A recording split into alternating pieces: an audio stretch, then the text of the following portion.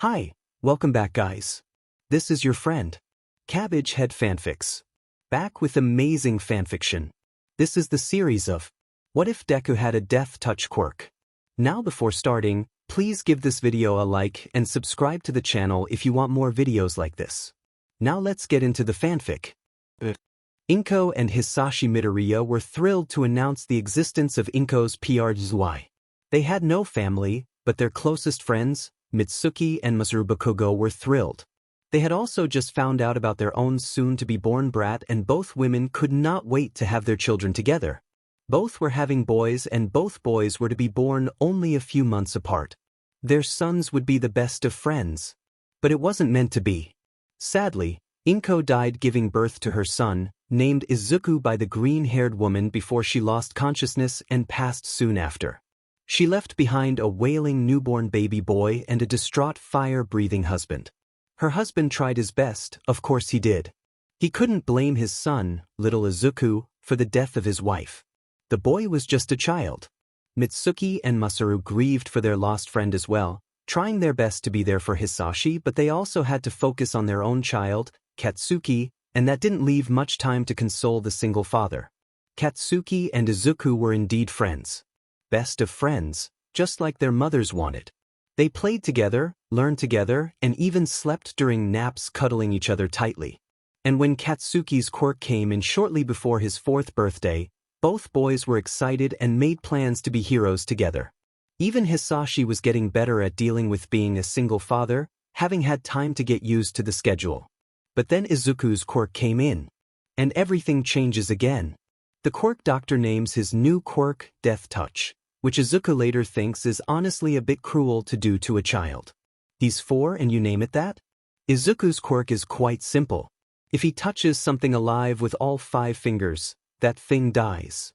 He's not had his quirk since birth, the doctor assures, but that didn't matter to Hisashi. His son had a villainous quirk. The more he thought about it, the more he was sure that his son killed the woman he loved. His anger grew and enveloped his whole self. He slowly began to abuse Izuku, first by ignoring the boy, and eventually, Hisashi would beat Izuku before leaving for weeks on end. Things were just as bad at school for the white-haired boy. Kaken didn't want to be friends with Izuku anymore. Kids in his class didn't talk to Izuku or go anywhere near him. In a way, his quirk helped with the bullying. None of the kids dared to touch Izuku for fear of being killed by his quirk, even though Izuku wore his gloves the doctor had given him. It didn't matter when kids were terrified of him, and the teachers didn't care what happened. He was only a future villain to them. Izuku barely survived the next few years, getting beaten into the ground at all ends.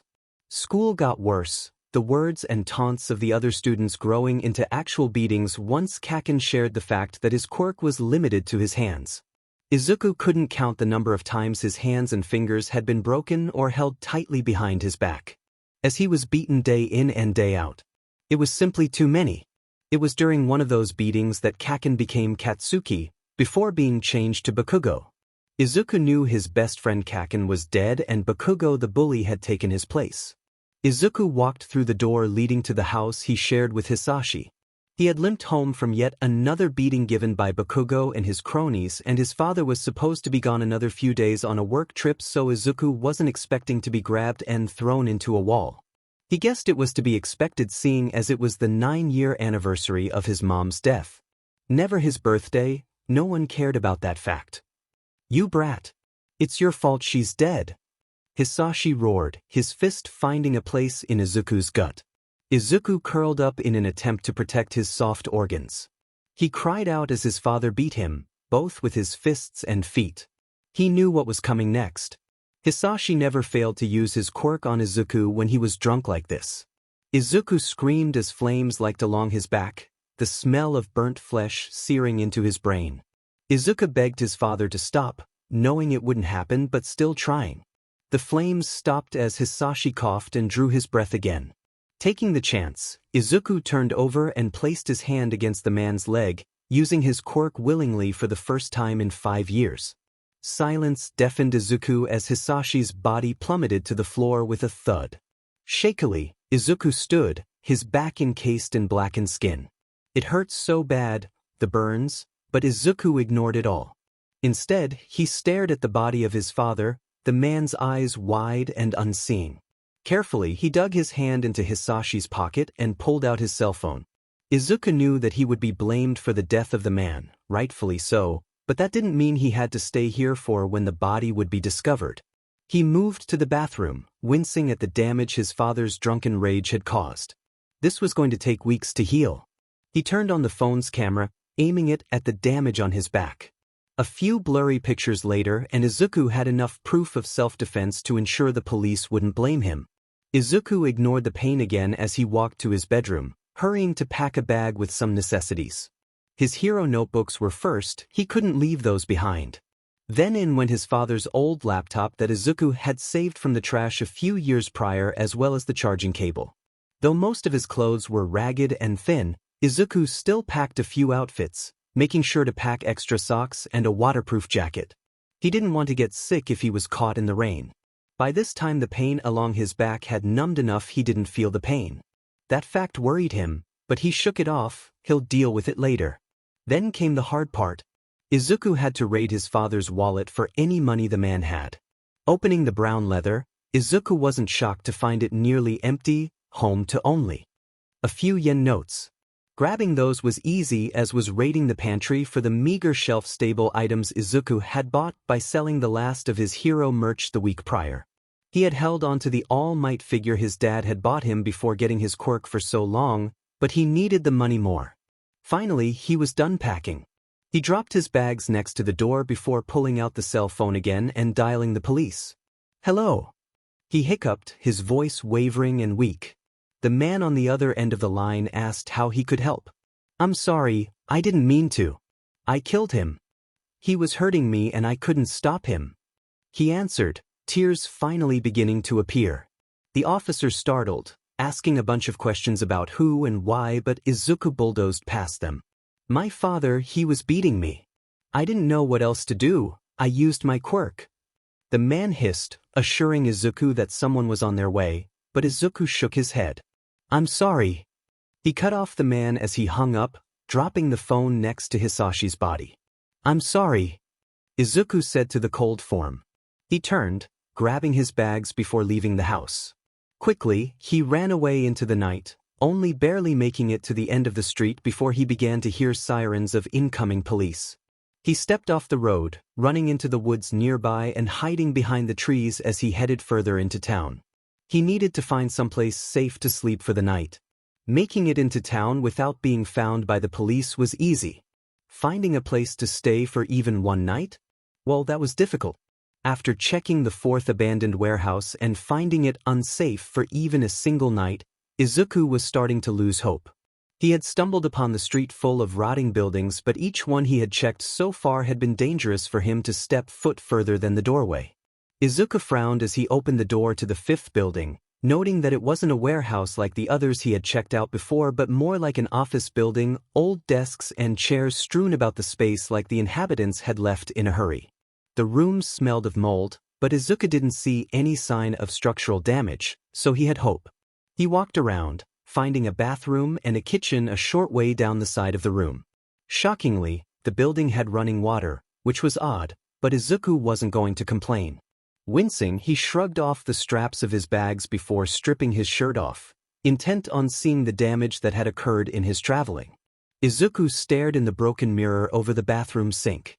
"What the F dash?" he swore, his eyes wide.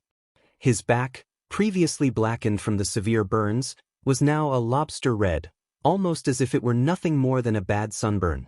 He didn't understand. How did he heal? No one had touched him since he left the house. The only thing that made sense was his quirk healed him, but that didn't make any sense. His quirk was exactly what it was called, Death Touch. Wasn't it? Shaking off his thoughts, Izuku left the bathroom to keep searching around. Finding a few closed doors, he cautiously opened the first one, finding a separate office with nothing inside. The next three were the same, empty from whatever had been inside, but the fifth and last room held not only a desk and chair but also a couch pushed up against one of the walls. Sighing, Izuku walked inside, closing the door behind him. The couch was rather comfy and didn't seem to be broken, which made him happy. Sleep came to him quickly. The next morning, Izuku turned on his laptop, searching for internet nearby. He couldn't find anything, so he grabbed his bags and left the building, searching for a place that had some. He found a cat cafe a block away and bought a small muffin with the few yen he took from Hisashi before booting the computer back up and connecting to the internet. A few searches later and Izuku found his own face staring back at him. The police were looking for him, but shockingly, they were only saying they were worried about him. They didn't deem him dangerous at all, and it seemed like they didn't blame him for Hisashi's death. They had only posted his picture with a request for anyone with information to contact a detective Tsukachi. Izuku left the cafe, making plans to find something to dye his hair so he was less recognizable when he heard fighting down the alley to his left. Looking around the corner, he froze as he watched a man shove a woman into the wall. He growled, racing in with no plan. Izuku flung his body towards the man, careful to not touch him with his ungloved fingertips. He was cursing not putting on a new pair before leaving the cafe, but it was too late to think about that now. He leaned down on the run, grabbing what looked like a metal pipe, and swung. The criminal grunted as he dropped to the ground, clutching his ribs. Izuku stood his ground in front of the woman. "I'll leave her all alone," he ordered as best he could. He didn't know what the man would do once he got back up, and honestly, he didn't want to find out, but the woman needed protection long enough to get away. "Miss, please get out of here." Izuku kept his eyes on the man as he backed away, the pipe still raised in fear. He already knew from living so long with Hisashi that you didn't turn your back on someone who was angry with you, it only invited them to attack while you couldn't see.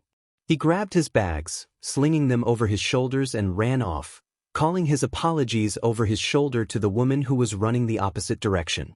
He felt bad that he couldn't walk her to the station himself, but he needed to get out of the area before any cops were informed of his whereabouts. He knew he wouldn't survive in the system. Izuku's legs were on fire by the time he reached his warehouse office home, and it resulted in him crumpling to a solid, overheated pile on the cold concrete floor in the same office he had slept in the night before. Couldn't believe that he had just beat up some guy that was over twice his size. It didn't seem real, but Izuku knew it was. Catching his breath, Izuku sat up and glanced around the room. It needed some basic cleaning and a bit of love, but he could see himself turning it into a home. Then a crazy thought crossed his mind. What if he did that more? What if he went out and protected people like he wanted to? He wasn't a hero, he knew that, but he could still help people while he was outside. Izuku knew the laws, knew that to be a vigilante, he would have to be using his quirk to do hero work. But if he never used his quirk, only defended himself and didn't attack first, he couldn't be arrested for vigilantism. Izuku grinned. He had a new direction for his life. The warehouse could be his home and base, and while it needed some major work to keep him safe, it was doable. He wasn't too far from that trash beach with all the mechanical parts, and he could always go to the library once he got something to dye his hair so he could learn how things went together. He knew, even if none of the adults in his life agreed, that he soaked up information like a sponge. Izuku had always suspected that he had gotten more than a few traits from his father, despite the man denying the fact. The dragon mutation his father had that allowed the man to breathe fire was most likely the cause of Izuku's hunger for knowledge. His hoard, if you will. He could remember when he was younger asking Hisashi about his parents' and grandparents' quirks. His grandmother on his father's side had a similar quirk to Izuku's, except she could only heal wounds that would result in death. His grandfather on his father's side could see ghosts. His grandmother on his mother's side had been a hero, he knew that much, but he didn't know anything else about her, and talking about his mother made Hisashi sad, so Izuku didn't ask for more. Pulling out a blank notebook, Izuku began to plan. He knew he needed hair dye first.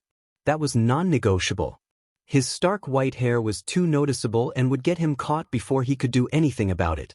As much as Izuku didn't like it, he knew he would have to talk to the detective on his case. He still wanted to be a hero, and to do that he had to go to school. With his own name preferably. Maybe he could talk the detective into a deal of some kind where he checked in every once in a while, in exchange for being left alone since his quirk was so dangerous. Sighing, Izuku got up. He wanted to explore the building more and definitely needed light to do that. He would probably have to rig a solar grid to power the DMN thing later, but it shouldn't be too hard since he had done that on a smaller scale for a science project in school. His science teacher was probably the only adult he trusted not to falsify his grades. The man had a son who could kill or grow plants, and while it was different from Izuku's own quirk, it was similar enough that the teacher didn't seem to care about what Izuku's could do. He was going to miss the man. The kitchen was in good condition. With the electricity out, the fridge needed some deep cleaning to get the smell out, but that wasn't a problem. Everything else was surprisingly clean and well kept. The bathroom he had used earlier was clean but could always use a bit more to get rid of any stains and to fix the broken mirror. He had been shocked to find a set of stairs leading up to an overlook with a few doors along the wall. The doors ended up leading to 3 offices with busted furniture and another bathroom.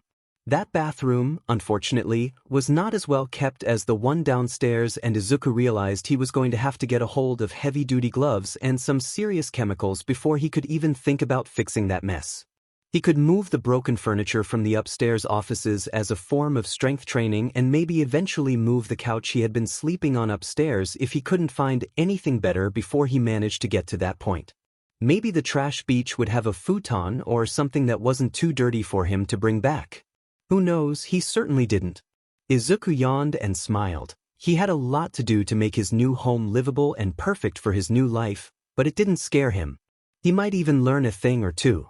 It took a month for him to clean his new home from top to bottom and another month for him to outfit the roof with a large solar panel that gave the building the needed electricity. During that time, he had managed to dye his hair black, create his patrol route, and set up his security system for the building. He even had the chance to talk to the detective on his case. That call and the resulting conversation had been weird. Detective Tsukachi speaking. The voice on the other end offered. Izuku took a deep breath. He was calling on a cell phone that he had built out of spare parts from the beach and made untraceable. Detective, this is Izuku. I heard you've been looking for me.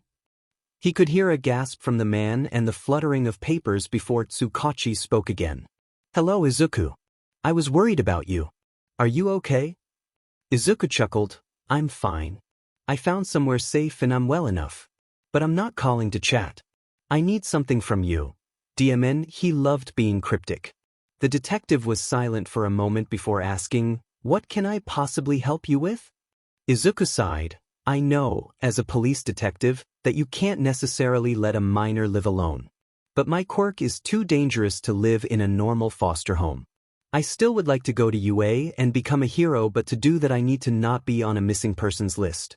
My offer is this. I keep in contact with you, tell you how I'm doing, maybe even meet up every few weeks so you can see that I'm fine, and in return, I'm allowed to live where I am and be on my own.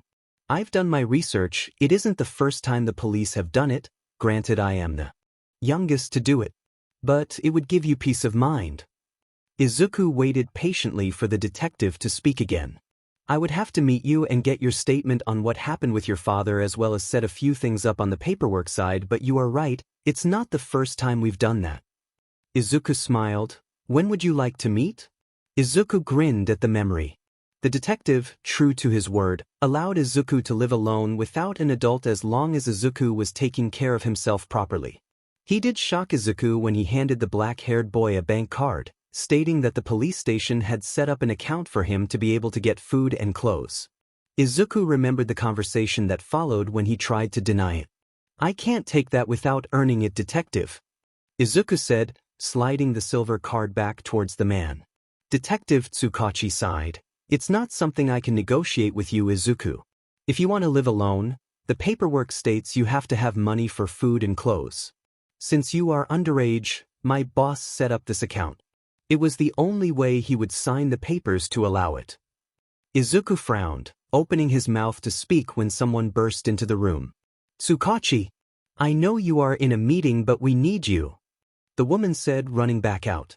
Izuku was silent as the detective left, following along slightly behind. The bullpen was a mess. Police officers and civilians everywhere in a state of panic as one large man stood in the middle with female gripped tight in his clawed hands. Izuku watched as the detective attempted to talk the man down without success. The detective mentioned that the criminal was only there with charges of theft and that if he released the woman, Tsukachi could probably cut him a deal. Caught up in his analysis of the criminal, Izuku nearly missed the large man's words. If I don't get what I want, I'm going to kill her. Izuku rolled his eyes. And then what? He called out, startling the room into silence. So you kill her, then what? You would have destroyed the one thing keeping these officers from charging you. From what I understand, you only have minor theft to your name. That only carries a maximum of 3 years jail time, if that. But murder? That can land you life without parole. Izuku stepped through the crowd to get closer to the man. It seems to me like you only have 2 options here. Stand down and accept your punishment for stealing, or kill the innocent woman who did nothing to you and go to jail for the rest of your life. He shrugged. Your choice. The detective had looked at him shocked when the man had released the woman, giving himself up without any more fuss. A few minutes later, both the detective and another man, this one with the head of a dog, came into the room. Mr. Midoriya, I hear I have you to thank for de-escalating the situation earlier. Tsukachi here tells me that you want to work for your money per our agreement, is that correct? The man asked. Izuku lifted an eyebrow. It is Mr. He trailed off, thrilled that the man got the hint. Ah, I am Police Chief Tsurigami. Since that is the case, can I ask that you take the bank card for now? We can work later to figure out something you can do to earn it if you really want that, but you are only 9 years old. I'm not sure anyone will hire you. Izuku sighed heavily. That's fair. I'm just not used to taking handouts. His nose twitched as he grabbed the card still sitting on the table from earlier. Oh, and detective? That man from earlier, the one causing the ruckus? He's unemployed and more than likely has a hungry kid somewhere. I bet if you looked deep into what exactly he stole, it would probably be things for either the kid to wear or eat, nothing for himself beyond basic food. Both men looked at him with confusion. How would you know that? The chief asked. Izuku shrugged. His clothes were ragged, old and full of holes. His hands, particularly the pads of his fingers and palm, were full of rough spots and cut up a bit where there weren't any calluses. His shoes were barely hanging on, duct taped around the toes. He also had keys hanging out of his pocket. They had a small handmade charm on them, probably a daughter made it. Tsukachi waited for him to finish speaking before excusing himself. Izuku frowned, sitting there in silence as they waited for the detective to return. He did a few minutes later, heaving like he had ran a marathon. Izuku's right. I checked Mr. Mantika's records. He only ever stole clothes for a small girl and food. He never used his quirk during those thefts either. I also asked him about his daughter. The girl got her dad's quirk and his wife left because of it. He was let go due to, I suspect, is quirk discrimination a few months ago, and Mr. Mantika informed me that no one wanted to give him a chance, so he had no choice if he wanted to keep his daughter alive. Tsukachi looked back at Izuku. I know what you can do to earn the money. Analysis like yours is well sought after. I can send you video of criminals and you can analyze them for the precinct. You'd be able to do it from home and not need to come here unless you want to. It was easy to agree to that. Izuku walked out of the store, his bags clipped to his new backpack. He was thankful that the detective was willing to work with a 9-year-old. He definitely wasn't expecting such help from an adult, but it lightened Izuku's hardships knowing that he always had money for food. He was a block from home when something caught his attention out of the corner of his eye. A woman, dressed in a pantsuit, was crying against the edge of the building. Sighing, he walked over to her. Are you okay, miss? He asked. She looked up in shock. You can see me? Izuku tilted his head. Why wouldn't I be able to? She frowned. Because I've been wandering around for hours and no one could see me, let alone hear me. Some dude grabbed me and pulled me into an alley. A few blocks away. Next thing I know, I'm looking down at my own body. Izuku froze. You're dead? He asked, his shock at the situation overriding his curiosity. She nodded. You've been the first person to even react to me. He looked at her sadly. It's probably part of my quirk. It's called Death Touch. I can touch someone with all 5 fingers and kill them. I never realized I could see dead people as well. I probably have though and just didn't realize it. The woman didn't look disgusted at his quirk, so that was a plus. Can you at least follow me back to my body so you can get me back to my family? I was supposed to be home hours ago. She asked.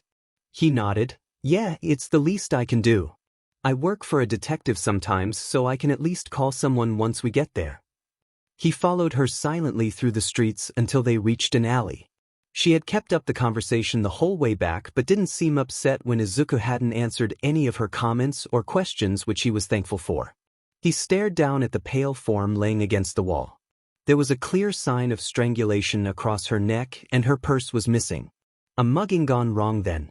Izuku shivered at the fact that her eyes were wide open and unseeing.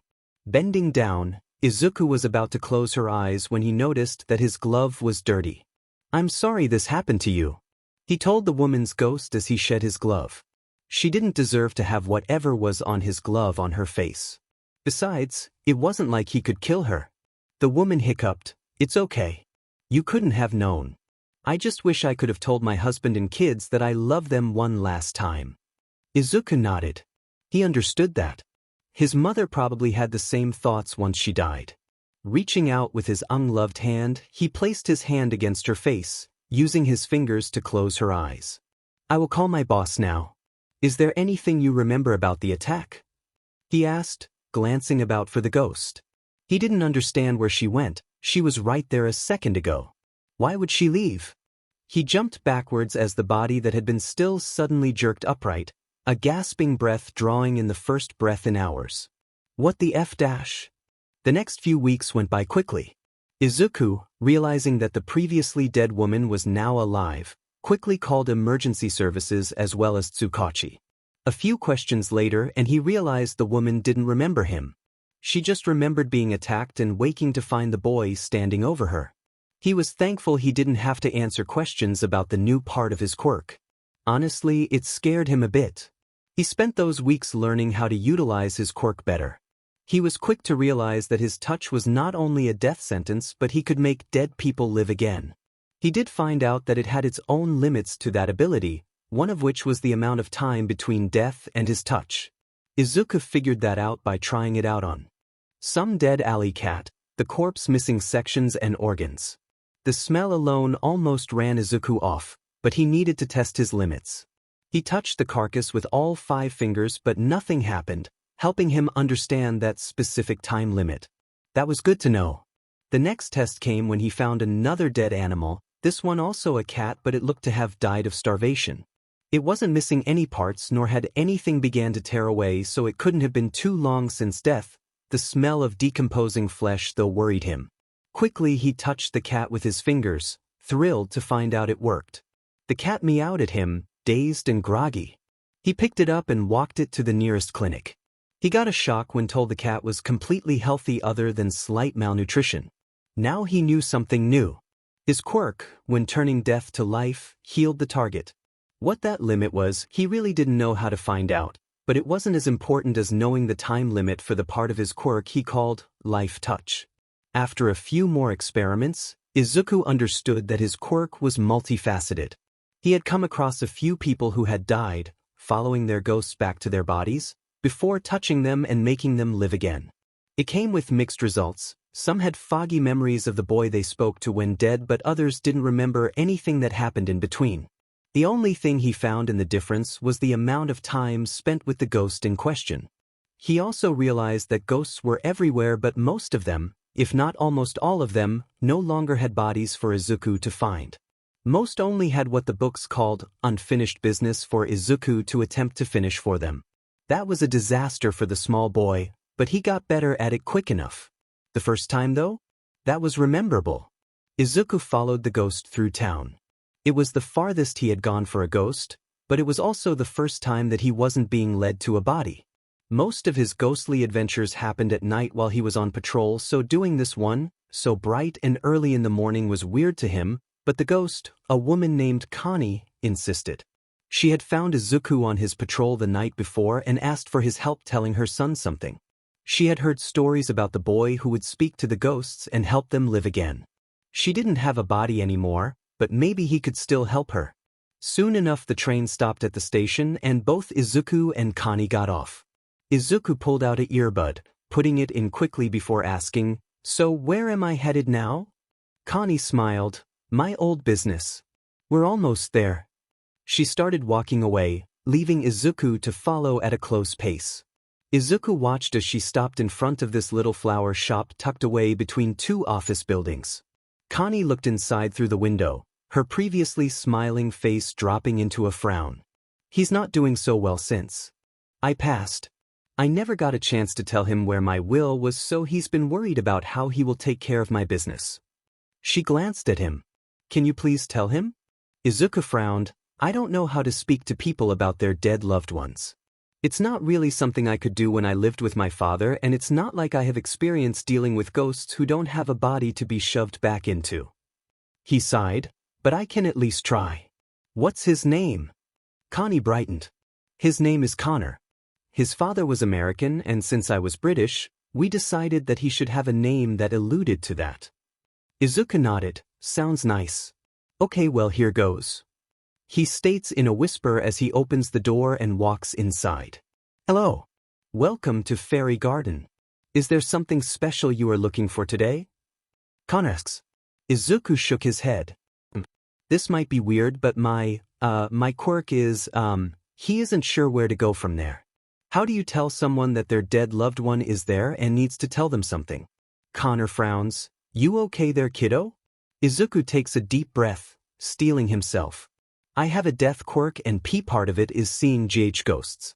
Your mom, Miss Connie, wants me to tell you something? Connor stares at him. It's awkward and unblinking. Do what? Connor blanked. Izuku flushed. My quirk, it has to do with death, and sometimes I see ghosts.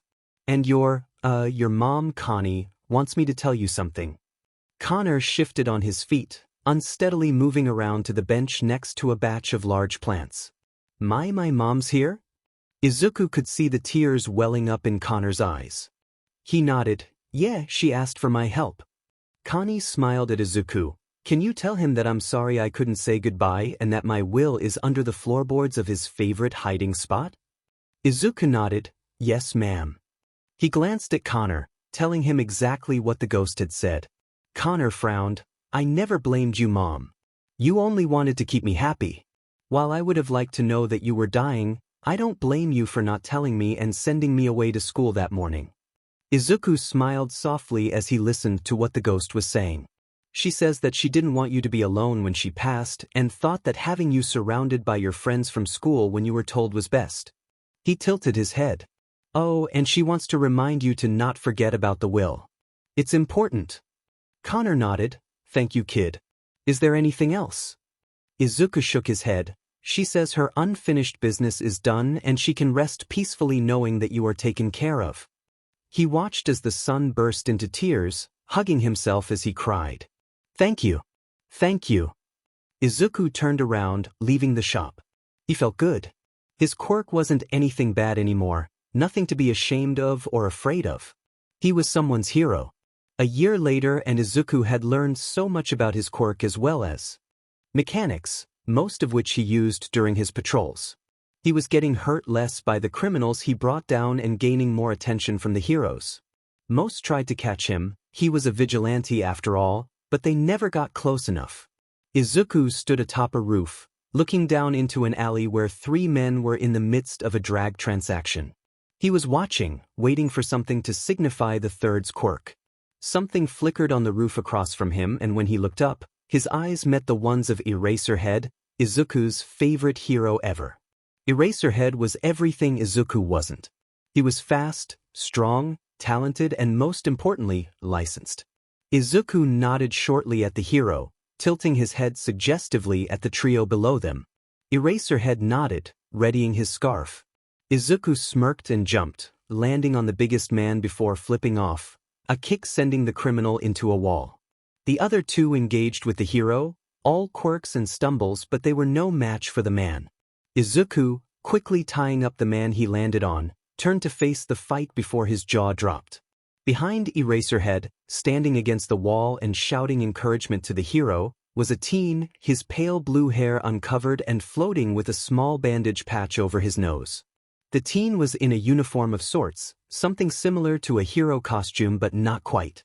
The most fascinating thing about the teen was the fact that Eraserhead didn't seem to hear his words, cluing Izuku into the fact that this was a ghost.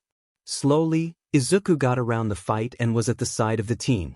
"Hello, Ghosty," he whispers, startling the ghost. "You can see me?" Izuku nodded. "Yes, part of my quirk. I'd rather not have Eraser knowing about that though, so if you want to talk to me, you can always meet me after." The ghost boy nodded. Izuku, realizing that the hero was finished with the fight, tensed and started towards the emergency stairs to the roof.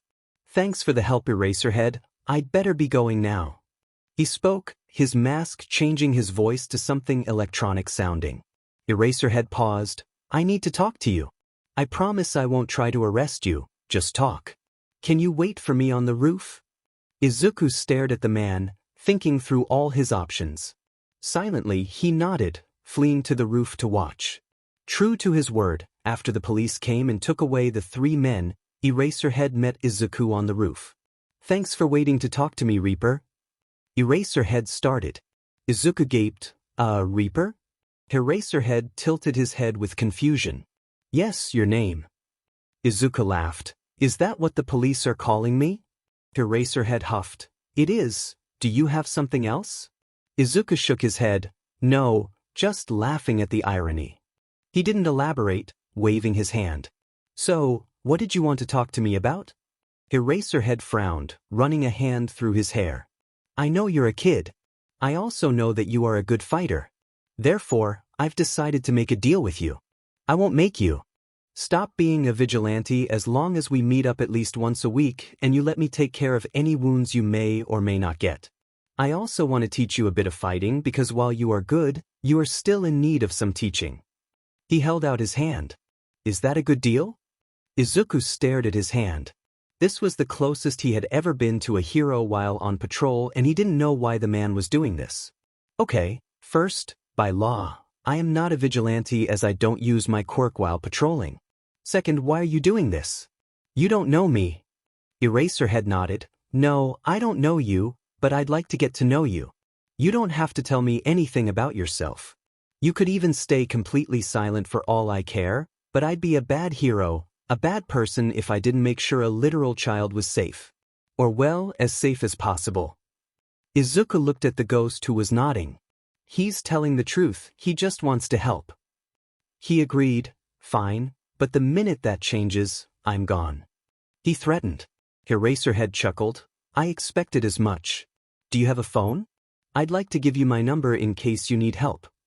Izuku laughed. "I do, but it's untraceable and without a number itself." It had been child's play to reconfigure the cell phone he had a year ago to have 2 different modes, one with a number and one without. Eraserhead shrugged. "Doesn't matter to me as long as you can reach me."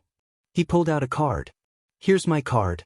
Like I said, if you need anything at all, feel free to call me." Izuku put the card in his pants pocket. "Okay, will do." He watched the hero run off, leaping onto another roof before disappearing over the side. The ghost, still standing in front of Izuku, chuckled. "He's a good dude, just a bit awkward." Izuku faced him. "So, how did you die?" "Well, Diamond, way to start a conversation, Izuku." He mentally face-bombed. Sorry. I don't talk to many people." Ghosty shrugged. "No worries. I'm Oboro, Eraserhead, and I were boyfriends when we were in school. I died when a building fell on me in 2nd year during a work study." Izuku winced. "Sorry to hear that. Poor Eraserhead, I can't imagine losing someone like that." Izuku shrugged. "I mean, according to my biological father, I killed my mother when I was born. I ended up accidentally killing him a year ago while he was beating me to death." Oboro hissed. "Diamond Kid. So, who are you living with now?" Izuku smirked. "Me, myself and I. I found myself an old warehouse a few blocks from here, cleaned it up and made it safe for living. I have a part-time job as an analyst, but that's only because the cop who took on my case wouldn't let me not take the money the precinct set up." Izuku huffed, amusement clear. "You know, I just met you and already you know my life story." Oboro threw his head back and laughed. "I mean, who am I going to tell?" Izuku shrugged. "Fair enough. Anyways, I had better get going. I still want to patrol a bit before heading home and I'm sure you want to get back to Eraser." Oboro shrugged. "Yeah, I like keeping up with his patrol route before following him back home. He cut off. Izuku watched him blush and understood immediately. He's married, isn't he? Probably someone you both dated when you were alive. Diminoboro, I know they can't see you, but did you have to be a viewer? He teased, grinning wider at the look of affronted horror on the ghost's face. He was sure, had Oboro been alive, the man would be blushing deeply. Demon kiddo, you are smart. Do me a favor and not say anything to anyone. Izuku shrugged. Eraserhead is my favorite hero, why would I hurt him or his family? Oboro thanked him before leaving the rooftop, seamlessly folding into the dark. Izuku finished his patrol, stopping a few more criminals before heading home. It had been a productive night, even with knowing that he had spent far too long talking to Oboro. He would have to be more careful in the future to keep ghosts from bombarding him now that there was a name attached to his vigilante persona. He'd probably have to change his patrol route too if it got to be a problem. It was a problem for another day. Is it just me, or does it feel like something big is about to happen? Izuku asked Eraserhead. They had met up a few times now and Izuku had decided for those meetings that he wouldn't talk, but after Eraserhead hadn't done anything or gotten mad at the small vigilante, Izuku had relaxed a bit. If he was being honest with himself, patrolling with Eraserhead was actually kind of nice. Eraserhead shrugged, not really, but that doesn't necessarily mean anything. Does it feel like a bad thing or something good? Izuku thought about it. Neither really. Sort of like it's a turning point, a crossroads in the story of time almost. Eraserhead hummed thoughtfully, well, make sure you keep yourself safe anyways since you don't know for sure. I don't want anything happening to you. He turned away, missing the way the vigilante's eyes furrowed. They jumped to attention at a loud scream of fear coming from a few blocks away and raced towards it across the rooftops. Looking down into the alley below told Izuku two things. 1. There were 6 men who were terrifying a set of girls. 2. Most, if not all of the men, had a mutation aspect to their quirks, which was bad for Eraserhead. And 3. They had killed someone prior if what the ghost of a black-haired man had anything to say about it. Izuku attempted to ignore the spitting words as he followed the pro-hero down into the alley. Reaper, you take the left half. Protect the women. Eraserhead ordered. Izuku nodded, not caring that the hero had already jumped into the fray, before pouncing on the first man. His quirk was easy, a simple mutation of a boar that took up most of his face, giving him tusks that jutted out from under his snout. Looky looky. I found a pig for breakfast. Izuku taunted. Enraged, the boarman roared, charging the vigilante. Izuku was quick, kicking out to catch the boarman in his ball. Don't worry, Porky, I'm sure an ugly fucker like you didn't need to breed. He grinned under his mask as the ghost cackled. Quickly, Izuku knocked the boarman out, fastening a set of zip ties around his wrists. Izuku edged closer to the 2 women, putting himself in between them and the other 2 men. One had gills, letting Izuku know that he had some sort of fish mutation while the other had no visible markings. Izuku twitched his fingers, waiting for them to attack. Do you 2 want to take your shot or would you like to end this now and come quietly? The 2 exchanged looks before the guild one darted forward. Sushi it is. He grabbed a silver ball from his belt and tossed it, blocking the suddenly bright flash from hurting the women's eyes. The fishman, properly stunned, wasn't fast enough to dodge Izuku's fist to the gut before being thrown into the unknown quirked criminal. Pulling out another device, Izuku grinned. How did you know I had a tasting for calamari? He pressed a button on the side of his support gear, grinning wildly at the look of fear the 2 men had when it lit up with flames. We surrender. The fishman called as both he and his companion raised their hands. Izuku tilted his head. Lay down on your stomachs and put your hands behind your backs. He ordered. After they followed his directions and he restrained them, Izuku turned to find Eraserhead tying up the last of his 3. He walked back over to the women. Are you ladies all right? Did they hurt you at all? The women shook their head. No, they just scared us. They were talking about needing some relief after killing a kid earlier. Yeah. Me. But they didn't get a chance to touch us. Izuku nodded, opening his mouth when Eraserhead interrupted. Reaper. Police inbound. Patrol over in 10 anyways, see you later. Izuku jerked his head. Yeps. See ya later, Eraserhead. Tell the detective hello for me. With one final glance at the ghost, he took off to the rooftops to hide. A few minutes later, Izuku watched as the ghost walked off from where he had been watching the police pick up the 6 men, following him towards another alley nearby.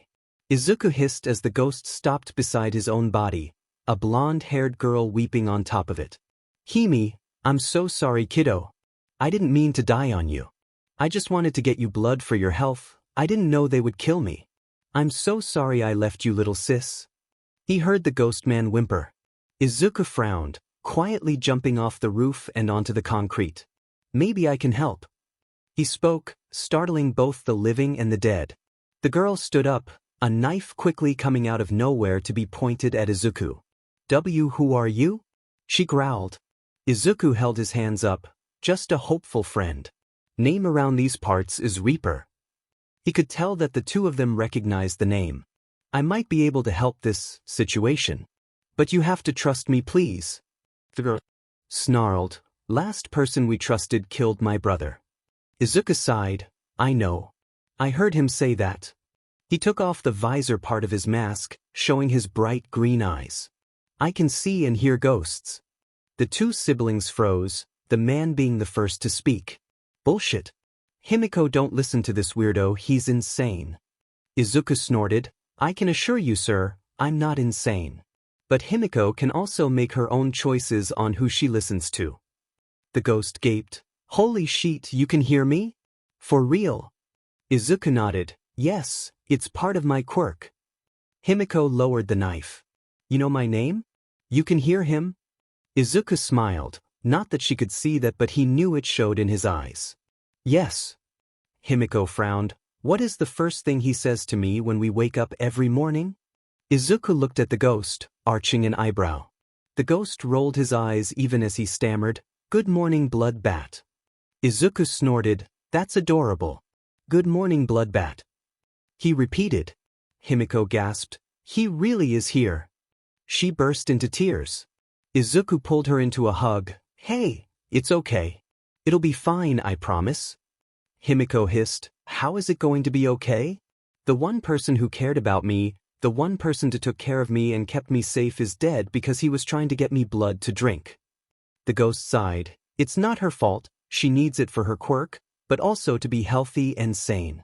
Izuku nodded. He says it's not your fault that you need it for your quirk and to be sane and healthy. And I agree.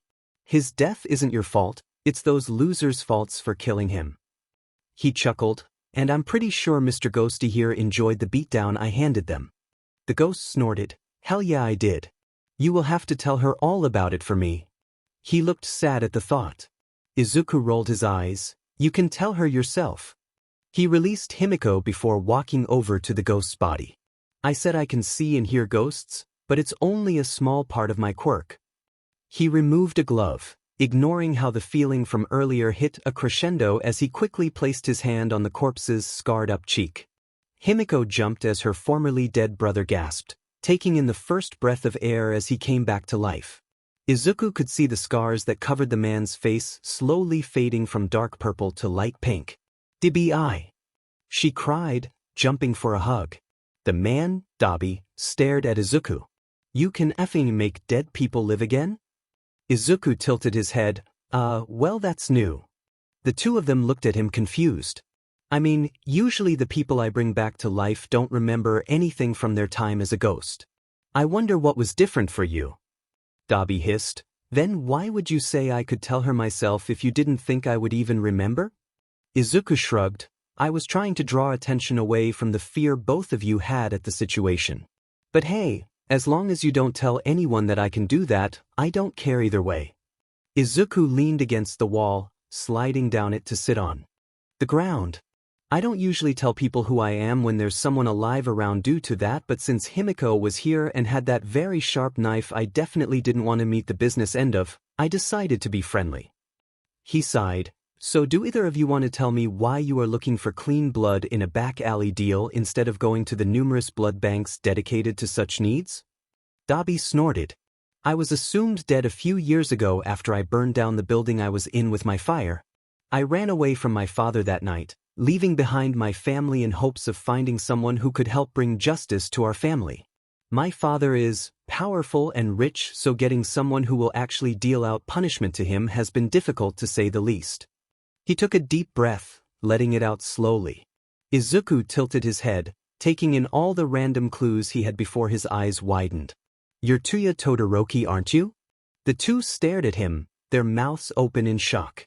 How did you know?" Dabi stuttered. Izuku shrugged. "The signs are there for anyone looking for them. Blue eyes, fire quirk, powerful father.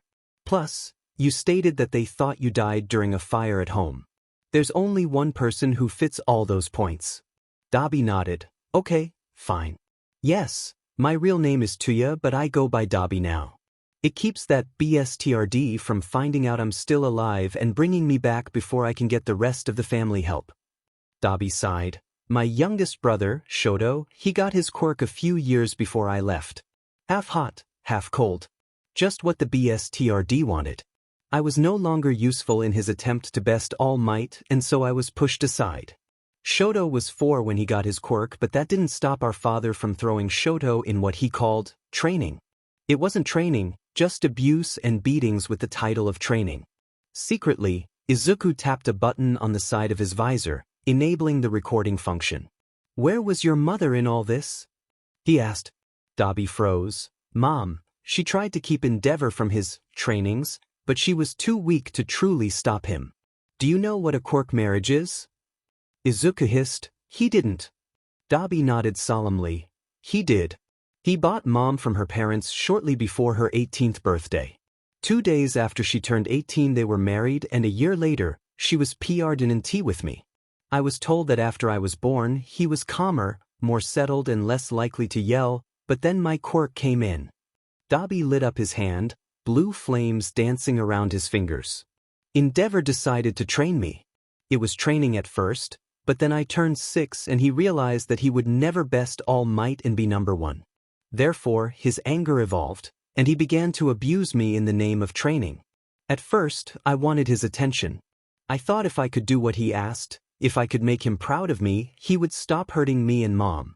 Fuyumi and Natsuo were already born by then. Fuyumi had a weak ice quirk and Natsuo's hadn't shown yet, but I already knew I didn't want either of them to go through what I was dealing with.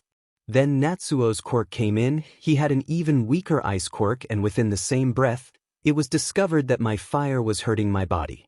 I had a fire quirk but an ice user's body. To him, I was less than ideal." Silence echoed in the alley for a moment before Dabi continued. "Endeavor still trained me, but he sought out Mom even more. I could hear her crying a lot after those times when he had her alone, and even though I was younger, I knew exactly what he was doing." He took a deep breath. "It all came to head when Shoto was born, and I knew, based on his looks, that he would be everything the old man ever wanted. And I was right. He had both of our parents' quirks. He was 4 when he got his quirks, and Endeavor turned his abuse onto the toddler. Like I said, I tried to keep his attention on me instead, even if it would only hurt me more, even if it was only to give my brother more time to grow. Eventually, I decided to run away, to try and get help. Everyone I had asked for help before then ended up being bought by the BSTRD, paid off, or already on his payroll. There was only one who ever tried to help, and I found out a week later that the man died in his bedroom, suicide of all things, no evidence to the contrary." Dabi pulled Himiko closer to his side, kissing the top of her head. "I made it to the streets, where I spent the next 5 years moving from place to place until I found Himiko running from some thugs who only saw a little girl all alone. She and I live in this abandoned warehouse on the other side of the city. Everything was going well for a while, and whenever Himi needed blood, I usually gave her mine. But a few weeks ago, I got in a fight trying to keep us safe while doing a job for some money, and I burned myself further than I had before, which meant that I couldn't give her any blood since I didn't have any I could spare. I asked around, and when I heard that someone nearby could help us get her blood, I jumped on the chance. I didn't expect for them to take the money and kill me when I fought back. I'm just thankful they didn't kill her too." Izuku nodded. "Okay, first I want to say, I'm sorry that your childhood was a effing mess. My civilian persona has some pull with a detective in the police force with a lie detection quirk, so if we need to, we can go to him with your story and get his help. I'm sure he knows someone who can help us take Indehor down and save your family." He grinned as Dabi cackled, "Indehor? Love it." He nodded. "Exactly, the flaming trashcan doesn't deserve our respecting his hero name as he isn't a hero.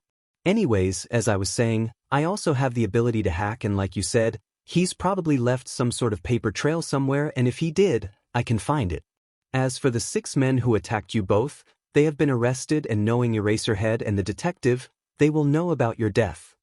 And with that lie detection quirk, they won't be getting out of there anytime soon. Himiko, I can help you get blood if you'll let me." Dabi frowned. "What's the catch?" Izuku snorted. "No catch really. If anything, I love analyzing quirks, so allowing me to watch you both use your quirks and allow me to possibly help you use them better, as well as not telling anyone about my quirks' abilities, that will be payment enough. I know what it's like being on the low end of life." The 2 siblings exchanged looks. "Are you safe at home?" Dabi asked. Izuku nodded. "I am now.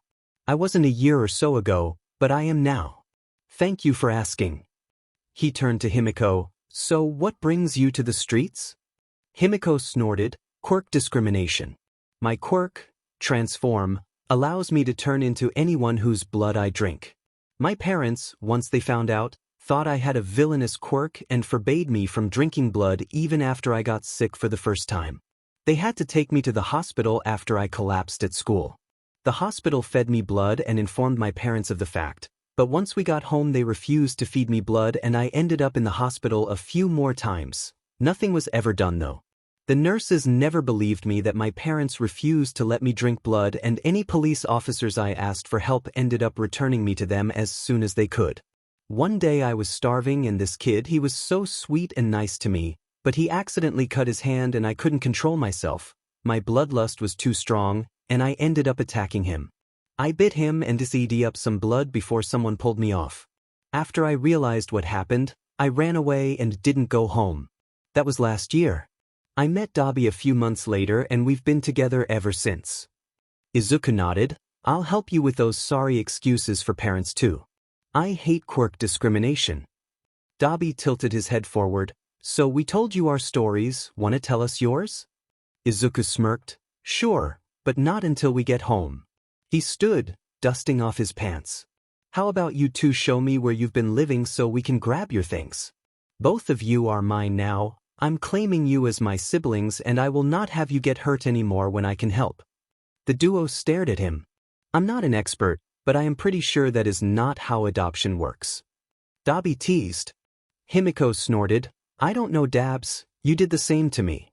Just walked right up to me, saw a sad little girl and said, 'Yes, that one. That one's mine now.'" Izuku laughed. "Seriously though, I get money through my job and I have a nice place to live. I can help get Himiko blood, and no offense but you both need showers. Which I also have." He paused, sniffing his arm. "Apparently, I also need one. Come on, sooner we gather your things from your warehouse the sooner we can all settle with some food, and I can tell you my story." They walked up to the front of a large warehouse, each of them carrying duffel bags and backpacks. "I didn't think you two would have so much stuff, but I guess it's easy to collect when you live on the streets. Never know what you might need." Izuku muttered. He grinned back at Dabi and Himiko. "Anyways, welcome to my home." He pushed a button on the side of his helmet and the barn door rolled open, allowing them entrance. They stood in the dark for a minute as the door closed back behind them before the space was flooded with light. Dabi and Himiko looked around in amazement. There was a clear living room, complete with a couch and table. Next to it was another table, this one slightly bigger with mismatched chairs surrounding it and machines covering the top of it. A kitchen off to the side boasted of full cabinets and a humming fridge. Dabi glanced up and was startled to see the catwalk with more rooms along the wall. "How did you do all this?" Dabi asked, amazement in his words and tone. Izuku shrugged, removing the rest of his mask. "My father could breathe fire, dragon mutations in his family, you know? Anyways, I didn't get the dragon features, just the secondary traits like hoarding. But I don't hoard items, no, I hoard knowledge. Since I no longer had physical school, I spent the first few months of my time on the streets at the library learning everything I could from mechanics to law, even cooking. I know 6 languages now and I used my hacking and coding to help me hide myself while on my patrols. I only found out a few weeks ago, nearly a whole year after being a vigilante, that the police even had a name for me. I even laughed at Eraserhead when he told me, although I don't believe he knows why I found the name Reaper funny. Yeah, kinda on the nose there, isn't it? Himiko giggled.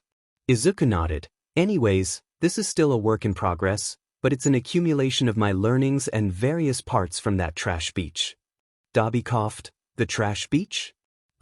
You're the one that's been cleaning it. Izuku laughed. Yes, parts for my various projects don't come cheap, you know. I might be getting money for food and clothes through my job, but I do my best. He started towards the stairs. Anyways, come on and follow me so I can show you guys your rooms and the bathroom. After we each shower and get clean, I'll make some food and give you the tour before telling you my story. It's a long one, so I'd rather we all be comfortable for it. Showering was easy when you had more than one, but Izuku knew he was going to have to add one to the 3rd bedroom as Himiko was the only girl.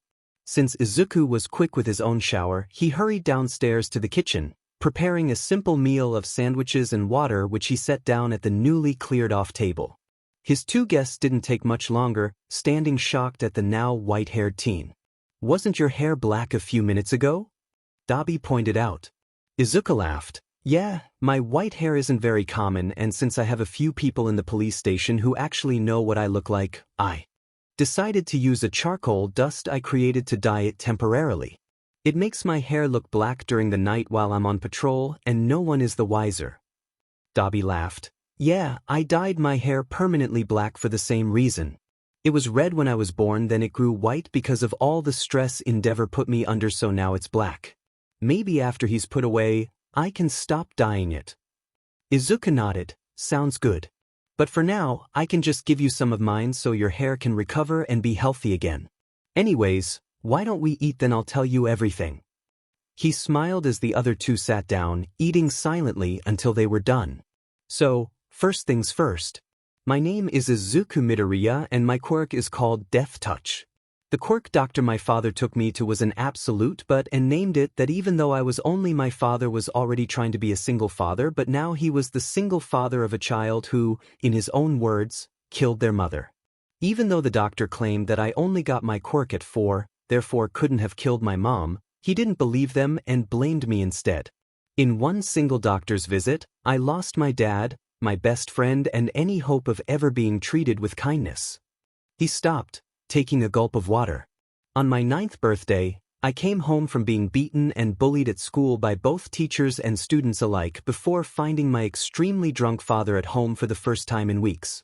He burned me with his fire breath quirk and beat me even further until I removed one of my gloves and touched him, killing him.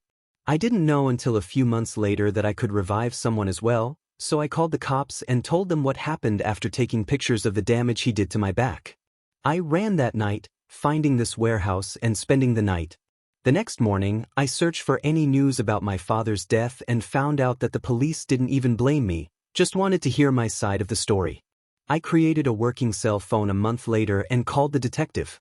Ended up convincing him to allow little 9-year-old me to live by myself since my quirk was so deadly and no foster homes were going to take me. He agreed, but only if I took money from a fund that his boss created for me to be able to get food and clothes with. He chuckled darkly. I didn't want it, of course. I wanted to earn my money, but he said it was the only way his boss would allow me to live alone with minimal contact. Later that day, after correctly analyzing a criminal in the station, I successfully negotiated for me to get paid by preparing analysis and such for any cases they needed it for. I could do it either in my own space at the station, they gave me an office for that actually, or I could do it at home. I get paid good money for my analysis too. He sighed. I've always promised myself I would attend UA and be a hero, not only due to spite, but also to show other kids that quirks don't matter. They can be whatever they want to be. Himiko smiled. I like that. I've been told for years that my quirk was villainous and scorned because of it. If someone had been out there with a quirk similar to mine, I think things might have been different. Izuku tilted his head. But there is. I mean, not exactly the same, but Vlad King, a hero that works at UA, also has a blood-based quirk. I've done a bit of research and he also needs to occasionally drink blood to stay healthy. The only difference is he uses his own blood for his quirk, and you need someone else's. Himiko was silent before muttering, I didn't know that. Izuku turned to Dabi. UA is a high school and due to that, I decided to learn what I needed to pass the classes, but I didn't get my degree. What do you want to do within normal civilization? Dabi snorted, I'm too old now to go back to school, but I wouldn't mind getting my GED and trying for an internship with a hero. I think I could still be a good one even though my quirk hurts me. He glared at Izuku. And don't think I didn't notice my healed up scars. How the F did you do that? Izuku laughed. When I reanimate someone from death, my quirk heals their wounds that killed them as well as anything that could potentially kill them later on. I tested it on dead alley cats and one of them, I suspect they died of starvation. I took to the vet and was told they were almost in perfect health, almost no malnutrition signs at all. A few of the people I've healed had things that bothered them like being hearing impaired or having damage on their eyes or mouth that were healed when I used my quirk. I've never had anyone with such severe scarring as you did, but I also haven't had anyone remember their time as a ghost either. So who knows? Izuku stood up. What about you, Himiko? What do you want to do? Do you want to be a hero too? Himiko shook her head. Oh, I always did want to work with people though, but I don't really know what kind of capacity it would be. Especially since I missed a lot of schooling when I ran away. Izuku hummed, that's fair. I have a computer. I finished all my elementary schooling on it a few months into living here and I'm nearly finished with middle school as well.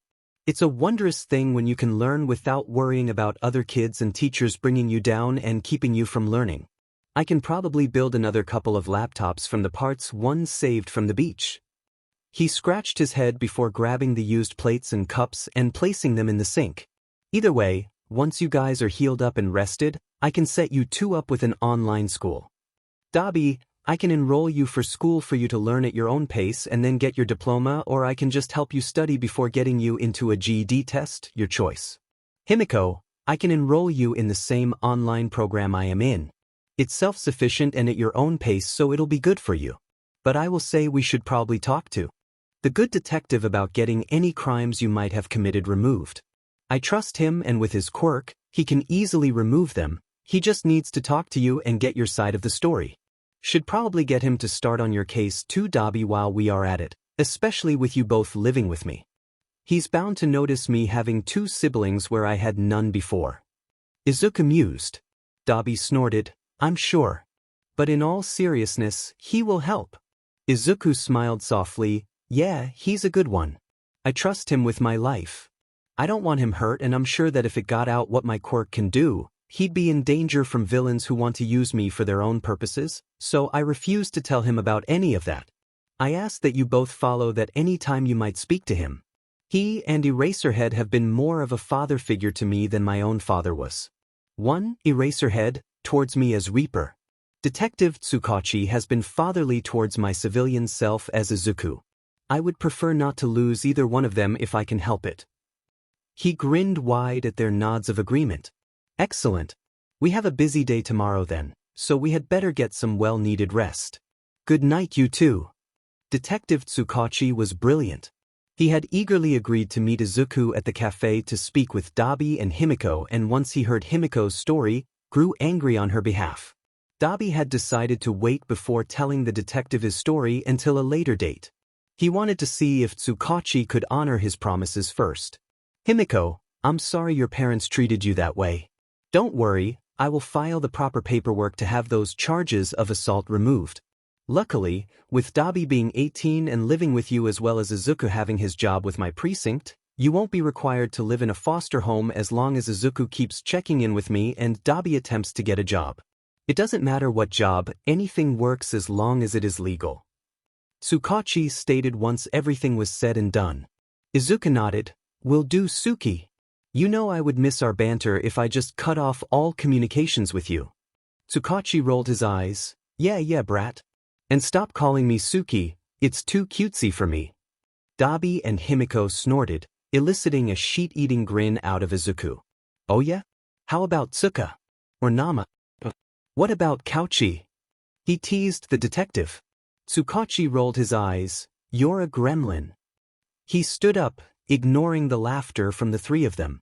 Anyways, I'll keep you updated on Himiko's case, but let me know if you change your mind, Dabi. I'm here if any of you guys need me.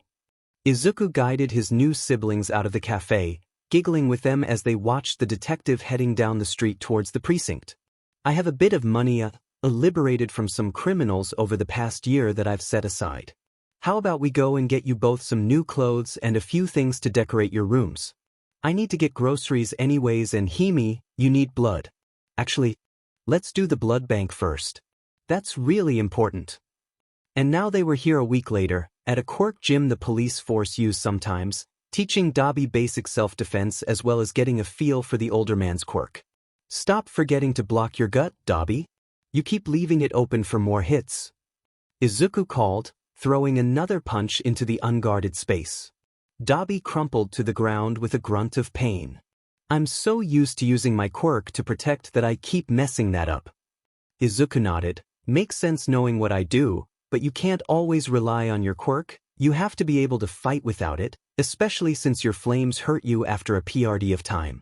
He rolled his eyes. Anyways, I want to work on your quirk a bit too before you become too tired. When you first got your quirk, how did it look? What was the base temperature? Dabi sat down, sipping water from his bottle before answering. Before I started training, my fire was this weirdly bright orange color and it was colder than a normal fire.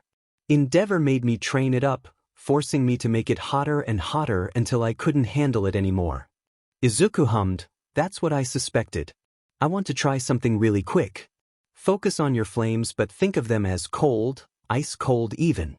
Don't think of them as hot, like they will burn you, but instead try to focus and make them freeze. Dabi frowned, holding out his hand. He stared at the cobalt blue flames forming and thought of them like he would a snow day when he was younger. A few minutes later he could feel his fingers start to tingle, like pins and needles had settled in his very soul, and nodded towards Izuku. Okay, now I want you to throw it at that target, dummy. Silently, he threw the ball of flame towards the target, hitting it head-on and engulfing it in bright blue ice. Dabi stared at it, his jaw dropped with shock. Izuku clapped with glee as he walked over to the still frozen statue. Just as I expected. Not only was your quirk being trained and used wrong, but your father is a complete and total idiot. He never did take you to a quirk counselor, did he? Dabi shook his head, gulping harshly as he ripped his eyes from the target. He never thought it was needed. He thought my quirk was a stronger form of his. Izuku nodded. In a way, it is. But also, he was massively wrong. You have a quirk more similar to Shoto's, able to produce and use both hot and cold flames. Dabi looked at the smaller boy. How did you know? Izuku smiled softly. You told me yourself. Ice user's body, but flames? Quirks don't work that way.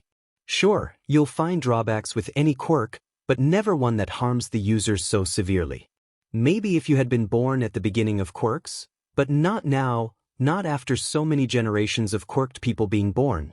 Think of it this way, back when quirks first came around, someone with a flame-related quirk would be able to wield the flames, but they'd be burned every time they used it, since they had no resistance. Now look at Endeavor. He can walk around using his flames to look like a complete tool without worrying about burning himself. Same with ice users having the ability to heat themselves up and keep from getting frostbite, or even shapeshifters not being in an extreme amount of pain due to their bodies changing forms. Dabi nodded, silent as he processed what he was being told. So, what next? Izuku giggled. Practice? You won't get any better with changing between hot and cold flames without practice. I don't believe it will be just the extremes either. Most likely you can learn to make neutral temperature flames, so you don't hurt yourself or others. He watched as Izuku turned to Himiko. Your turn. I think you should be able to use the quirks of people you transform into. As mine is way too dangerous to try, I have some blood the lovely detective Tsukachi donated for just this. Once you drink it, I'm going to tell you a bunch of things and see if you can sense the lies.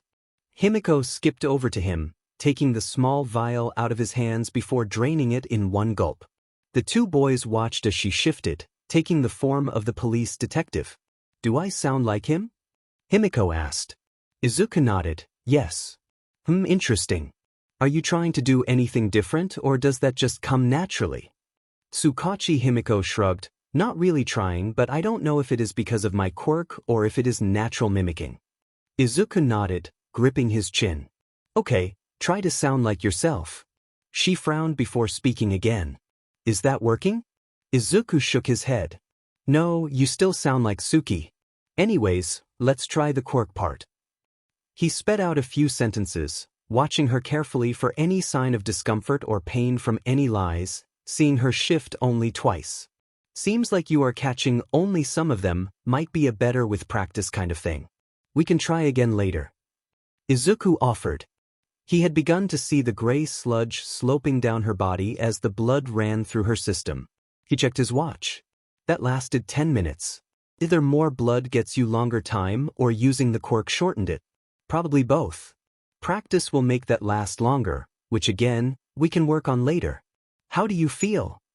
Himiko shrugged again. Using his quirk was weird, but not like a bad weird, like the kind of weird that makes me itch. Izuku hummed in thought. Have you ever felt the itch before when you've shifted? She shook her head. No, but I also have never tried to use that person's quirk either, so it could be that. He nodded, pulling a notebook out of what seemed like thin air before writing everything they had done during their session. Closing the notebook with a snap, Izuku grinned. Well, I do believe our time is up, so how about we go get dinner and get home? Are you planning to go to any hero schools? Eraserhead asked him one night while they were patrolling. His 14th birthday was coming up and Izuku knew that Tsukachi was going to try to get him to go visit his parents' grave sites, the knowledge of that fact knocking the vigilante off his center. Izuku nodded. Yeah, but it's not like you are gonna know who I am. He taunted, knowing that Eraserhead would catch on to his meaning. Sure enough, the man's eyes widened and focused on Izuku. You're going to apply to UA? Izuku snorted. Yeah, does that surprise you? Eraserhead hid the lower half of his face in his capture weapon. No. Izuku laughed, his voice becoming even more distorted than normal. You are... Aw, is Eraserhead happy to see more of me? He teased, hip-checking the hero. Eraserhead scowled. I'd be happy if I never saw you as Reaper again, but I know you won't listen to me and stop your activities. Izuku rolled his eyes. Yeah. Anyways, my patrolling might be a bit spotty for a bit, so I can study for the exams. Eraserhead nodded. If it means a literal child wasn't out on the streets fighting criminals twice their size, then I guess I won't worry. Izuku snorted. Eraser? I didn't know you had a sense of humor. He watched as the hero hid his lower face again. So, what are you doing to prepare for the exams? Izuku hummed. Well, I don't really need to worry too much about working out since I do this, but I have a big brother of sorts who I've been training in hand-to-hand combat. Mostly just studying my general studies and laws and such. Not that I need to study much, could have finished getting my high school credits ages ago, but I wanted to go to UA, so I decided to learn other stuff instead while waiting. He grinned under his mask. Slipping Eraserhead clues as to his identity was fun, especially if the hero didn't catch on to them. It was nights like this that he wished Oboro had tagged along, but the ghost was nowhere to be seen. He was probably watching over whoever Eraserhead's husband was. Eraserhead nodded. I see. I already knew you were smart, though I didn't realize just how smart. Do me a favor though? Don't get yourself a rat-shaped mentor. The world would never survive it. Izuku chuckled. Nizu isn't a rat. He's a stoat, he frowned, or at least his base form is. Those experiments he went through years ago probably added rat and dog? Think. If not dog, definitely red panda. Izuku jerked to a stop as Eraserhead swerved to stare at him. What? How do you know that? Izuku shrugged. Rats have a furless tail. Nizu doesn't. While he does have the beady eyes of one, the same could be said of stoats as well as other animals. But his size tells of something mixed in, hence the dog or red panda. Actually, now that I think of it, red panda sounds more plausible as they have a rounder face and shorter snout than dogs. Wait, what about Dash? Eraserhead could sense that the kid was about to delve into a mutter storm and coughed into his fist. Sorry, Eraser. Anyways, Definitely Stoat and Red Panda. For sure. He finished with a nod. Eraserhead sighed. Still, my point. Still stands. Please don't become Nizu's student. The world would never survive. Izuku laughed. I'm sure it's not all that bad. But to make you feel better, I don't have any plans to become heir to the Chaos God. Eraserhead rolled his eyes. Thank you. I guess it would be too much to ask if you would let me know beforehand if your decision ever changes. Izuku shrugged. If you figure out who I am, sure, I guess I could tell you. But he grinned at the hero, if you don't figure out who I am before Nizu asks, then I won't. Eraserhead opened his mouth but was interrupted as a scream sounded from a nearby alley. Time to get to work. Izuku could feel eyes on him but couldn't find anyone nearby. He had just finished up patrol with Eraserhead. All he wanted was to go home and shower before crashing into his bed, but whoever was watching him was stopping that from happening. He circled around a few blocks for the 10th time before the feeling disappeared, sighing with relief as he made it back to his home. He froze with shock as he found Dabi and Himiko putting on their boots and jackets. Where are you two going? He asked, startling them. Himiko screeched, throwing her arms around him. Where have you been? Dabi scolded, his hands on his hips. Izuku took off his helmet. What do you mean? You know I had patrol. He peeled Himiko off of him so he could remove his top. Yeah, but your patrol was supposed to end nearly an hour ago. We got worried when we didn't hear from you and we were about to go out and search for you. Izuku sighed. Sorry guys, I was nearly home when I felt eyes on me. I didn't want to lead whoever it was back here, so I took a few laps around the nearby blocks to try and lose them. Took a while but it finally worked. I'll try to remember to message one of you next time I'm going to be running late. He tossed his gear onto the table. Did you both eat? Dabi nodded. I made chicken and veggies. Your plate is in the microwave. He nodded, heading that way before Dabi stopped him. Go shower and change first. I'll heat it up for when you get done. Sighing, Izuku changed directions, heading upstairs instead. The shower felt amazing on his sore muscles and the clean and dry clothes he put on helped him relax. Thanks Dabi. How's both of your schoolwork going? Need any help? Dabi shook his head. No, it's pretty simple and anything I don't understand I can just look up.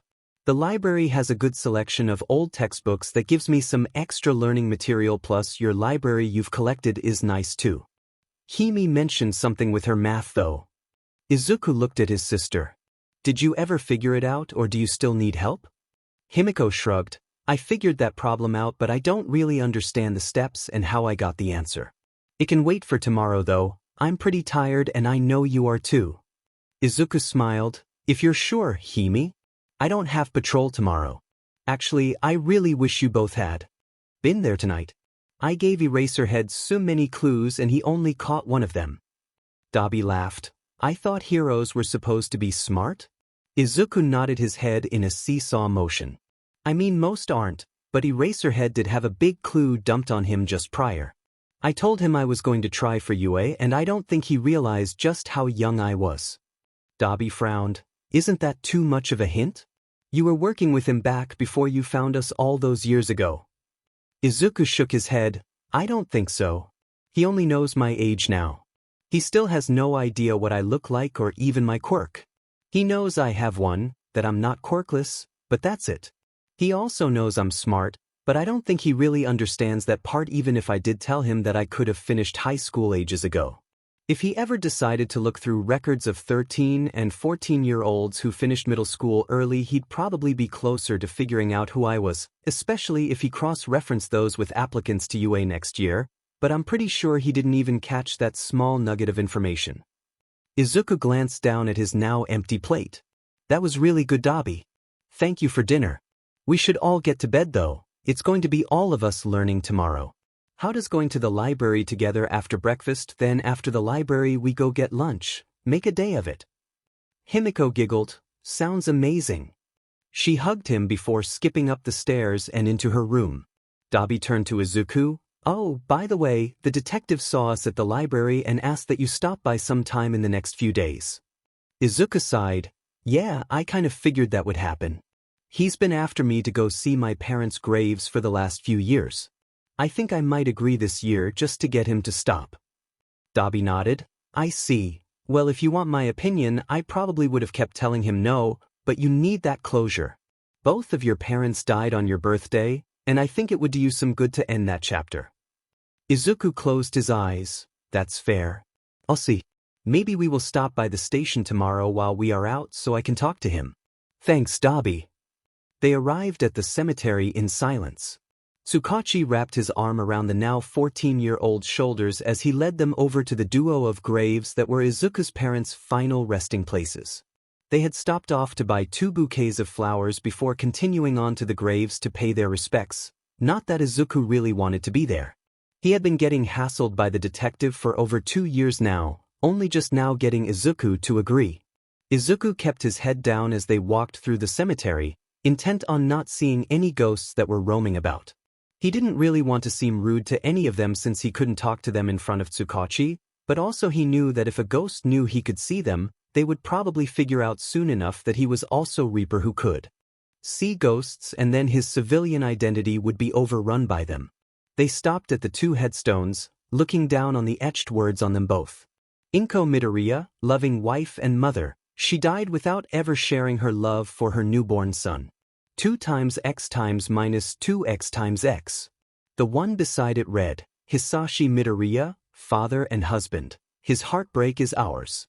2 times x times minus 2x times x. Izuku frowned. His mother's tombstone made sense, but Hisashi's?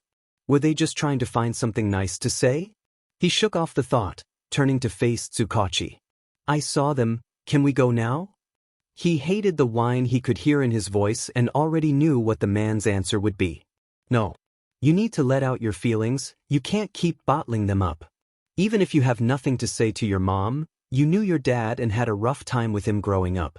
You might not think that you have anything to say to him, but I guarantee that if you start, you'll find you have a lot more than you thought. Tsukachi clapped Izuku on his back. I'm going to walk back to the car. I want you to at least try. Do that and I won't bug you about doing this again. Izuku sighed heavily. Fine. You win. He glared at the headstone as Tsukachi walked away. I don't know why he is making me do this. I made it this far not speaking to you and getting his so-called closure. I'm sure I could live the rest of my life without it. His anger grew. You hurt me. You heard my quirk, and instead of loving me when everyone else hated me, you hurt me. I needed you and you weren't there for me. All I wanted was my dad to love me again, to not blame me for mom's death. You knew I wasn't the cause. The doctor even told you that my quirk didn't come in until I was 4, but you still chose to abuse me and beat me and hate me for something I couldn't control. He felt a tear roll down his cheek. Why wasn't I good enough for you? Izuku felt a presence at his side. Thinking it was Tsukachi, he turned only to stare at the ghost of his dad next to him. The man didn't look up from his own headstone as he spoke. You were good enough, I was just too blind and angry to see it. I'm so sorry, Izu. At the reappearance of his childhood nickname, Izuku scowled. Don't call me that. You don't get to call me that, not after all you did. Hisashi jerked up, his eyes finding Izuku's own. Why, you can see me? He asked. Izuku glanced back at the detective who was typing something on his phone. He faced his father again. Yes. Turns out my quirk does a bit more than even the doctor knew. Hisashi nodded. Makes sense now. You used to stare at nothing after your quirk came in. He bit his lip. Ever since that night, I've wished to go back, to do things over again, to make it right. I know I can't. All I can do is apologize now and tell you how truly sorry I am that I made your years with me as horrible as they were. I'm not asking you to forgive me, I don't deserve that, but I am asking that you forgive yourself. You did what you had to. In order to stop my abuse, and I'm proud of you. You are so much stronger than I am. I'm sorry, son. Izuku could feel the anger he had held previously melt out of him. I will probably never forgive you. He watched as Hisashi hung his head in shame. But I can let go of the anger I felt towards you. Izuku took a deep breath. What had you planned to do since you didn't know I could see and hear you? Hisashi chuckled, rubbing a hand on the back of his neck. I heard rumors of a person who helped ghosts with unfinished business. I followed him on one of his patrols a few nights ago, but I lost tracks of him. Izuku groaned. Of course that was you. Hisashi frowned. Your Reaper? Izuku nodded. Yes. My quirk is powerful. I realized a few years ago that I could not only see ghosts, but if I touched someone's body, they would live again. I keep that part on the down low as I have people I call family now that I don't want villains to hurt in order to get to me. Hisashi nodded. Like the detective man who brought you here? Izuku smiled. Him, an underground hero named Eraserhead, as well as 2 kids like me that I've claimed as siblings. Hisashi laughed. You got a lot of stuff from my side of the family, didn't you? Izuku shrugged. I got the hoarding for sure from you, but mine revolves around knowledge. I've learned a lot during my time on the streets, enough to create my own gear and security system for my place. I finished elementary school as well as middle within my first year of being on my own. I even built my own solar panels to get electricity to my home. Tsukachi hired me at 9 to do analysis for the precinct. He doesn't know about my extracurriculars, but he knows about my siblings and how smart I am. Hisashi grinned. I'm glad you are doing good for yourself. I know I said earlier that I was proud of you, but now I'm even more so. Izuku chuckled. Thanks. I'm proud of myself. He lit up. I'm trying for UA in a few months. Hero course obviously. His dad nodded. I'm sure you'll do great. You always were the kind of kid that went into something with all you had. How do you think Katsuki will do? Instantly, Hisashi knew he had said something wrong. I wouldn't know. When I ran, I never saw him again. He was just as bad as you. He wasn't my Kaken anymore. He became Bakugo the bully by the time we were. I'm sure he'll do fine. Quirk like his. He frowned. Izuku had wished for years for Katsuki to become his best friend again, but eventually, he realized it wasn't going to happen. It's not really his fault. The teachers and other students taught him that his quirk was the best and nothing he did was wrong. He was always getting praised by everyone around us, and anytime he did something wrong, someone else got punished or it was swept under the rug. I'm sure if he went to therapy and anger management, he would be an amazing hero, but honestly, as he is, he's going to become another Endeavor, and that man does not deserve to be called a hero. Hisashi winced at his tone. I know Endeavor isn't the nicest of heroes, but is he actually that bad? Izuku nodded. My brother, the one I claimed, is his oldest son who had to fake his death to escape the man's abuse. Endeavor called it training, but from what Dabi tells me, it was anything but. He spent the last several years finishing school and getting his hands on any evidence of Endeavor's wrongdoings, he explained. Hisashi growled. That is awful. I'm not any better, but that's terrible even to me. I'm glad Dabi is getting help now, even if it is just through you. Izuku snorted. Won't be just me soon enough. Tsukachi already helped our sister, her name's Himiko, escape her past. Her quirk, Transform, allows her to become anyone whose blood she drinks. Her parents thought it was a bad quirk and forced her to abstain from it, even when it effed with her health. They didn't care about anything but their image. Himiko is now my sister, and they were arrested for abuse and quirk discrimination. He glanced back at the detective who was on the phone. Tsukachi, he's a real one. A good friend, a great boss, and he really cares, you know? Hisashi smiled softly. I can tell you really care about him and your new siblings. I wish I was able to stick around and see where you go from here. Izuku whirled around, frowning. What does that mean? His dad laughed. It means I've done what I needed to do. I've apologized to you, learned that you are doing well and have a family. I've spoken to you, and while you haven't forgiven me for what I've done, I'm ready to go beyond this plane of existence. He hummed as he closed his eyes and leaned his head back. Do you think Inko will be there? Do you think she'll ever forgive me? Izuku shrugged. I don't know. It's not like I can ask anyone since no one comes back. But I'm sure if you ask, you might be able to speak with her. Do me a favor, will you? Hisashi nodded. Anything. Izuku smiled sadly. Forgive yourself. You were hurting, so much more than I was, for a woman you lost. I've found that grief does horrible things to people. He choked back his tears, noticing the way Hisashi's form was wavering and thinning. Hey Dad! He called out. Hisashi tilted his head. Yeah, Izuku? Izuku wiped his eyes. I do, forgive you I mean. I didn't think I could at first, but that was just the anger talking. I'm glad we were able to talk now, even if it was too late. Hisashi puffed up, his chest swelling proudly. Go be the hero I know you can be, Izuku. I'm proud of who you've become. I love you so much. And with that, Hisashi disappeared completely. I love you too, Dad. Goodbye. Izuku whispered, grazing his hand over the carved words on the marble. With one last look around the cemetery, Izuku made his way back to the car. Tsukachi uttered hushed words before hanging up the phone. That took you a bit more time than I was expecting, kiddo. Izuku nodded. I had a lot to say. Thanks for bringing me. I know I've been fighting you for so long, but thanks for not giving up. I needed that.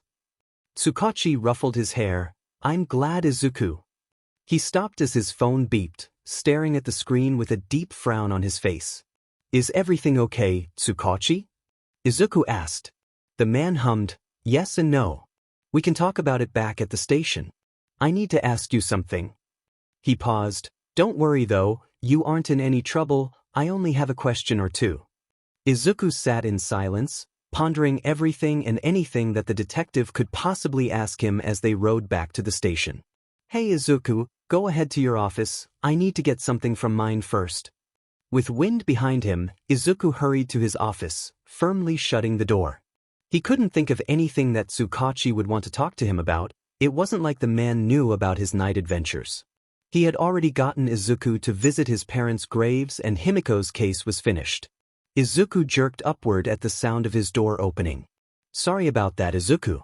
The papers were hidden under a folder someone put on my desk.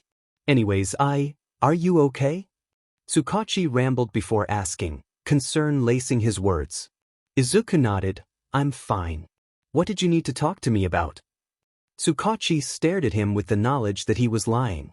After a few minutes, he sighed, pinching the bridge of his nose. Fine. I'll accept that this once. Anyways, I wanted to know if you would allow the precinct to sponsor you for the recommendation exams at UA. Izuku froze. They want to sponsor him? For UA?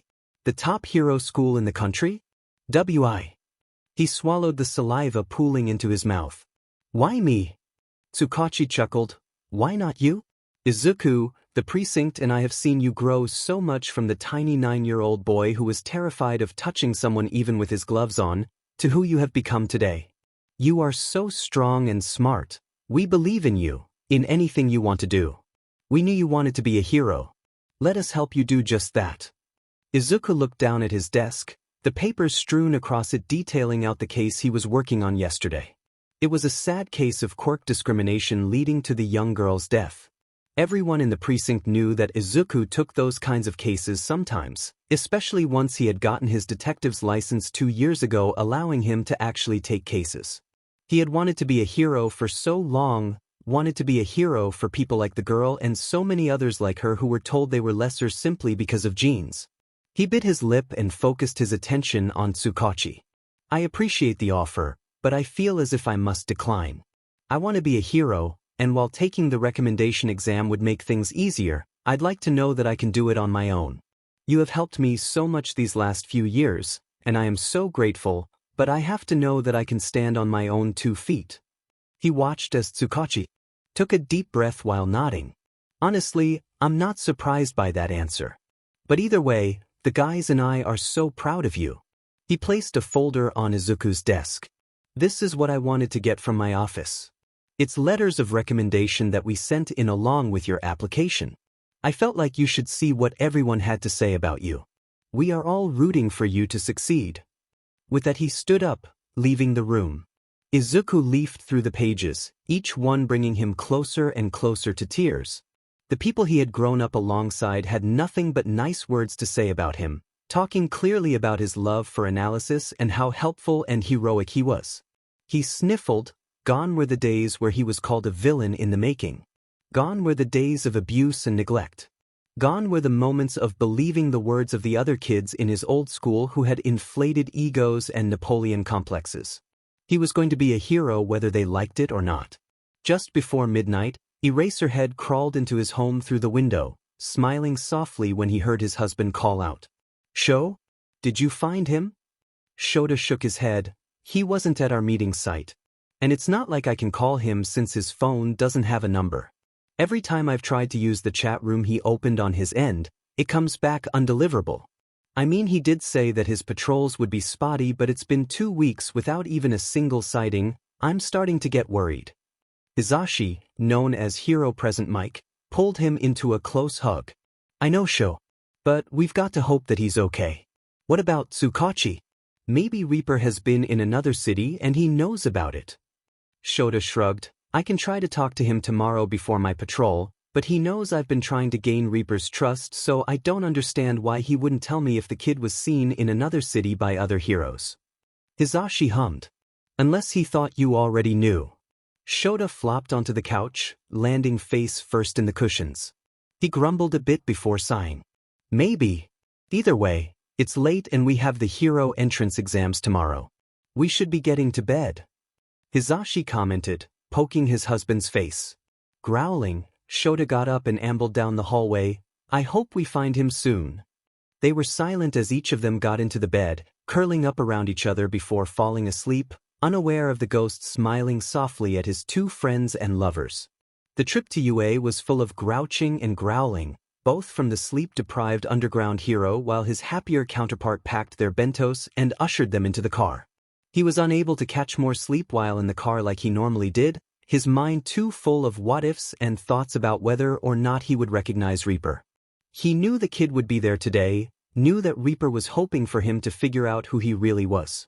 He thought about Reaper's guess on what species Nizu was, reluctant to put the vigilante on Nizu's radar if it turned out he was right. The world would never survive. But maybe he should tell Nizu. Soon enough, they arrived at UA, parking in the underground lot before making their way to the viewing room. Yamada, Aizawa, good you're here. We can get started now. Nizu chirped, clapping his paws together. Wait a minute, boss rat. Yagi isn't here. Hisashi called. Nizu's grin tightened. He will not be able to arrive until later. Seems he was a bit too busy this morning. Shota grumbled. Why did you even hire him in the first place? He can't keep a schedule, he's behind on his training and classes for his teaching certificate, and he's the #1 hero, which comes with way more enemies than we could ever know about. Shota ranted. The room was silent as they took in his words. Nizu hummed, You make a lot of good points, Aizawa. But it was not my choice to begin with. The commission decided that he would be our new heroics teacher. My hands are tied until he does something even they would deem wrong. Shota scoffed, folding his arms over his chest. He didn't understand why the man wanted to teach to begin with if he didn't even have a license. The meeting went well, and before Shota knew it, it was time for Hisashi, Ectoplasm, and Nemuri to leave to proctor the different exams. Today was the exams for heroics and general education, while the next day would be support, management, and business. He and Nizu watched the cameras as the auditorium was filled with prospective student hopefuls. Nizu giggled, startling Shota. What are you laughing at? Nizu waved his paw. Oh, nothing much, Aizawa. Just saw something that amused me. Not to worry. Shota huffed. Anything that amuses you scares me. Nizu ignored him, so he just turned back to the screen, watching as a short green-haired student sauntered up to Nemuri, his test in his hand. Hey Nizu, do we have a mic on that kid speaking with Nemuri? Shota asked. Nizu quickly hit a button, allowing them to hear what the small boy was saying. Are you sure you don't want more time? You still have another hour and a half to work. Nemuri asked. The boy shook his head. No ma'am. I've already gone over my answers a few times. If I do it again, I feel as if I might CK myself out. He explained. Nizu pulled out his phone, sending the R-rated hero a quick text. Nemuri glanced at it before looking up at the cameras, a short imperceptible nod given. Shota wouldn't have guessed that the boy would catch her movements, but he did, whipping around to grin at the camera. Nizu squeaked with joy at his actions, and honestly, Shota understood. It was rare for even pros to see the cameras without them being pointed out, yet this 14-year-old was able to do it on the first try. They watched as Nemuri sent the kid out to the cafeteria to get lunch. One of Ectoplasm's clones gathered the boy's paper and left the room, the cameras following him around the school until he reached the office. Nizu shuffled through the test, each page making him more and more giddy. Finally, he reached the end, closing the packet. He answered every question correctly and even caught the secret revisions, fixing them before answering. His extra credit essay questions were superb as well. Shota sighed, shaking his head. At least wait till at least after the sports festival before taking him on as your student. Nizu waved, I'll think about it. He stated, causing Shota to sigh again. He wasn't paid enough to deal with geniuses. But the thought did bring him a memory. Oh, I forgot to tell you. That vigilante kid I told you about, Reaper. He gave me a guess on what species you are. He believes you to be a mix of stoat and red panda. Nizu was silent before slowly beginning to laugh, speeding up to a cackle within minutes. Shota sighs for the umpteenth time. He's right, isn't he? Nizu, in lieu of an answer, only grinned before turning back to the cameras. Most of the kids were done with their exams and were lounging around in the cafeteria. The green-haired boy was sitting alone, not speaking to anyone nearby as he ate, his eyes watchful and ready. The room began to fill back up, leaving only Hisashi out. He was psyching himself up for the practical. They watched as the young hero hopefuls left the room, filing onto buses and out to their individual cities. Shota wasn't expecting much. Most of the kids waited for a countdown for the start, but he ended up pleasantly surprised by none other than the green-haired kid from earlier. Pointing him out, Shota asked who he was. Izuku Midoriya. Quirk is named Death Touch, in which he uses all 5 fingers to kill anything living. Nizu handed him the boy's file. Shota looked it over, noting the police report. He killed his father? Nizu nodded, eyes not leaving the screen. His father was abusing him, beating and burning the boy with his quirk. Detective Tsukachi was the lead on the case. Apparently the boy had 3rd and 4th degree burns across his back, though he only saw pictures as when the police arrived at the home, Midoriya was gone. Shota shuffled through the pages, coming across the letters of recommendation. He got all these from the police? Nizu once again nodded. Yes, from what I understand, Tsukachi made a deal with Midoriya allowing him to live alone due to his dangerous quirk. In return, Midoriya was asked to keep in contact with the detective, and when he was offered money for food and clothes, Midoriya rejected it, preferring to work for his money. They struck another deal, with Chief Tsuragami's approval, in which he would work for the precinct as an analyst for some of their cases. 2 years ago, Midoriya took and passed the detective license exam, earning him the ability to work on cases by himself. Shota hummed, heavily impressed. This kid took a shitty situation and made it his beach. He had a strong quirk but didn't let that boost his ego. The kid also had a great mind, analysis, quick thinking and general education all rolled into one. He set the file back down with the others. If he doesn't make it in the practical, I'll train him myself for the sports festival. He vowed.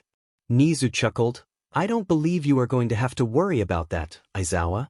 Midoriya already has enough points to pass, and that's not even including any rescue points he might get. Everyone's attention turned back to the screens where Midoriya was using a broken stop sign to basically skewer the nearest robot. They watched as he then ducked around the next bot to jump up and flick his hand, turning off the large 3-pointer with its power switch. Nizu's resulting giggle struck fear in each of the teachers' bodies. A small counter on the screen following Midoriya around boasted of 84 villain points already, and they still had 4 minutes to go. Now that Shota took a closer look, he could see that Midoriya was indeed wearing artist gloves, the pointer finger and thumb uncovered to show vibrant blue nail polish on one finger and blood red polish on the other. Nemuri pointed out the polish, squealing with delight. Ah, that would be in honor of his 2 adoptive siblings. According to the good detective, the boy found the 2 roaming around and took them home. The eldest of the 3, Dabi, has a blue fire quirk while Himiko, the middle one, has a blood quirk. Dabi is looking to get a mentorship with a hero and get his license that way. Himiko seems to not know what she wants to do. I plan on asking Midoriya about it himself. Shota sighed, placing his face against his open palm. That kid was going to be drafted into be Nizu's personal student, wasn't he? He glanced up as Nizu chuckled. Time to release the zero-pointer. Shota watched alongside the other teachers as each zone was struck with gigantic robots, causing the hero hopefuls to scream and run away from it. Oh look, Midoriya is heading towards it. Snipe cheered. Sure enough, there went the green-haired student, running straight for the zero-pointer. Shota didn't understand why at first, but then he noticed the small person stuck under some rubble. He's going to try to save that brunette girl, he stated. Midoriya stopped short, speaking to the girl and attempting to lift the rubble before stopping to look around. Shota watched as he called out to a purple-haired kid, gesturing towards the girl. Curious, he watched as the new kid spoke to the girl who then twisted around and touched the rubble. Ochako Uraraka, Quirk, zero gravity. By touching something with all 5 fingers, she can negate the gravity of that object. The boy is Hitoshi Shinso, Quirk, brainwashing. Call and response. Namuri read off their applications. He must have used his quirk to allow her to go past her limits. She cut off as Midoriya took off towards the robot, a running jump landing him squarely on the platform above the treads. With bated breath, each of them watched as he searched around before finally finding the off switch. The robot stopped and Midoriya jumped off, running back over to Shinso who had Uraraka cradled in his arms, her ankle looking decidedly swollen. They jumped as Hisashi called for the end of the exam, before moving to head to the entrance of the city. Curiously, Shota watched as Midoriya moved. The small boy reminded him of someone, but he couldn't figure out who. He turned as Hisashi called to him from the doorway. Nodding to his husband, he raised an eyebrow at Nizu. I want Midoriya and Shinso. As expected, Ken raised a stink. What if I wanted those too? Shota rolled his eyes, glaring at the man. Midoriya has a dangerous 5-finger quirk, which means he will need specific hand-to-hand fighting as he will have to fight mostly quirkless. Shinso has a call and response quirk that makes it easy for someone to figure out how his quirk works and will render him unable to use it if someone were to figure it out, meaning he also needs hand-to-hand training. Seeing that he was losing the battle, Ken sighed, fine, but I want the Monoma Kid and Kendo. Shota shrugged, sure. Is that all? He didn't wait for an answer before leaving the room, already looking forward to taking a nap. Hisashi drove, ever the chatterbox. Did you see the little bean cloud who took on the zero-pointer? Shota grunted. Yeah, Izuku Midoriya. His quirk is called Death Touch, and allows him to instantly kill anyone who he touches with all 5 fingers. Hit Nizu's radar because the entire police station wrote him letters of recommendation. Apparently, he works for them as an analyst and already has his detective's license as well as having finished middle school a few years ago. He's been living with adopted siblings ever since he ran away from home when he accidentally killed his abusive father. Hisashi jerked. Oh, the poor kid. He wants to be a hero though, so that's great. Let me guess, you told Nizu you wanted him in your class. Shota nodded. Him and the purple kid who helped him. Hisashi hummed, a bit of his quirk leaking out. Hey, maybe you'll have students to teach this year. Shota rolled his eyes. We'll see. The feeling in the pit of his stomach had been growing in strength ever since the last time he saw Reaper, a bit slowly. He had thought that once the entrance exams were over that the feeling would go away, but instead they grew faster and harder, occasionally making him feel sick and heart-heavy. Eraserhead didn't know what to think, so he didn't. Instead, he put his every waking moment into his 2 jobs. As a teacher, he prepared himself for a full class again, learning his new students' names and quirks. Usually, he preferred to not read their files, but due to knowing what he did about Midoriya, he didn't want to make a mistake and cause trauma or damage to anyone, so he buckled up and spent a few days going over each file, learning everything he could. As for being an underground hero, Eraserhead fought hard, working to clean up the streets before. He was forced to cut back his hours again. He didn't like cutting his hours, especially around the beginning of the school year, as it would alert any villain or criminal smart enough to figure out the pattern, but it couldn't be helped. The night was unusually calm, devoid of anything more dangerous than a few drag deals and a random theft for him to deal with. It was nearing the end of his shift when Eraserhead heard a scream from a few blocks away. Racing across rooftops, Eraserhead threw himself into the fight, both feet landing square in the faces of two of the criminals that had previously surrounded a poor woman. He sighed as a quick glance told him that he was too late, the blood pouring out of her too still body letting him know the woman was dead already. Still, he poured all his energy into taking down the four men, quickly knocking them out before handcuffing them. Startled at a sound of shuffling, Eraserhead jumped to the side, readying himself for another fight. Instead, he found Reaper with his back turned, his unloved hand reaching out towards the dead woman. Eraserhead watched, curious, as Reaper touched her pale skin with all 5 fingers. His eyes went wide as the woman gasped, her eyes wide and terrified. "Shoo, it's okay. You're safe now, miss." Reaper reassured.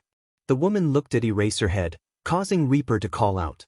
"Hey Eraserhead, you should probably call for an ambulance for her." Eraserhead nodding, forgetting for a moment that the kid couldn't see him before coughing. "Yeah, I'll do that. Meet me on our roof." Silently, he watched as Reaper left, his mind spinning with information. It only took a few minutes before Tsukachi arrived with officers and an ambulance. "Wanna tell me what happened?" Tsukachi asked. Eraserhead pinched his nose. "I'm not too sure of it myself. I was on patrol when I heard a scream. When I arrived, the 4 men had already killed the woman." Tsukachi interrupted. "Killed? She's alive, Eraserhead." Eraserhead grimaced. "I know that, but I'm telling you, she was dead when I arrived. I think it was Reaper's quirk. He arrived just as I was finishing up the restraints, and then as I watched him touch all 5 fingers to her bare skin, she took a gasping breath and was alive again. I checked her over myself and her wound was even healed." Tsukachi froze. "All 5 fingers? Are you sure?" Eraserhead frowned. "Yes, I am very sure." The detective glanced around the rooftops, seemingly searching for someone. "He's not there. He's supposed to be meeting me on our rooftop," Eraserhead stated. Tsukachi bit his lip, holding back words the hero knew were trying to escape. "When you see him, can you tell him I would like to talk to him? Let him know that I won't try to arrest him. Tell him that I would prefer our meeting to be before he starts school." Eraserhead tilted his head. "You know who he is, don't you?" Tsukachi shook his head. "Not for certain. I suspect someone, but if it's him, then I know why he's a vigilante." The hero watched silently as the man got back into his car before driving off and leaving him alone in the alley. "Time to go find out where the demon kid has been." Eraserhead growled as he made his way to Reaper. Izuku knew that Eraserhead would be super angry for his disappearance. He hadn't been on patrol in 3 weeks and hadn't even bothered texting the hero to let him know that he was okay. It was one of the reasons why Izuku was going on patrol tonight with the intent of finding Eraserhead. He had used his office computer to look up if the man was going to be patrolling that night and was pleased to find that he would be. On one hand, he wanted to tell the hero about his acceptance into the hero course, to see the look of pride on the man's face. On the other hand, if he did that, then it would be all that much easier for Eraserhead to figure out who he was. He couldn't let his little game end that easily. He patrolled for a bit, searching for Eraserhead in every alley and on every rooftop while he did so. He took out a few low-level criminals here and there, wondering if something was about to happen with how quiet it had been before hearing an ear-piercing scream from quite a few blocks away. As he raced to the source of the sound, Izuku couldn't help but wonder if the volume of the scream had been heightened by a quirk. About to enter the alley, Izuku stopped as he found a woman watching the scene with tears in her eyes. He didn't make it. "It's too late," she whispered, her words barely making it to his ears.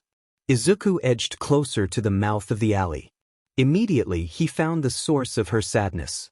Laying there, slumped against the wall, was the woman's body, blood gushing out from a stab wound in her abdomen. He walked up to her, eyes still on Eraserhead. "Don't worry, ma'am. My quirk can help you." Out of the corner of his eyes, he could see how she jumped from being spoken to, but he ignored it in favor of moving silently over to her body. She followed him closer. "You can see and hear me?" Izuku nodded. "Yes, ma'am. Part of my quirk. Hold on a minute and you'll be right as rain." He tugged off his glove, his pale fingers stretching out towards her still warm body. He knew that the fight behind him had ended, leaving him very little time before Eraserhead would see him using his quirk, so he sped up, placing his hand firmly against the woman's arm. Izuku stumbled back as she jerked back to life. "Shoo, it's okay. You're safe now, miss," he said calmly. Izuku watched as the woman looked over her shoulder, making him tense up.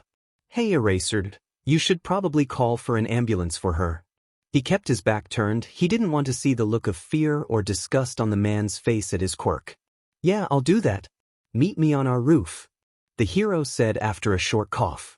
Izuku left the alley quickly, scurrying up to the rooftop.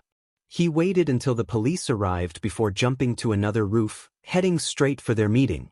But he didn't have to wait long. As soon enough, he was able to see a dark form leaping over alleys towards him before finally reaching the same roof. "You disappeared," Eraserhead stated. His tone startled Izuku, eyes going wide. I told you I was going to be getting ready for the exams." Eraserhead nodded. "Yes, you said patrol would be spotty. Not non-existent. You disappeared for 3 weeks. I tried texting you, but it kept coming back undeliverable. I went to Tsukachi, hoping you were just in some other city for whatever reason, but he hadn't heard from you either." Suddenly, Izuku understood. Eraserhead was worried about him. "I'm sorry, Eraserhead. I forgot there was someone out there who cared about me like that." Except his siblings, of course, but the hero didn't need to know that part yet. Eraserhead sighed heavily, tension draining out of his body. "Fine. I guess I can understand that point. Just promise me you won't disappear again.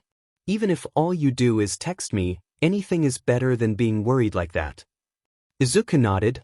"I'll try. Can't promise that I will remember, but I can try." Good. Now on to the next point. Your quirk. Izuku tensed up, realizing that the hero had seen him using his quirk. "You saw?" He stuttered. Eraserhead nodded. "It's a powerful quirk. Do you have any training with it?" Izuku shrugged. "Hard to get training when you live alone." He lied. "But I've practiced and experimented with it since I realized I could do so." Eraserhead's eyes widened. "You didn't know you could reanimate people? What did you think your quirk even was?" he asked with awe. Izuku smirked. "I can't tell you that. It's too much of a clue as to who I am.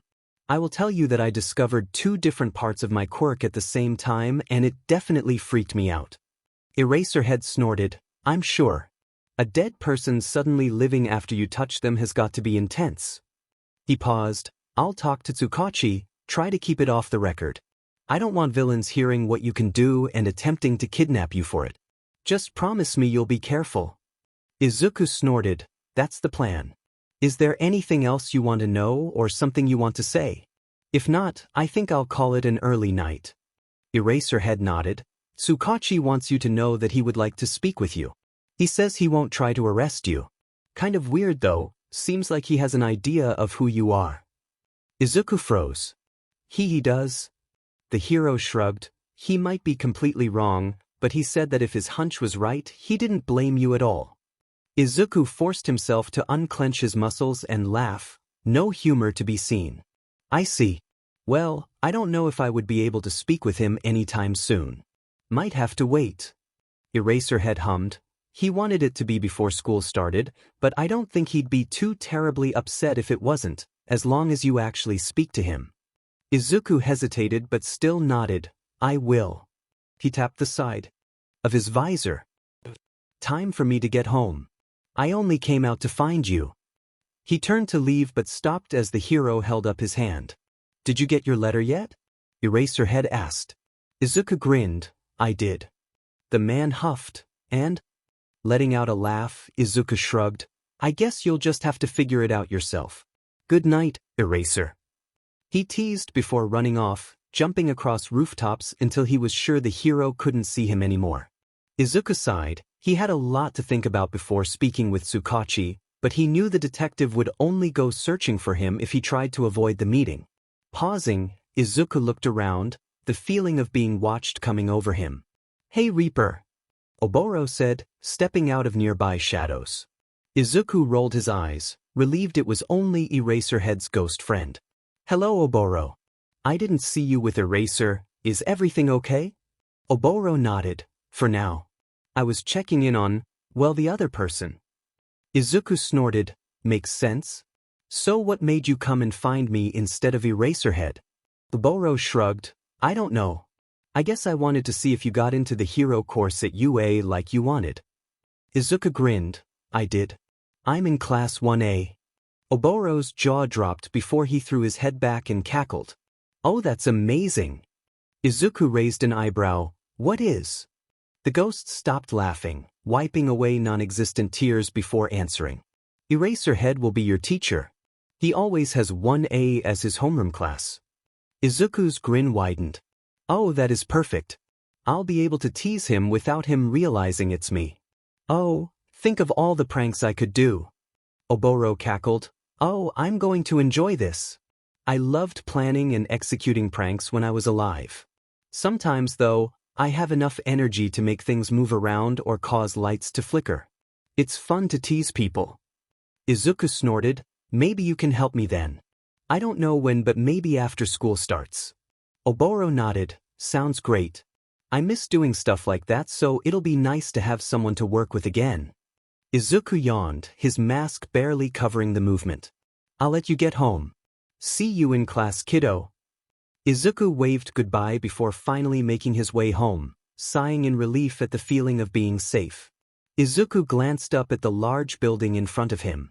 UA High School, his dream school since he was a toddler, was now no longer a dream. Instead, it was a reality. He grinned widely, tightening his grip on his shoulder bag as he steadily walked in through the gate.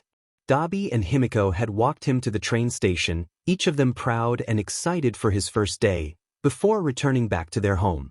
In turn, Izuku was proud of the both of them, each having finished the extra schooling they needed to catch up to their age groups in the short time they'd been living together. He made his way through the school to find his classroom, pausing at the sound of shouting coming from behind the closed door. Izuku sighed, recognizing the voice. Katsuki Bakugo. His childhood best friend, and his worst bully. Sighing, he threw open the door, watching as a tall brunette chopped his hands as he scolded Katsuki for having his feet on the desk. He jumped as the arm chopper started towards him, his voice loud and bold. Hello. I am Tenya Ida, he shouted. Izuku nodded. Hello, Ida. Please stop shouting, I have a bit of a headache. Ida frowned as he lowered his arm. I am so sorry. I shall endeavor to be better. Izuku nearly snorted. The boy wasn't scary, just awkward. Do you? Izuku closed his eyes as he took a deep breath before turning towards his old classmate. Hello, Bakugo. He watched, hiding his amusement as the blonde gaped. Izuku, taking the moment for what it was, started towards his seat, sighing as he realized it was behind his old friend. He managed to sit down, pulling out a notebook to take notes in before Bakugo turned around to face him. Where have you been, Deku? He was still shouting. Izuku glared. Why is that any of your business? From what I remember, you weren't my friend after my quirk came in. What I've been doing since I left our school is none of your business. Now turn around, the teacher is waiting. Indeed, the teacher had been silently watching, listening to Bakugo shout at Izuku. Izuku nearly giggled at the fact that Eraserhead was his homeroom teacher, knowing that the man didn't realize just who Izuku was. He held back a grin at the sight of Oboro standing super close to the hero, his face having taken on a goofy form. Eraserhead scowled. If you are only here to make friends, leave now.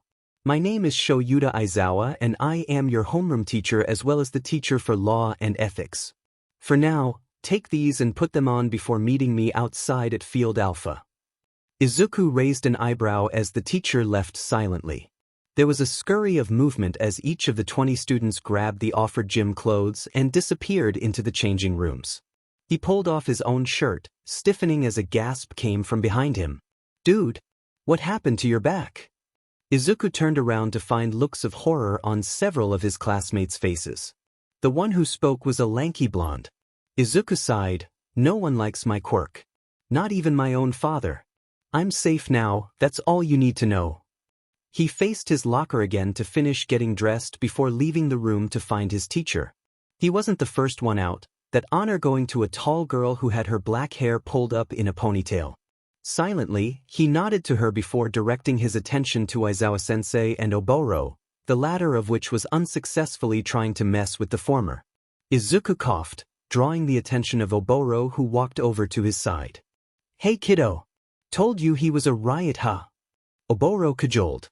Izuku tucked his chin into his chest, attempting to hide the fact that he was speaking. "Yeah, he's great. I already knew that, but it's still good to know. Also, try not to get upset if I don't speak to you today. There is a few people in my class who have hearing-based quirks, and I don't want anyone knowing what I can do just yet. It's not safe." He looked up to find Oboro nodding as he silently moved back over to Aizawa-sensei's side. Izuku noted the shiver, then ran down the man's body as he felt the presence of the ghost boy, but not knowing what it was, the hero just shrugged it off. After everyone had arrived on the field, Aizawa began to speak. "Today you will go through a series of physical tests so that I might judge your ability." He snapped, "Bakugo, come here. Stand in the circle." With a grumble, the angry blonde followed his directions. Izuku and the rest of the class watched as Bakugo threw a ball with his quirk, the blast making it soar super far. The class gasped, each of them getting excited for the upcoming tests. One in particular, a pink-skinned girl with horns, made the mistake of saying the word fun. "You think this is fun? I have 3 years to turn the lot of you into heroes that will survive in the real world of heroics, and you are treating this like it's a game." Aizawa snarled. "Fine. The person that comes in last place will be deemed to have no potential and will be expelled." Having heard the rumors of previous years, Izuku knew the man wasn't bluffing, but decided to keep it to himself. He and the rest of the class worked their way through the tests, with Izuku keeping score and knowing that he was mid-pack. Finally, came his turn for the ball toss. "Midoriya, your turn to toss the ball," Aizawa stated in a bored tone. Izuku grabbed the ball and gestured to Oboro to come closer. "Can you take the ball further than I can throw it?" he whispered to the ghost. Oboro nodded. "I would love to." He waited patiently for Izuku to throw the ball before grabbing it out of the air and running with it, his score nearly doubling as a result. Aizawa sighed. "It'll be a waste of time to call out your scores individually." He pressed a button on his remote and a digital screen appeared. Izuku searched it, predictably finding his name among the middle of the board. He then searched for the person in last place. "No. I can't be expelled yet. I haven't touched any of the girls' melons." A short boy cried out, the purple ball on his head bouncing as he pounced forward, his arms outstretched in his attempt to grab the tall black-haired girl. Izuku jumped, intercepting the purple boy and throwing him into the ground. "Thank you, Midoriya," Aizawa called. "Mineta, you're expelled. Even if you hadn't have come in last place, I still would have expelled you for your perverted actions I have already witnessed today. Go to Principal Nisa's office. I will meet you there." Aizawa turned to the rest of the class. "There is a stack of class syllabi on the podium. Grab one, then go home. I will see each of you tomorrow." With that, Aizawa walked off, leaving the class on the field. Izuku began to wander back to the changing rooms but was stopped by a hand on his shoulder. "Thank you for stopping him," the ponytail girl said. Izuku nodded. "I only did what should be done." He glanced at one of his hands, careful to make sure the glove was fully covering it. "I'm Izuku Midoriya." She smiled. "My name is Momo Yaoyorozu, but people call me Yamamo as my last name is a bit of a mouthful." Izuku jumped as a voice boomed from next to him. "Hiya. I'm Mina Ishido," the pink girl shouted. Izuku nodded at her, relieved at the pure friendliness she was showing. A few of the others gathered round, each of them telling him their names and getting his in turn. Then came the question he feared. "So what's your quirk?" Izuku froze. He didn't want to tell them and lose out on potential friends. Bakugo cackled. "Yeah, Deku, tell them all about your quirk." Izuku scowled at him. "Just because you hate my quirk doesn't mean it's bad, Bakugo." The blonde scoffed before wandering off towards the school, leaving Izuku alone with the rest of the class. He faced them, biting his lip. My quirk is a touch quirk. It's dangerous, which is why I wear these gloves." Izuku started, staring at the floor before chancing a look at their faces. When no one looked angry or scared, he pushed on. The doctor called it death touch. He winced, expecting the gasps and screams of fear as the class scattered, but none came. Shocked, he looked around. Yamamoto was smiling at him. That's a powerful quirk. You'll be a great hero with that, she said simply. Izuku smiled softly. You'd be the first one to tell me that. My elementary school liked to call me a villain. He played with his gloves, missing the looks of outrage and anger across his classmates' faces. Let me guess, Bakugo was one of them? Another voice asked. Izuku looked up, finding the blonde from earlier. His hair was rumpled, the black streaks scattered around messily. Izuku couldn't help but think about how pretty the boy was, missing the boy's next words altogether. I'm sorry? What did you say? The blonde grinned. I said that Bakugo was acting like a bully, so it wouldn't shock me that he would have said that to you. Izuku tilted his head, his eyes wide. Oh, he used to be my best friend, but when my quirk came in, well, he flowed off before starting again. Anyways, it's been years since I've seen him. I'm sure he's gotten better. He grinned. At least he didn't use his quirk on me this time. Izuku mumbled.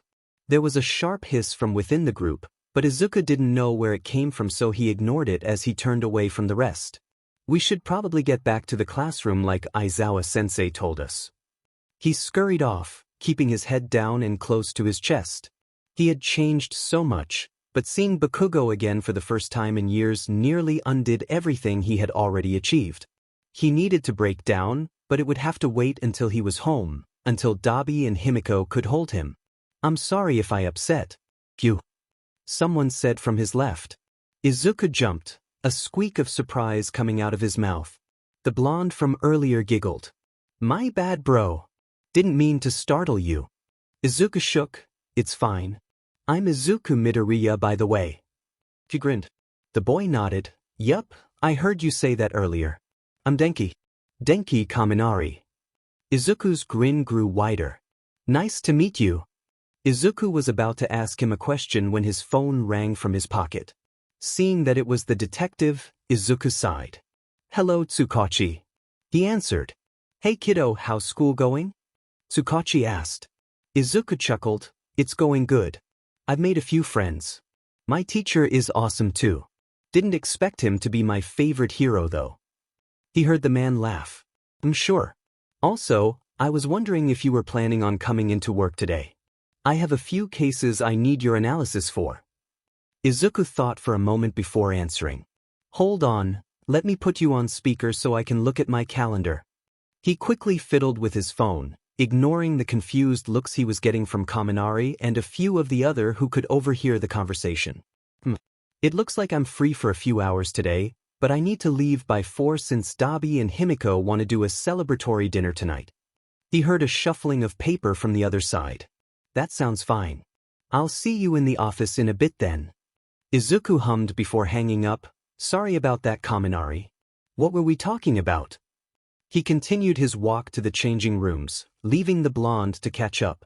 Nah man. We can't just push past that. You have a job. Kaminari exclaimed.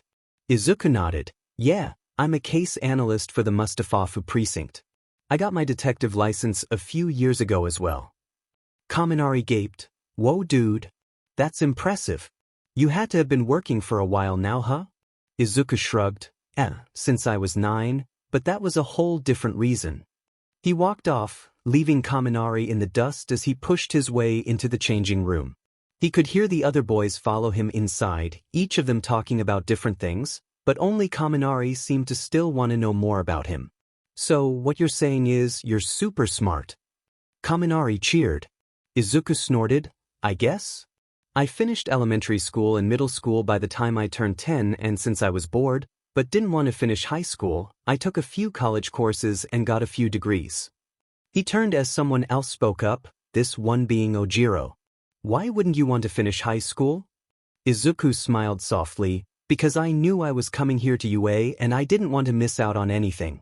I already missed out on a normal middle school since I did everything online. I didn't want to miss high school as well. He rushed to finish getting his uniform back on before he left the room, not giving anyone else time to speak or ask any more questions. Things were going good so far. Izuku was the first in class the next day, having woken early and taken an earlier train. He spent the extra time writing analysis about his new classmates in his newest empty notebook, a gift from Tsukachi for having made it into the hero course. He had been shocked when the man hadn't brought up his thoughts on Izuku being Reaper, instead talking only about the difference in shifts now that he would be busy with school. Dabi and Himiko had wondered if maybe the detective wanted Izuku to come to him about being Reaper instead of him making Izuku admit it due to his quirk, but Izuku wasn't so sure. He jerked backwards as the door slammed open, silencing the nearly full class. "You were faster today. Anyways, your new classmate is here." He grunted towards the door, directing their attention to a boy standing in the doorway. Izuku stared, taking in the boy's appearance. He was tall, taller than Izuku, with floaty lavender-purple hair and dark bags under his eyes making him look exhausted. His uniform fit him nicely as it was not hanging off of him at random places. He had a well-knotted tie and a small handkerchief in his pocket that matched the color of his hair. He stood straight, but with one hand in a pants pocket and the other gripping a black backpack hanging off that shoulder. Izuku recognized the boy as the same one that helped him rescue the floaty girl during the entrance exam. "Well, introduce yourself or don't, I don't care, just don't wake me," Aizawa stated before flopping down to the floor inside a bright yellow sleeping bag. Izuku's eyes flickered over to his teacher. He was pretty sure the man wasn't actually sleeping, but using the action to hide that he was paying attention to everything going on in the classroom. A cough brought his attention back to the new kid. "Name's Hitoshi Shinso." The boy monotoned as he moved to the only empty seat. True to form, Ida was the first one to greet him. "Hello, I am Tenya Ida, welcome to Class 1A. He yelled, his hand chopping up and down. Shinso stared at him, a bored expression on his face. Izuku held back a laugh. "Don't worry about Ida, Shinso. He's just vigorous with his excitement." Shinso turned to stare at him. "I see," he answered simply. Ida drooped, a frown on his face, before returning to his desk. Izuku made to return to his notebook when Shinso spoke again. "What's up with the gloves?" Izuku froze. He gulped. Just because the others in the class had taken his quirk well, didn't mean Shinso would too, but he didn't need to say anything as Shinso recognized the look on his face. "Oh, never mind. You don't have to tell me. It's obvious that it's a quirk thing." Izuku nodded. "Yeah, my quirk is dangerous." Shinso nodded. "Let me guess, you were told it was villainous?" Izuku's eyes widened, head whipping around to stare at the new kid. "You too?" Shinso nodded again. "Yup, brainwashing." Izuku beamed. "That's so cool. You could be such an amazing hero with a quirk like that. You could take down villains before a fight even. Broke out or possibly get a villain to give up information. Mutter, mutter, mutter." Izuku jumped with a squeak as an explosion boomed from in front of him. "Shut up, you Demon Deku!" Bakugo roared. "Bakugo, detention after class. No use of quirks in the classroom." Aizawa called, further angering the blonde. "Ha!" Bakugo sneered. Aizawa raised an eyebrow. "Want to make it too?" The boy growled but remained silent. Izuku had never had a teacher that would stop Bakugo from his quirk use or his outbursts when it came to Izuku, as most preferred to allow the bullying. He didn't know what to think, his mind nearly blank with surprise until Shinso got his attention again. "I don't know if I can do everything you've suggested, but I can try." Izuku tilted his head. "You don't think it's creepy?" Shinso frowned. "No, why would I? Analysis like that is rare and expensive." Izuku shrugged. "I guess." Mina spoke up then, her voice loud. "Midoriya works as an analyst for the Mustafa PD. He told us yesterday that he's been working there since he was 9. Shinso's jaw dropped. "You work for the police? That's impressive." Izuku blushed. "It's not like that. I needed a way to make money when I was 9 and my boss offered me a deal." Shinso froze. "Foster kid?" Shaking his head, Izuku explained. "No. My quirk is too dangerous for that. I was allowed to live on my own as long as I kept in regular contact with my boss. He and his boss wanted to give me an allowance and I wanted to work for my money, so we came to that agreement. A few months later I met my 2 siblings who I've pseudo-adopted and they've been with me for a few years now. Dabi works at a warehouse and Himiko is finishing some schooling up while she figures out what she wants to do with her life. Shinso hummed, "Must be nice." Once my quirk came in, I was a foster kid for a few years until my mom and mama adopted me.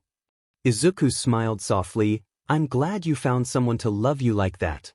He glanced up, There was a groan from the front of the classroom, stopping all conversation that had been happening around them. Aizawa stood, his sleeping back wrapped around his arm. "Mike will be here in a moment. Behave." He left the room and within a minute present Mike was bursting inside, a loud, "Who's ready for English?" announcing his arrival and ending all chances of conversation. Izuku worked his way through the rest of his morning lessons, thankful when the bell sounded for lunch. Quickly, he found an empty table, taking out his bento that Dabi had made that morning. Izuku checked his phone for texts, giggling at the meme Dabi had sent him and Himiko in their group chat. He sent one back, his giggles turning into full-blown laughter at the reactions he got from the emo teen. "What's got you all smiley?" Izuku looked up to find Shinso staring down at him. "Oh, hey Shinso. Nothing much, just sending memes to my siblings." Dabi didn't much like the one I just sent. His reactions are too funny. Shinso chuckled, "Sounds like fun. I personally love to look at cat memes." Izuku grinned, "Oh cool. I have a few I can send you." Dabi said they were peak humor, but I don't know about that as his sense of humor can be a bit dark. Shinso snorted, "Sounds like my type of dude. Here, give me your phone." Izuku quickly passed over his phone, watching as Shinso texted himself and added his contact info. Once he got his phone back, Izuku sent him a few of the memes, waiting with bated breath to see what the purple-haired boy thought of them. Shinso snorted at a few of them, groaning at the rest. He wasn't wrong, some of those were peak, but the others were awful. Izuku laughed, "I know." Shinso bit his lip. "Anyways, back to our earlier conversation. Mom and Mama are pretty cool. Honestly, if I didn't know that I was adopted, I would think I was their biological kid. Mama has a mental quirk and Mom has a vocal one." Izuku chuckled, "Sounds nice. My own quirk is a mixture of my paternal grandmother's and grandfather's quirks as well as a hint of my mother's. Plus, their dragon mutations added up to give me my hoarding instinct." Shinso hummed, "Sounds complicated." Izuku snorted, "Sure, I guess. Anyways, I have a 5-point touch quirk that the quirk doctor named Death Touch." He explained, watching Shinso closely for a reaction. Shinso's jaw dropped. "DMN, that is powerful. And incredibly dangerous. Now I understand why you were so cautious about telling me your quirk. People are assholes." Izuku burst into tears, Shinso's words echoing deep in his mind. No one but Dabi and Himiko had ever said that to him. Even Tsukachi was cautious of his quirk. "I'm sorry, I didn't mean to make you cry." Shinso hissed. Izuku waved away his worry. "No, not why your fault. Just happy. No one but my siblings have ever said something like that to me." He hiccuped. "I can understand what that means to you. I also never had anyone say it to me until Mama and Mom adopted me." Shinso said before frowning. "I'm guessing the angry Pomeranian knows you from before you?" Izuku nodded, sniffling and wiping his nose on a napkin. "Yeah. Bakugo and I used to be best friends. Our mothers were best friends, but then my mom died during my birth. She always wished for Bakugo and I to be best friends, so Dad tried for a few years. But then my quirk came in and he began to get angry. He blamed me for Mom's death and started neglect and abusing me. He liked to use his quirk, Fire Breath, a lot when he was drunk, except he was always drunk. Bakugo stopped being my friend and became my bully. Teachers and other students alike began to torment me as well." Shinso hissed, "Sheet. How did you get out? I know you said you were safe now with your siblings." Izuku nodded. "I came home on my 9th birthday and Dad was waiting for me. He was supposed to be gone for a few more days, but he came back early. He kept using his quirk and beating me and kicking me. Finally, I had enough and I used. I killed him, killed my dad. I took a few pictures of the damage on my back and ribs with his cell phone before calling the police and telling them what happened. I ended up leaving before they could arrive and found somewhere to stay for the night. The next morning I searched for any news about what happened and found out that the detective in control of my case didn't blame me and just wanted to make sure I was okay. A month later, I had a job and a place to live, and another few months after that I met Dabi and Himiko. We've been together ever since. The table was silent for a few minutes as Shinso took in his words. Izuku took a deep breath, relieved that someone other than his siblings and Tsukachi knew what had happened to him, even if 2 of the 4 didn't know the whole story. Geez. I'm glad you are okay after all that. Sounds awful, and I honestly can't imagine being the one to live through it. Shinso finally spoke. Izuku shrugged. It's fine.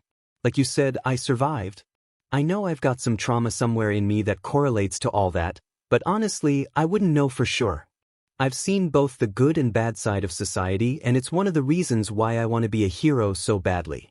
I want to be someone that a kid can look at and say, he was able to be a hero with his deadly quirk. I can do it too. You know. Shinso nodded. Eraserhead was always that kind of hero for me. Mental and villainous. Izuku smirked. Eraserhead is an awesome hero. He's my favorite. Shinso grinned wide. I can't believe he's our teacher. It's so cool, and I had the hardest time not fanboying at him this morning. Izuku snorted. Fair. I can definitely understand that. He jumped as the bell sounded, signaling the end of lunch. Standing, Izuku stretched. Welp, back to class. I can't wait till heroics later. Shinso stood as well, grabbing his tray. Totally. I wonder who is the heroics teacher this year. I would have thought it was Eraserhead, but he told me that he was only homeroom and law and ethics. Izuku shrugged. I don't know, but we'll find out. I am coming through the door like a normal person. Izuku flinched as the door was thrown open, a mountain of a man bursting his way into the room. He groaned, not at all pleased that All Might was the heroics teacher. It had been nearly a year since he last saw the man, but he could still hear the words that were spoken to him in a booming voice. Young man, you cannot be a hero with a dangerous quirk. Maybe you should be a bit more realistic with your future career. Izuku jerked out of his thoughts, glancing around the classroom in order to make sure no one noticed his panic. Luckily, no one was looking at him, but Shinso was looking at All Might with a frown on his face. He didn't know what the quirkist hero had done to Shinso, but if it was anything like what All Might had done to him, Izuku knew just how angry the purple-haired boy was feeling. Even with his feeling of pure anger against the number 1 hero, Izuku became excited when the man pressed a button on a remote, allowing the wall to show off 20 bright silver cases. He raced to grab his, thrilled at being able to see his designs become reality. In truth, Izuku's hero costume looked amazing on him. The pure black jumpsuit was covered in armor plating with pockets scattered around strategically, enabling him access to anything inside. Then came his cloak, a hooded black fabric that boasted of being fireproof, slash-proof, and water-repellent while also being able to protect him from any electric attacks. On his hip lay a metallic bar, a single, well-hidden button allowing it to unfold into a scythe. Knives littered the rest of his body, both in pockets and well-secured inside straps. But the best part was the mask. It hid his face from view, the completely black matte design making it seem like he had no face to begin with, growing the Reaper look. He knew it was going to end up as his hero name, but he needed to get either Eraserhead or Nizu on his side first before that happened, as he didn't want to be arrested for being a vigilante. He put his mask on, making sure it fit snug and didn't feel like it would fall off with the first hit. Luckily, the strong magnets that were on the sides and top of his cloak's hood matched up with the ones on his mask, and it snapped into place. Initiate sequence R46. He ordered, delighted when his mask's screen lit up with information about those around him. The AI he wrote the code for spoke, her cool and steady voice reaching the comms he had added. Hello, Reaper. What would you like me to do? Izuku hummed, looking around the room at the other students who were all checking out their costumes and All Might who was puffed up and trying to look important. Snorting, he finally addressed the AI, record and detect. Persons of interest, All Might and Katsuki Bakugo. He was thankful that his mask silenced his voice, It wouldn't be good to have either male knowing that he was recording their actions. As it was, All Might was glaring at him, his shadowed piercing blue eyes filled with fury as they took in Izuku and his costume. Keeping the mute on, Izuku delivered a new order to his AI, Protocol, Rat God. A beep of confirmation settled Izuku's gut, knowing that he was now live streaming his sight to the principal himself. Out of the corner of his eye, a small pop-up window appeared on his screen. Oh good. Nizu's watching. He thought before beginning to pay attention to the now speaking All Might. Today we are doing battle trials. But Might boomed as he pulled note cards out of his pocket. Izuku listened as the rules were relayed to his classmates, each of them asking questions and overwhelming the hero. Not to worry, children. I'm sure each of you will do your utmost best and work with your partners to take down the opposition. As he said this, Izuku noted the way All Might's eyes flickered back to Izuku, how his smile dimmed. Slightly before returning to full force. Each of you come and draw a ball. The number is your team while the color is green for hero or red for villain. He explained. Izuku waited until everyone had gotten their ball before moving to grab his own. He was even more happy that he was recording when All Might leaned down, his large fist covering his mouth. I don't know how you got into the hero course, but if you even think about using your quirk today, I will have you arrested for villainy. Izuku rolled his eyes, pressing the button that unmuted him. I'm better than that, Toshinori Yagi. I've gone years without using my quirk, someone as simple as you wouldn't understand. He backed away quickly, a small smirk forming at the look of horror on the man's face. He had found that little tidbit a few weeks after his first meeting with All Might, having spent countless hours searching for information on the man in a rage-induced frenzy. Izuku glanced down at the ball tucked within his clenched fingers. Who's got two? He called out, relieved when Shinso stepped forward. I guess we are a team, huh? Izuku asked. Shinso nodded. Sounds like. Silence befell them as All Might coughed into his hand. Now that everyone has a team, let's see who will be against who. Izuku and Shinso waited patiently as All Might dug a hand into another box. He pulled out a ball, shouting loudly. Team 5 will take on Team. He paused as he grabbed another ball. Team 2. Izuku's eyes widened as he looked across the room at Bakugo, who was grinning wildly. Sheet. Izuku cursed, startling Shinso. What's wrong? He asked. Izuku watched as Bakugo and Ida left the room to prepare their scene before Shinso and Izuku followed and stopped outside the building's front door. Izuku nodded towards the building. Bakugo hates my guts. He's going to try to come after me when we start. More than likely, he will leave Ida to guard the bomb in order to attack me, so what you need to do is get out of the way. Go find Ida and work your awesome quirk to win. That's probably the only way that Bakugo will stop attacking. He winced. At least, I hope he will. Shinso frowned but nodded. The plan was sound, but scary in the form of one of his classmates seemingly being violent towards his one friend. He huffed. Fine, but you need to be careful. From the looks I saw earlier, All Might doesn't like you and I doubt he would come and stop the perf-quirked bully from pummeling your butt. Izuku winced again. You saw that, did you? Shinso nodded. Want to tell me what that was all about?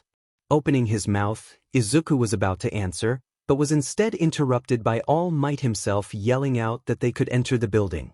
I'll tell you later. Let's win this thing. They entered the building silently, creeping through while looking out for Bakugo. They listened as they traced Bakugo's rage breathing and stomping around. As he got closer, Izuku gave Shinso a shove. Get going. Up the stairs and keep out of sight of him. When Shinso hesitated, Izuku shoved him again. Go now before he sees you. Shinso scurried off, leaving the room fully at the exact moment that Bakugo entered through a doorway. Deku. Hello, Bakugo. How are you? Been beating up any kids for things they can't control lately? Izuku taunted as he prepared for the upcoming battle. Bakugo snarled, You deserved it, you piece of shit. You are nothing but a villain in the making. You should have died instead of Uncle Sashi. You killed him. How are you not in jail for that? Izuku frowned. I had proof he was attacking me, and my quirk use was seen as self-defense.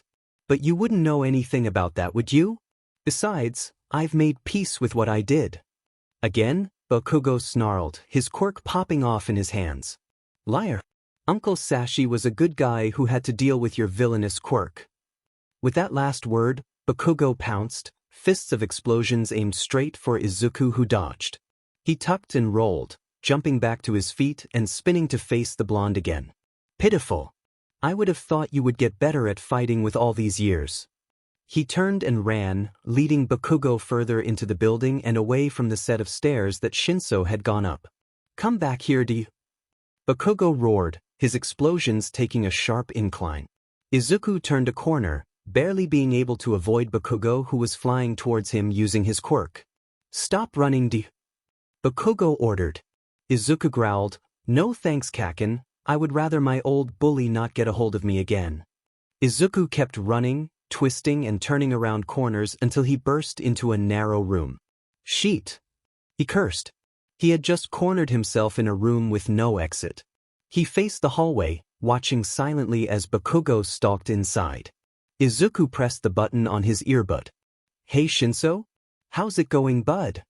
Slight static filled his ear before Shinso's low voice answered, I found Ida, but I'm not sure what to do to get to the bomb. Any ideas? Izuku grinned, his eyes still trailed on Bakugo's advancing form. Use your quirk. Duh. He jumped to the side as Bakugo launched himself, narrowly missing blistering fingers. He tried to run, to make it to the hallway and back out of the room, but a tight grip on the back of his neck stopped him before throwing him into the wall. I'm going to enjoy beating you down. You don't deserve to be here at you. This was supposed to be my origin story. Bakugo spat. Izuku sighed, You haven't changed a bit. Once a bully, always a bully. He bared his teeth. I pity you. Bakugo's eyes narrowed as his hands found purchase on his gauntlets. I kept everything the same, you know. From the designs we did as kids. Which means you know exactly what these do. Izuku froze. He had been making Bakugo sweat for the entire battle trial, sweat which was now gathered in the cannons strapped to the blonde's wrists. Bakugo!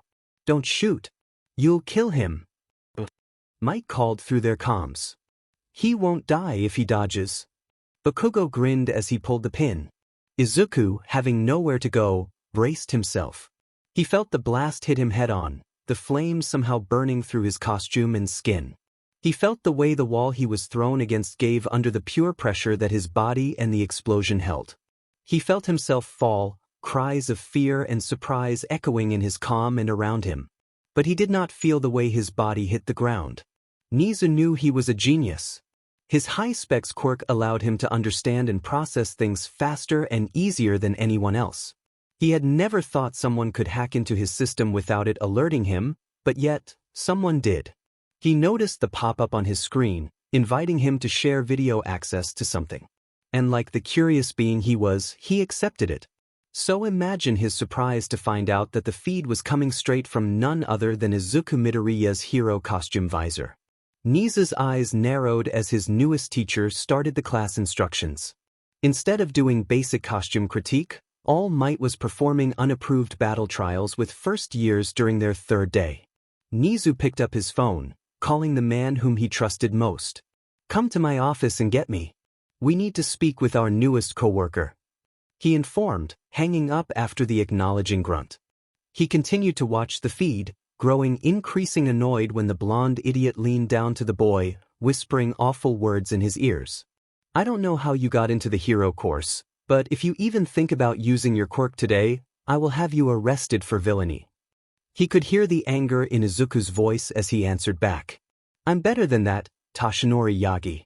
I've gone years without using my quirk, someone as simple as you wouldn't understand. The boy knows Yagi's name. Nizu thought, giddy with excitement. He pressed the button, allowing Aizawa to enter his office. What's going on with that blonde idiot's class? He growled. Nizu grinned, tight and full of anger. Seems he decided that battle trials were appropriate for a first-year's class. Aizawa's eyes grew angry. That dumbass.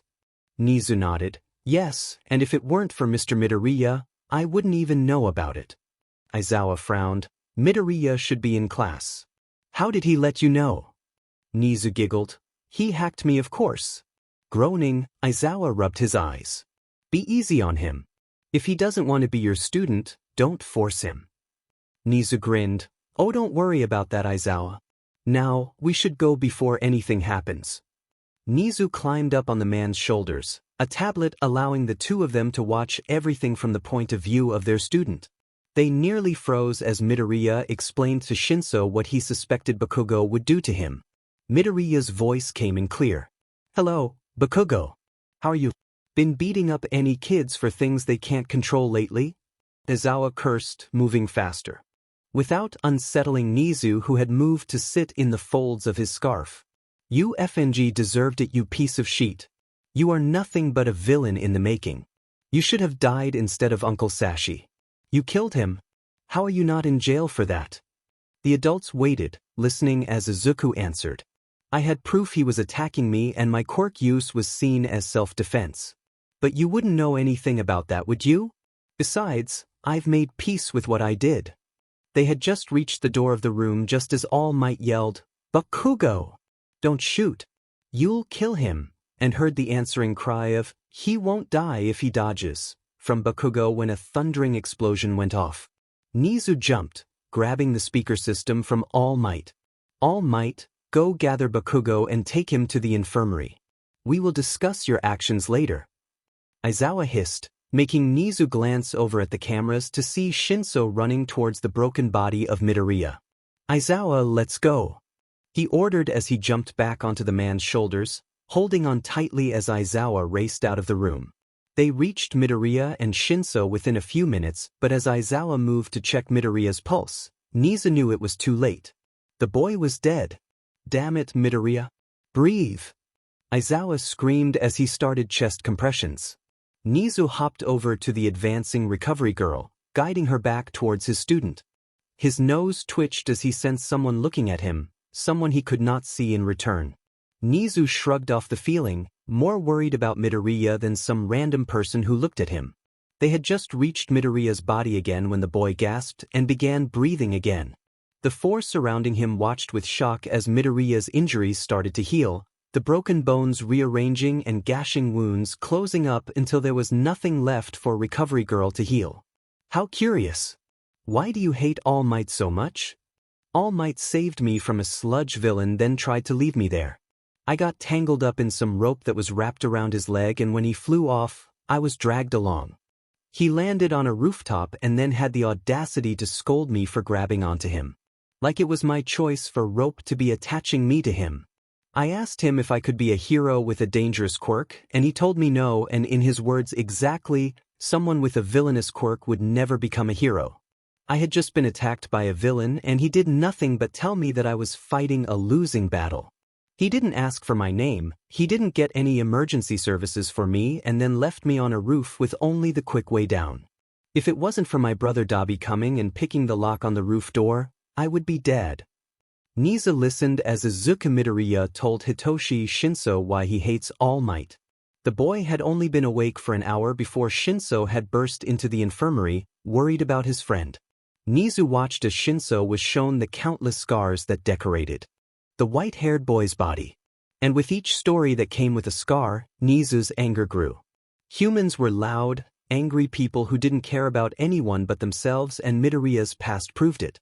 He typed furiously after hearing about the abuse and bullying that Midoriya had gone through while in elementary school, something that Nizu was sure hadn't been properly reported on either of the boys' schooling records. Sure enough, Bakugo's history was nothing but praises, recommendations, and glowing reviews, while Izuku's small file was filled with detentions, instances of fighting, and countless tales of being a disruptive and inattentive student. Nizu frowned as he easily made his way into their joint elementary school's security system, thankful that the school hadn't deleted the footage ages ago. He kept watching both screens, one showing the torture that younger Midoriya was going through every day while the other showed current Midoriya still speaking with Shinso. He was focused on the past when a single sentence made him whip his head around, his beady eyes staring in shock. I died today. He and Shinso both gaped at Midoriya. Calculations fluttered around in his head before Midoriya spoke again. I died, Bakugo killed me. I remember being hit with the blast and going through the wall. All before I was suddenly standing over my own body, watching as Aizawa-sensei tried to pump my heart and bring me back. And he would have failed if I hadn't decided to come back. Shinso hissed. Midoriya wadash, the boy waved. My quirk, it isn't what everyone thinks it is. I mean it is, but it isn't. There's another part to it. If I touch something that is already dead with all 5 fingers, they are reanimated and live again, even healing any wounds, not just those that were part of their death. I know that as I've healed cats that died of starvation, bringing them back to near perfect health. I stood over my own body and watched as Aizawa-sensei tried and failed multiple times to bring me back, but I didn't breathe again until I touched my own body. Nizu froze. A quirk of this nature, one that had not only the ability to kill, but to also revive, would have been highly sought after by both heroes and villains. But nowhere on his quirk records did it say anything other than the death part, meaning that Midoriya never went to a quirk counselor to update his records. He also knew that if the good detective had known what his young charge could do, the boy would have never been allowed to live alone for so long before being joined by his brother and sister. Midoriya also would not be off living somewhere that Tsukachi didn't know, had never even seen before. Izuku Midoriya would have been placed under protective custody years ago. He grinned as his brain finally finished the calculations they were performing. Seems like Izuku Midoriya had quite a lifestyle. Child, brother, analyst, detective, student. Vigilante. Specifically the vigilante known as Reaper. Very curious indeed. Izuku stared at the large swarm of reporters and cameras that were crowded around the front gate of U, each of them trying to get a scoop involving All Might and the fact that he was now a teacher there. He sneered as one reporter put their hands on Shinso before dragging him into the masses. Izuku stormed over to the group, his voice loud and angry. What in the hell do you think you are doing? How dare you put your hands on anyone, let alone a student? I could have you arrested for that. The reporters went silent, each of them staring wide-eyed at the white-haired boy. Who are you? The reporter who dragged Shinso asked. Izuku smirked. I am also a student of UA, but unlike Shinso there, I have a detective's license as well as several police officers and the chief of police on speed dial. Clear out now before I call them to arrest you all for harassment, questioning a minor without their approval or the approval of their guardians, and for you, assault of a minor. His words echoed slightly, and for a brief moment, Izuku wondered if he would actually need to call the police. But it ended up not being necessary as the crowd parted, allowing Shinso and other students who had been caught up in the mass to finally enter the school gates. He glared at the reporters. Make sure you don't stop other students from getting to school. I'll know if you do. He walked away, ignoring the shouts from them as the gate clanged shut. He stormed up to the school, nearly missing the 2 teachers standing in front of him. Midoriya. Aizawa called, his hands secured in his pockets. Izuku looked up. Yes, sir? Aizawa sighed. Did they hurt either of you? Izuku frowned, glancing at Shinso who was silent next to him. One of them dragged Shinso into the crowd, but I didn't see any marks. They didn't touch me. Aizawa frowned, staring at Shinso. And you Shinso? Did they hurt you any? Shinso, staying silent, shook his head, earning a jerky nod from their teacher. Mike had been silent, but he took the chance to speak. Good job, little listener. Principal Nizu had sent us down when he saw that you guys were getting corralled, but you handled that like a pro. Izuku nodded. Thank you, sensei. I was worried they would hurt Shinso, but they didn't get the chance. I did threaten to call my coworkers on them if they stopped anyone else from entering the school, but I don't know if they will listen to me. Mike sensei waved him off. Don't worry about that, little listener, we've got it all from here. You just go and enjoy your school day. Izuku nodded, dragging Shinso along with him as he walked away, completely missing the looks his 2 teachers shared. Morning classes went by quickly and soon enough Izuku forgot all about the reporters that were still surrounding the gates. He and Shinso stuck close by each other, sharing stupid memes amidst their notes, eliciting glares from Bakugo that they both ignored. He wouldn't dare do something in front of their teachers, especially now that he was on his last chance with both Nizu and Aizawa-sensei. In a way, it made Izuku feel safe within the school, which wasn't something he was used to feeling. Shinso and Izuku jumped up as the bell rang for lunch, grabbing their bags with ease.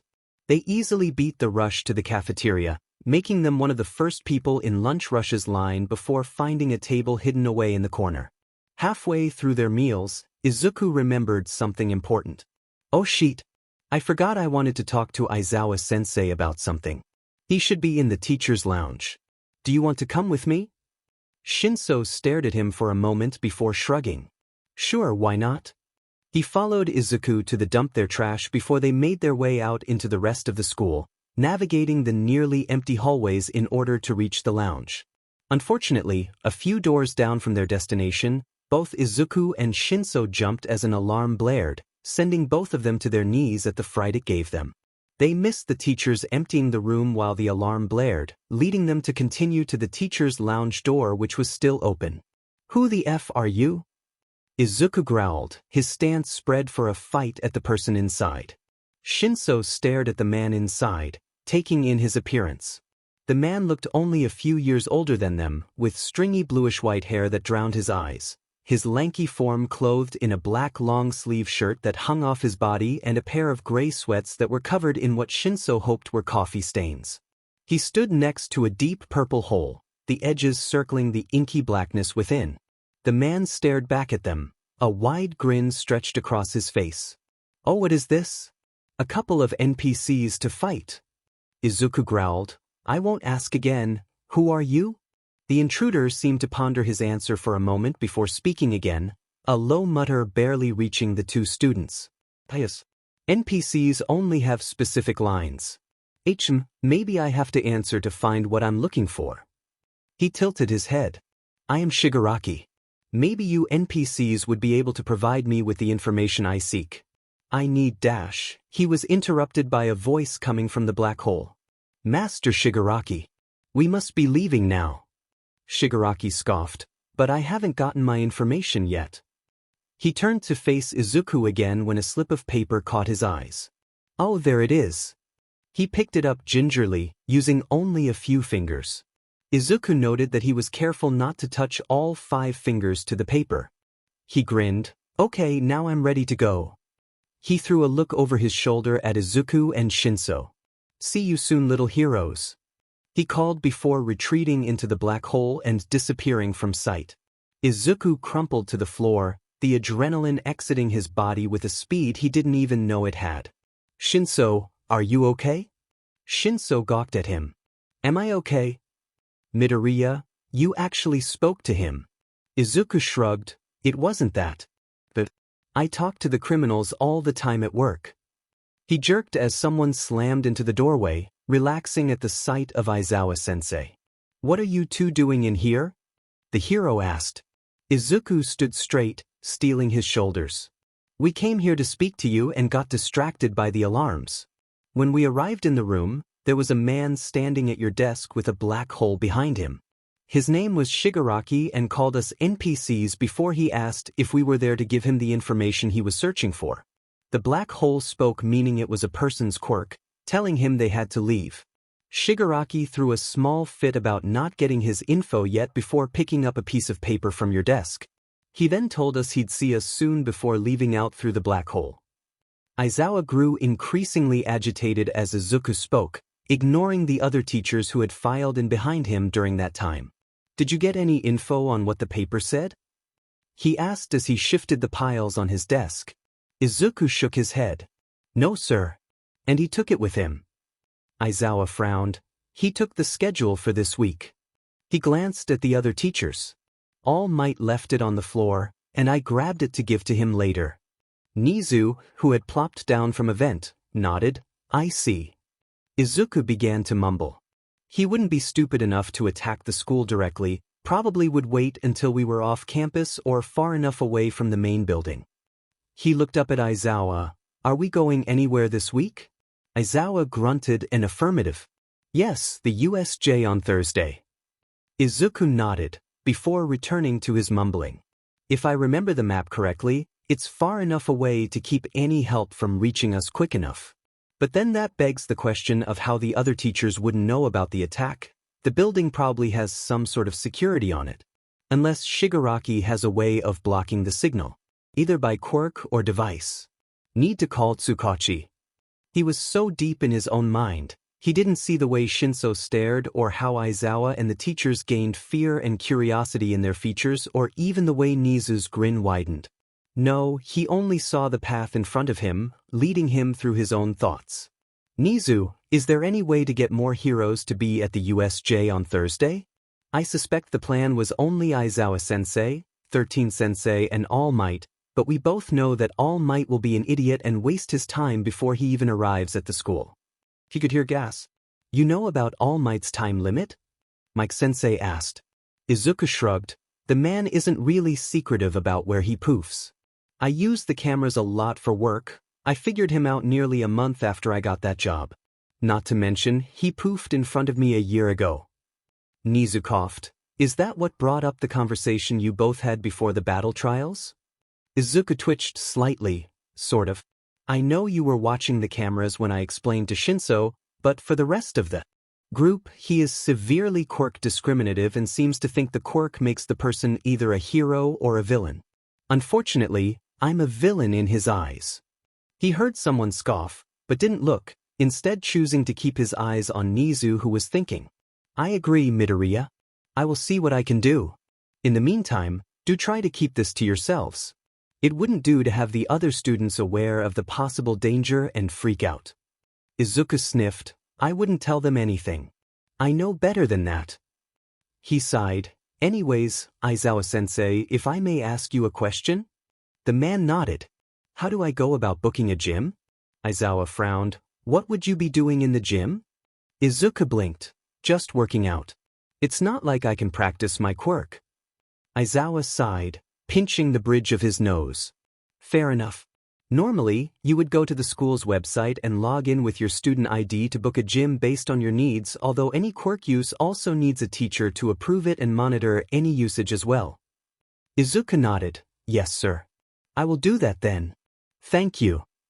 He turned to Shinso. We should get back to the classroom.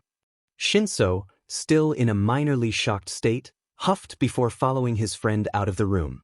What just happened? He finally asked. Izuku paused. We just witnessed an intruder steal valuable information on the students and their classes before disappearing in a quirk-made portal. We should probably plan on some contingencies for the attack. Shinso gulped. What do you have in mind? That night, Izuku found himself on patrol, searching for any information on Shigaraki and his plans. He had already been out for 3 hours before Eraserhead had found him, but the hero didn't stop him, instead, choosing to join him on patrol. They were silent as they flew over rooftops. Eraserhead focused on Reaper and Reaper focused on figuring out what Shigaraki was up to. They took down criminals along the way, Reaper scattering to the tops of buildings anytime the police met up with them.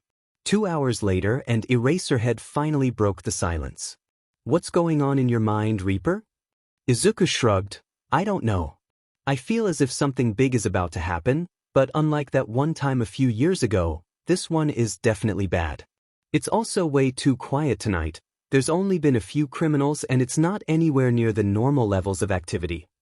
He answered. He didn't think the man even suspected that he made it into UA and he wanted to keep it that way for a bit longer. But he did bring up the break-in. I heard there was a break-in at UA today. He said simply. Eraserhead grunted. DMN reporters broke through the front gate. He side-eyed Reaper. Do me a favor? If you hear anything about a guy named Shigaraki, let me know. 2 of my students found him in the teacher's lounge today searching for information. I believe he got it. I need to know his plan. Izuku nodded. We'll do Eraser. You should get home. Your patrol ended a while ago. I'll return home in a bit myself. The hero nodded before leaving the rooftop, allowing Izuku to watch as his figure faded away into the night. Once he was sure that the man was gone, Izuku changed buildings, fleeing away to be closer to his home. He stopped a few more criminals, calling them in to the police as he went, nearly making it back home before the feeling of being watched made him freeze. Who's out there? He called, looking around suspiciously. A minuscule movement in the shadows caught his eyes and he turned fully towards it. Don't panic. I mean you no harm. The figure stepped into the light. I need your help.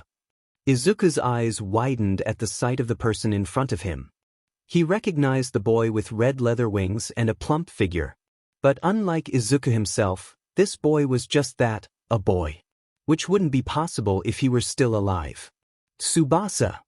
Izuku gasped, startling both himself and the ghost. How do you know my name? Tsubasa asked. Izuku glanced around, searching for anyone else that may be hidden before removing his mask. Izuku! Tsubasa's eyes went wide at the sight of Izuku's face. Your Reaper? Izuku nodded. Yeah. Turns out my quirk does a lot more than even I knew about. But that doesn't really matter. Last I checked, you were alive. What happened? Tsubasa growled, his eyes pinching together. My grandfather. He's a villain and working with an even bigger villain. He took me from school by saying that we were going to spend the day together, got me ice cream, and I passed out after eating it. When I woke up, I was strapped to an operating table, and he was standing over me. Tsubasa closed his eyes. Next thing I knew, I was standing over my own body while my grandfather experimented on it. Izuku hissed, I'm sorry, Tsubasa, I can't imagine what that must be like. He truly didn't know what to say. Sure, Tsubasa had been his friend, but that was only until his quirk came in and then he turned just like Bakugo. To hear that the old man who all the kids in the neighborhood went to for anything quirk-related was a villain and had killed his own grandson, well, that was something that Izuku could never imagine. He coughed and wet his lips. So, what made you leave to find Reaper? He asked. Tsubasa winced before looking around wildly, almost as if someone was watching them. There's an attack coming. The man my grandfather works for, he's dangerous. He has this successor who acts like a child when he doesn't get his way. The dude's seriously dangerous too. His quirk, it would give me the chills if I could get those still, and whatever he touches with all 5 fingers crumbles to dust. But he's planning on attacking UA. All color drains from Izuku's face at Tsubasa's words. They're going to attack UA? When? He cried. Tsubasa shook with fear. Thursday. I don't know where exactly, but Izuku, they've got a creature, it's big and powerful. The boss man and my grandfather created it. Out of a person, just like they did to my own body, called it a Nomu. It's a monster. The man, I heard him say he put multiple quirks into it and it will only listen to Shigaraki. Izuku hisses at the name. Shigaraki? Are you sure? Tsubasa nods. Growling, Izuku curses and runs a hand over his face. Is there anything else you can tell me? Tsubasa thinks for a moment before snapping. The Warper, Kurogyri, he's a Nomu. I don't know who he used to be, but I heard them all talking about how Kurogyri was the only high-end Nomu, and that they had kept trying to recreate the effect, but nothing was working. From what I can find, all the other Nomu can't think for themselves or speak, something about their brains being mush. But Kurogyri can not only speak, he can also make decisions for himself as long as they are in line with Shigaraki's orders or keep him safe. They think it was because the base person survived the experimenting, since he was the only one able to do so. Izuku closed his eyes. The warp villain was actually a victim and was being forced into his actions. Shigaraki was the leader, but also being led by someone more deadly and dangerous, and Dr. Tsubasa, who everyone in the neighborhood knew and trusted, was a villain in disguise. He sighed heavily. Thanks for telling me, Tsubasa. Are you willing to keep an eye on them for me? I got into UA myself, so you can find me there and I'll probably patrol tomorrow night as well. Tsubasa nodded. Yeah, I can do that. He paused, his fingers tangling in themselves. Also, I wanted to apologize. I was a brat when we were little. I hurt you and you didn't deserve that. I am so sorry. The ghost bowed, his wings pulled tight into his form. Izuku's shoulders dropped. Dude, stand up. I accept your apology, but you didn't really need to. We were all kids. The teachers should have taught us acceptance instead of hatred. I only blame them. Tsubasa grinned. Thanks, Izuku. Also, call me Akero, it's my first name after all. Izuku nodded. See you soon, Akero. He watched as his old friend left the rooftop, flying away over the city silently. He had a lot to think about, but one thing he did know was that he needed to tell Eraserhead what he had found out. He pulled out his phone, pressing on the contact for the hero. It rang twice before a gruff voice answered, "Whoever this is, it had better be important." Izuku chuckled before speaking. "It is Eraser Dad." There was a brief moment of silence before he heard, "Reaper?" Izuku sighed, "Yeah, it's me. I found out something you should know. One of my birdies came to me with some information about your intruder. Shigaraki is the face of a villain group with a big bad in the shadows behind him. I don't know the big bad's name, but whoever he is, he's powerful and dangerous. Shigaraki and his shadow are planning on attacking UA on Thursday with a bioengineered creature that they call a Nomu. It's a person who was experimented on continuously and has no control over itself. Also, the shadow, he's a warper, but apparently he's also a Nomu himself. From what I was told, he's the only person to survive the experimentation process."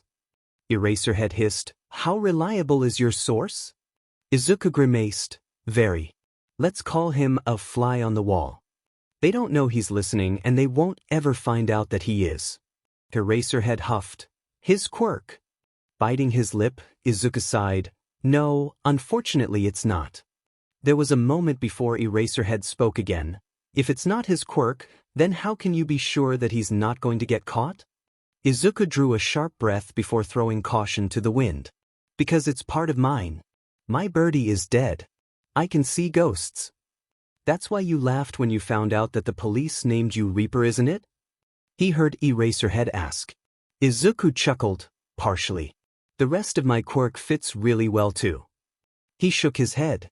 "Don't ask any more questions about my quirk. You won't know unless I decide to tell you in person. Besides, you have bigger problems. You need to tell the other teachers at UA about what I found out." He listened closely as the sound of rustling sheets broke the silence.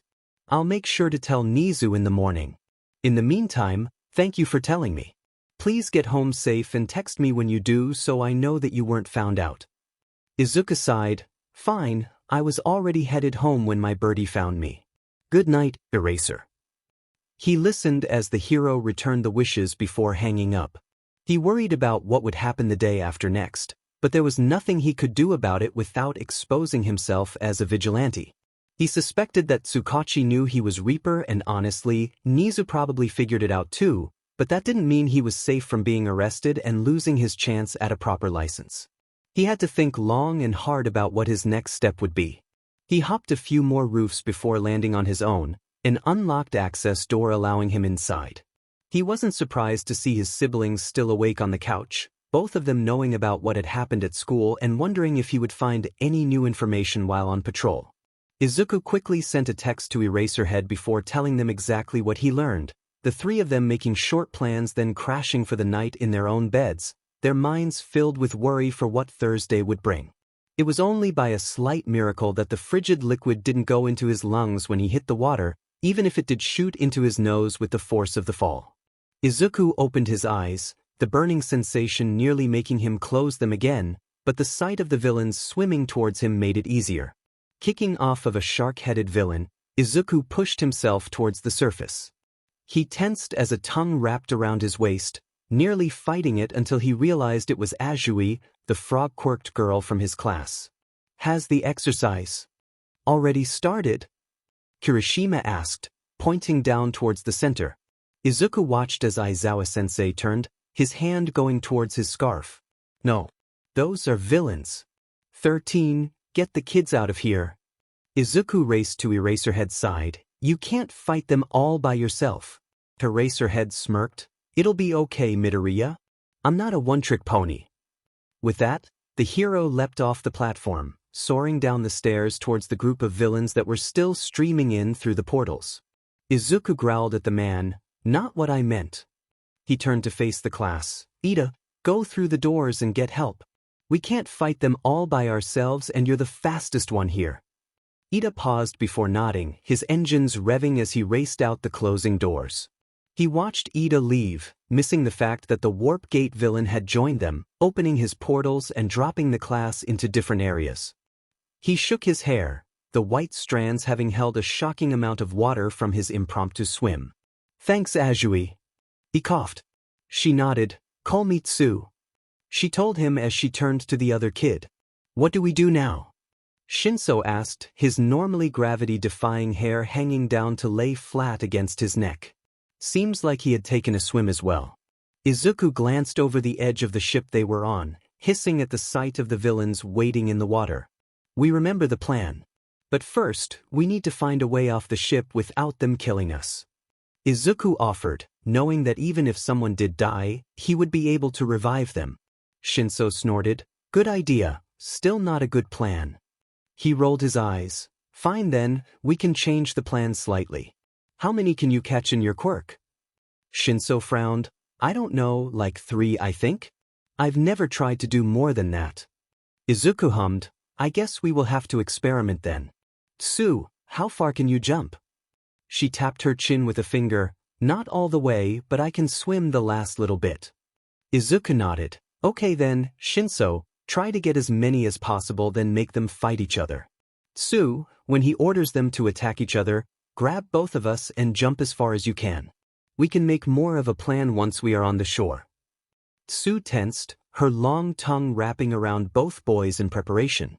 Shinso grimaced as he faced the water, his voice loudly echoing in the space. Hey, you guys are idiots. Didn't you know that? He taunted, angering more than he thought he would. His quirk caught almost half of the villains, a piercing pain shooting through his head as he gave the orders. Attack each other. Izuku felt his soul leave his body as Tsu jumped, taking him and Shinso with her through the air. They landed in the water again, though thankfully, it was shallow and they didn't go completely under the surface. Izuku led the other two through the water until they reached the shore, stopping as he peered through the bushes.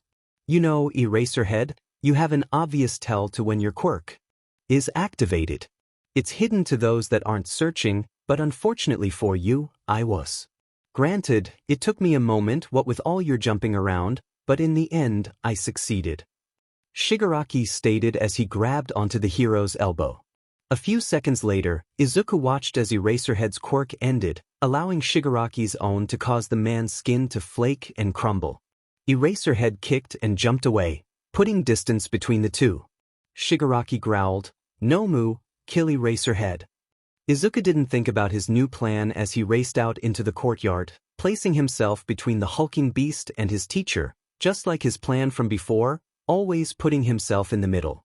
Eraserhead hissed, Midoriya, get out of here. Izuku shook his head, no sensei. You're injured and I'm not. He eyed the beast who had stopped at Shigaraki's raised hand. My player, is this a continuation? The villain asked. Izuku sneered. Maybe for me. You on the other hand, you should leave. He watched with wide eyes as the Warp Gate villain formed next to Shigaraki. Is 13 dead? Shigaraki asked. The Warp Gate bowed. They are incapacitated, but one of the students managed to slip away and out of the building. Heroes will be coming soon. Shigaraki cursed, stomping his foot like a toddler. Dinanik Kurojairi, if you weren't our way out of here, I'd destroy you. Izuku stared at the villain named Kurojairi, willing his brain to explain what he was seeing.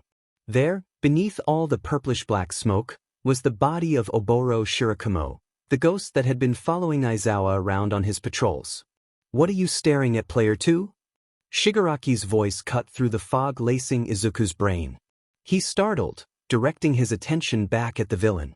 Nothing, just didn't expect your right-hand man to be a Nomu too. Shigaraki frowned. How do you know that? He doesn't act like that brain-dead one. Izuku shrugged, part of my quirk that I didn't know about. Shigaraki's fist clenched. What is your quirk? Izuku shook his head, angering the man further. Fine. Don't tell me. And you. Izuku braced for impact, but when nothing happened he whirled, realizing the Nomu was atop his teacher. Sensei! He cried. Shigaraki laughed. Tell me your quirk or my Nomu will kill him. Izuku growled, ignoring the villain's words. Instead, he ran full tilt at the Nomu, biting his own gloves off as he leapt onto its back. He slapped the exposed brain, relieved when it froze before dropping backwards, leaving Izuku to scramble to keep from being crushed under it. Get up, Nomu! Nomu! Why aren't you listening, you stupid creature? Shigaraki whined. It's dead. Izuku hissed, placing himself between Shigaraki and Eraserhead. He could feel his energy dwindle. He was close to collapse. The villain voiced his confusion, prompting Izuku to further explain himself. "It's dead, I killed it with my quirk. It will not get back up no matter how much you whine and shout." Shigaraki freaked out. "Cheater! You cheat! You weren't supposed to be able to defeat my Nomo." Izuku snorted, shrugging. "Call me what you want, but just remember that you were the one who came up in here to kill a pro hero and didn't properly figure out who all you were going up against. Then, you made it worse by attacking my class and my teacher." Shigaraki stomped his foot again. "I'm gonna kill you!" he shouted as he leapt forward. Izuku braced himself again, his uncovered hand stretched out before him. Kurogyri moved then, stopping Shigaraki's advancement and bringing him back to his side. "Master Tamura, we should leave and try again another day." Shigaraki scoffed, eyeing the still form of the pro hero that Izuku was attempting to protect. "Fine, at least we managed to kill someone." He grinned, taking in Izuku's look of fear.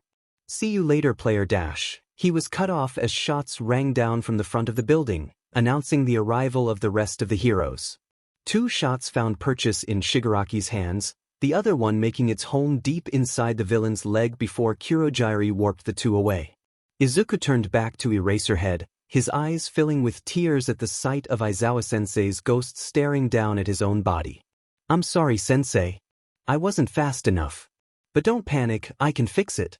Just need to use my quirk," Izuku said, looking directly into the man's eyes. "Midoriya, what are you talking about?" Aizawa asks.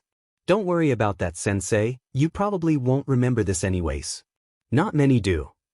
He walked over to his teacher's body, placing his still unloved hand against the bare skin of the man's arm, activating his quirk. He grinned softly as breath was exhaled, the previously decayed skin and muscle knitting itself back together. It wasn't perfect, the skin now sporting a silvery scar shaped like a handprint, the only evidence of what had happened. Izuku stood, his body swaying with exhaustion. He could barely tell that someone was coming up next to him, but the sight of yellow reassured him that they were safe. The scene coupled with the low voice of Mike Sensei worked together to further extinguish the tension and adrenaline within him, causing him to collapse. The last thing he heard was Mike Sensei telling him that they were safe now before darkness enveloped his mind and he knew no more. He woke to banter between Tsukachi and Nizu, neither having realized that he was now awake. He listened silently as the duo bickered about All Might, each of them angry at the number 1 hero for not showing up to the USJ for his class nor when the class was attacked. Izuku coughed. He ran out of time again, didn't he? He watched as the 2 twirled, each of them with looks of relief on their faces at the fact that he was awake. "Izuku!" Tsukachi cried, "Thank goodness you are okay. I've already called your siblings, they will be here as soon as Dabi's shift at the warehouse is over." Izuku nodded slightly, his head sharp with pain. Nizu noticed his grimace and reached over to press the nurse's button. "I can see you're in pain. How about we wait until they come in and give you something for it before we continue?" he stated. Izuku knew he wasn't asking but telling, sighing as he realized that his secrets were about to be revealed. The nurse checked on him quickly, easily giving him a few pain pills to down before leaving with a promise to check on him in a few hours. The room was silent for a moment before Tsukachi spoke. "I need to get your statement on the USJ before we can do anything else," he informed Izuku, who nodded solemnly. He went through the motions, answering all of the detective's questions and telling both adults about everything that had happened inside the USJ before Tsukachi sighed, turning off his recorder. "Why didn't you tell us?" Tsukachi asked, his arms crossed over his chest. Izuku could see the look of concern the man wore. Izuku looked down at his twisting fingers. He knew to what the man was referring. "I didn't want to put anyone in danger. It was already dangerous enough with the death part being out in the open. Can you imagine what would happen if a villain found out that I could also make people live again? That I could heal them as well? I would have been taken. I would have tried my best to deny them my quirk, but what if they took you? What if they took Aizawa? What about Dabi or Himiko? I care about all of you so much, I wouldn't have been able to say no for long if any of you had been taken as well." Tsukachi sighed. "I understand that, kiddo, I really do. I suspected as much when you didn't come to speak to me after Aizawa saw you use your quirk on that woman in the alley. So I decided to keep quiet and let you come to me instead. He closed his eyes and took a deep breath. Does Dabi and Himiko know about your nighttime activities? Izuku chuckled, wiping a stray tear from his cheek. Yeah, I saved Dabi from his death one night as Reaper. He and Himiko had tried to get her blood to drink, and it ended with Dabi dead and Himiko crying. I knew I could help, so I did, but once I heard their stories, I sorta... Tsukachi laughed. You adopted them. He paused. Holy shit. A few years ago, a week or so before you brought your siblings to me, Aizawa brought in 6 men who had been threatening a young woman. They were talking about having just killed a guy. That guy was Dabi, wasn't he? Izuku nodded. I was there helping Aizawa when I heard Dabi's ghost yelling shit at them. I followed him back to his body and used my quirk to make him live again. Nizu spoke then, his ears twitching. So your quirk is trifold.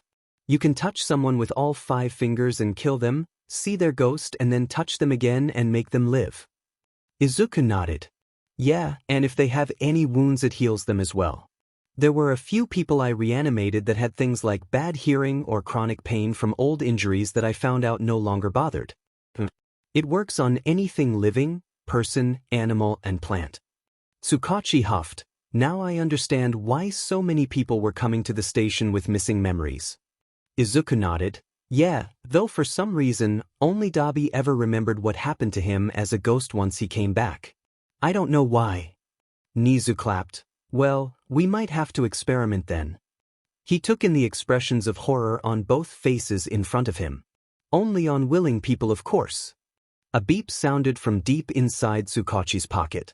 He pulled out his phone, frowning at the words displayed. Nizu, it seems Aizawa's awake. He is requesting the both of us.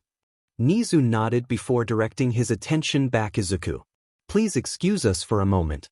I would like to ask you more questions later. Izuku sighed, expecting that kind of reaction. Yes, sir. Honestly, I'm happy you aren't expelling me and having me arrested. Nizu's grin weakened. Why would I do that? Izuku was confused. Because I am a vigilante? Nizu waved away the words. Nonsense. You never used your quirk other than that one time with the woman who was dead and you worked alongside Eraserhead. Besides, I would be remiss to let a talented student such as yourself be taken away from where you belong. Izuku was silent as both the detective and Nizu left, shutting the door behind them. That definitely could have gone worse. Shota didn't know where he went wrong in life to be ridden with so much death and pain. He didn't expect to lose his own parents when he was 8. Their deaths were gruesome, and he happened to be the one who found them. He was bounced around from foster home to foster home, finding no love in any of them until he was kicked out. He remained homeless until he was old enough to enter Yude. Then, after a few weeks, Principal Nizu called him to his office, offering him somewhere safe to stay. Nizu had been the first good thing to happen to him since his parents died. And yes, he met Hisashi and Oboro, the loves of his life, but in second year, during work studies, a building had fallen on Oboro, crushing and killing him. He and Hisashi had been stricken with grief, each leaning on the other to pull through their despair. They had graduated, Hisashi becoming a limelight pro as Present Mike and himself going in the opposite direction as an underground barely known as Eraserhead except to those who often worked with him or as a ghost story criminals told other criminals. He also wasn't expecting to meet the kid vigilante several years later. Reaper was just that, a kid, but he still took on criminals and villains twice his size all without using his quirk. Shota had suspected at first that the vigilante didn't have a quirk, but then he saw the woman who he knew was dead breathe again. After talking with Reaper, he realized that the kid's quirk had to be stronger than what he had seen so far, and knowing just how dangerous it could get if villains found out, Shota decided to keep it quiet other than with the detective. So, when Reaper had called him not even an hour after he had fallen asleep, Shota knew that his information was important. He just wasn't expecting to find out that villains were planning on attacking his class at the USJ. Thankfully, Nizu had planned for the likelihood after Midoriya had analyzed his way through the event. Shota was supposed to have a small chip on his person that would send out continuous pulses to Nizu, and if the signal was blocked like Midoriya thought it would be, Then Nizu would know immediately and send help. He had hoped that the kid was wrong, that all might would show for his class, that the villains wouldn't attack the kids under his watch, but unfortunately, his hopes were crushed when Kirishima asked if the exercise had started, directing his attention behind him at the rapidly filling space. He hid his fear, both for his students and himself, when Midoriya tried to stop him from leaping into the fight, his answering smirk seemingly irritating the green-haired boy.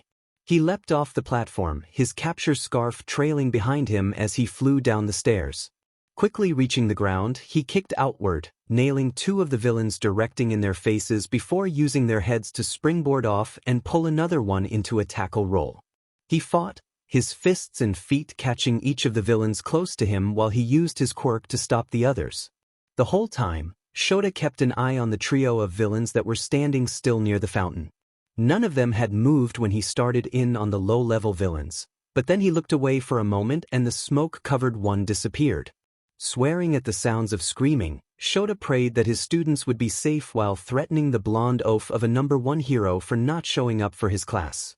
Shota finished off the last villain, his eyes going wide with fear as he realized the leader was too close to him. You know, Eraserhead, you have an obvious tell to when your quirk is activated. It's hidden to those that aren't searching, but unfortunately for you, I was.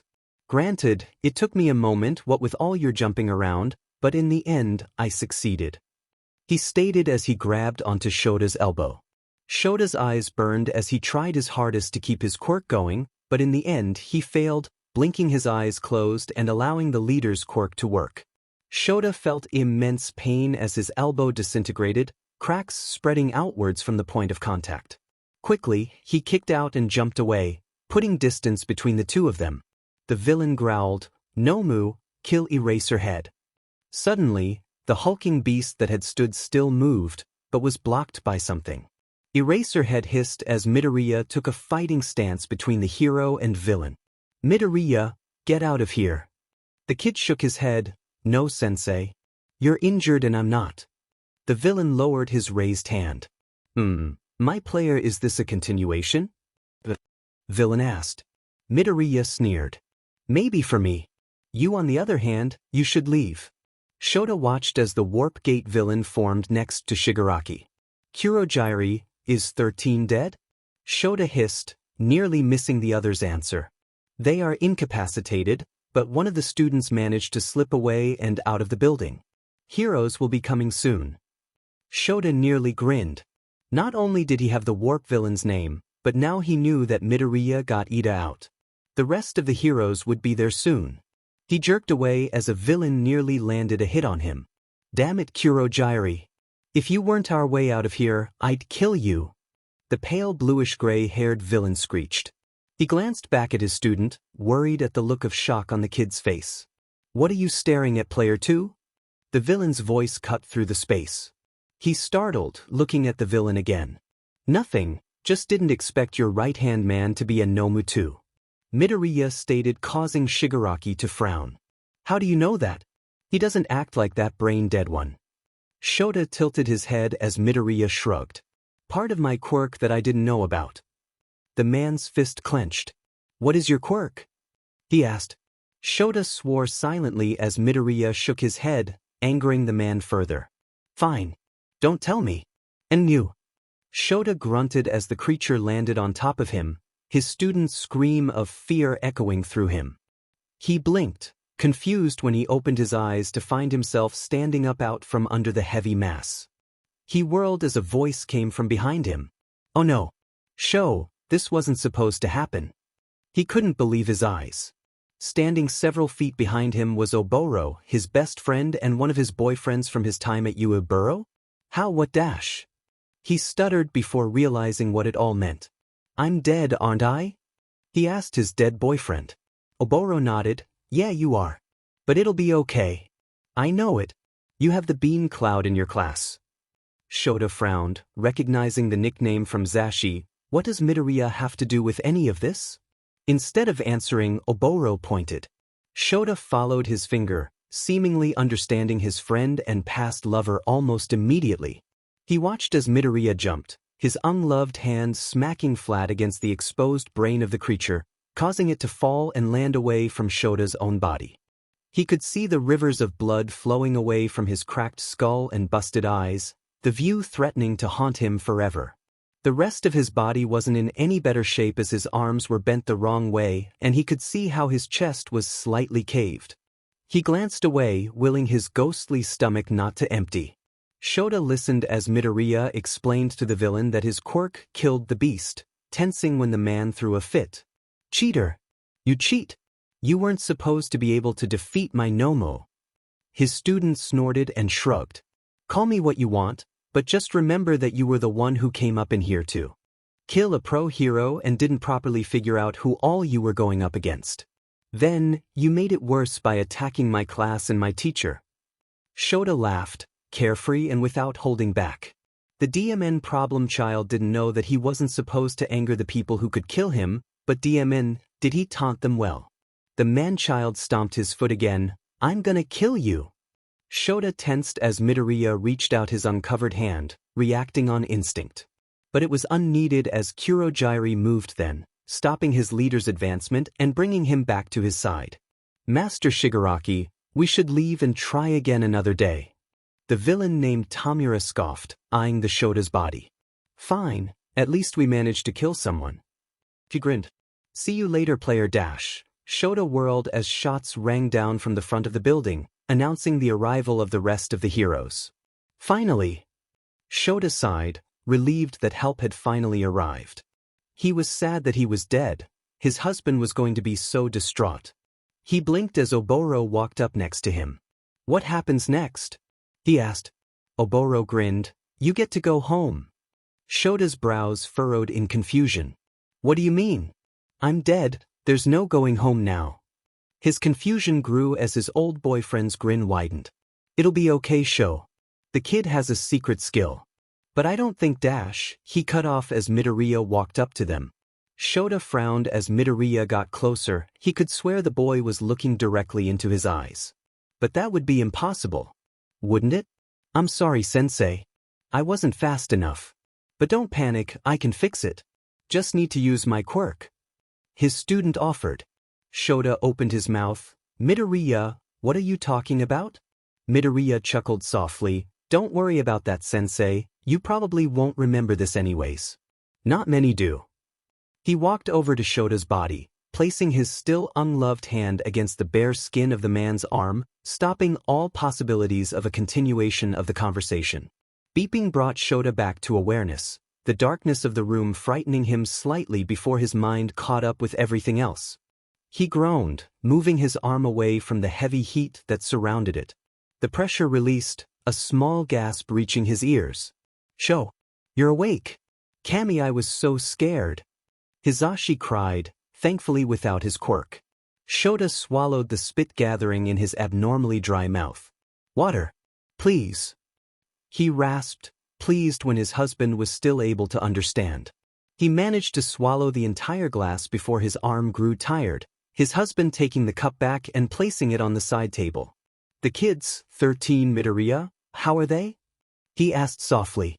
Hisashi frowned, causing Shota to fear the worst. "Zashi, please tell me?" he nearly begged. He didn't really want to hear if one of his students died, or if 13 died, but he needed to know. And poor Midoriya, the problem child had tried to protect him. What had happened after the Nomu had landed on him? "Sho, the students are fine. At most a few scrapes and bruises.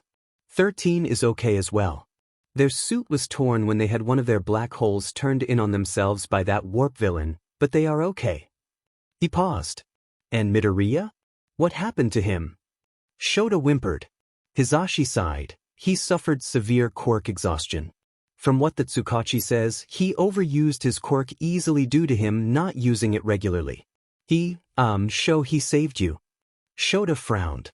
"I remember him trying to protect me, but I don't remember anything past the Nomu creature they brought with them landing on me." Hisashi sighed. "I was afraid of that. Tsukachi said that Midoriya told him that he killed the Nomu with his quirk and kept the two leaders from attacking you again." Shota glanced at his arms, unbandaged and healed. Even the smallest scrape was healed. "When did Chio say I could go home?" he asked, changing the subject. It was Hisashi's turn to be confused. She hasn't been in to see you yet? She was going to stop by Midoriya's room and then come here. He tilted his head. Why do you think she's already been here? Shota nodded towards his arms. They're healed already. The leader had a decay quirk that he used on my elbow. I had multiple scrapes and bruises and cuts, and I know I had at least a broken rib from one of the low-level villains I fought, but I don't have any of those anymore. He explained. Hisashi gasped as he stood, hurrying to the foot of the bed where Shota's chart would be. Shota watched as Hisashi shuffled through the papers, worried as the blonde kept going. There's nothing in here about any of those. They never used a healing quirk on you. They don't know who did it. What the F dash? Izuku jumped as Oboro popped up next to him. Dude, what the actual F dash? You're Kurogyri and you didn't tell me? Izuku yelled. Oboro shook his head. I didn't know. I don't remember much from when I died. I just remember popping up in the ruins of the building that crushed me. It took me a few hours to find my way back to school. I was so confused, like, how could my boyfriends leave me? It wasn't until I had made it back and found Shota in Nizu's office crying with, our other boyfriend, that I even realized I was dead. Izuku sighed, rubbing his temples harshly. I guess that makes sense. I'm sorry I yelled at you. Oboro snorted. I don't blame you. I would have yelled if I was in your shoes. Though this does explain why Nizu, Sho and our other partner were so angry that one time. At the look of confusion on Izuku's face, he shrugged. One time after wandering around town, I met back up with the three of them in Nizu's office. Sho was yelling he was so mad. Worse than I had ever seen him. They said that they had wanted to cremate my body but couldn't anymore. I didn't understand, and no matter what, they never did talk about it further. Now I realize it was because my body went missing. Izuku nodded. That's probably what happened. I could see Aizawa-sensei yelling for a reason like that. I mean, you were his boyfriend, his best friend. And your body went missing shortly after you died. Your death probably traumatized him and Mike-sensei. He didn't even realize what he had said until Oboro gasped. What's wrong? He asked. You know who our third is? Izuku snorted. Oh, I figured that out days ago. Someone only has to look at the two of them to figure it out. I'm surprised no one else did. Oboro frowned. No, Izuku. No one has ever noticed in the 15 years they've been together. You're just a genius bean. Izuku tilted his head. You mean no one knew that those two were married? What next? Are you gonna tell me that no one knows that Nizu is Aizawa-sensei's dad? Oboro began to laugh, shocking the teen. What are you laughing at, Oboro? Izuku mused. They both missed the door opening, allowing a small figure to enter. Well, this is different. Izuku's head snapped over to the speaker, horrified to see Nizu standing at the foot of his bed. Nizu, sir. He stuttered, only stopping at the raised paw. I heard everything, Midoriya. I've got to say, I knew you were intelligent, enough so as to figure out Shota's secrets. I also knew you were Reaper well before the good detective and I spoke to you earlier, but I did not expect for my former student to still be around, let alone able to speak to you from beyond the grave.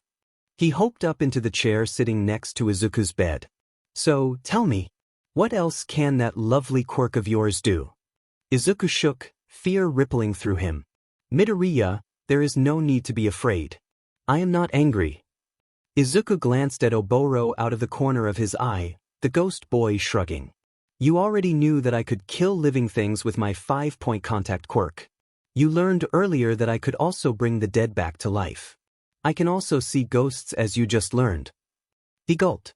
But what I didn't tell you, and Tsukachi is at the USJ, I saw the base form of both Nomu creatures.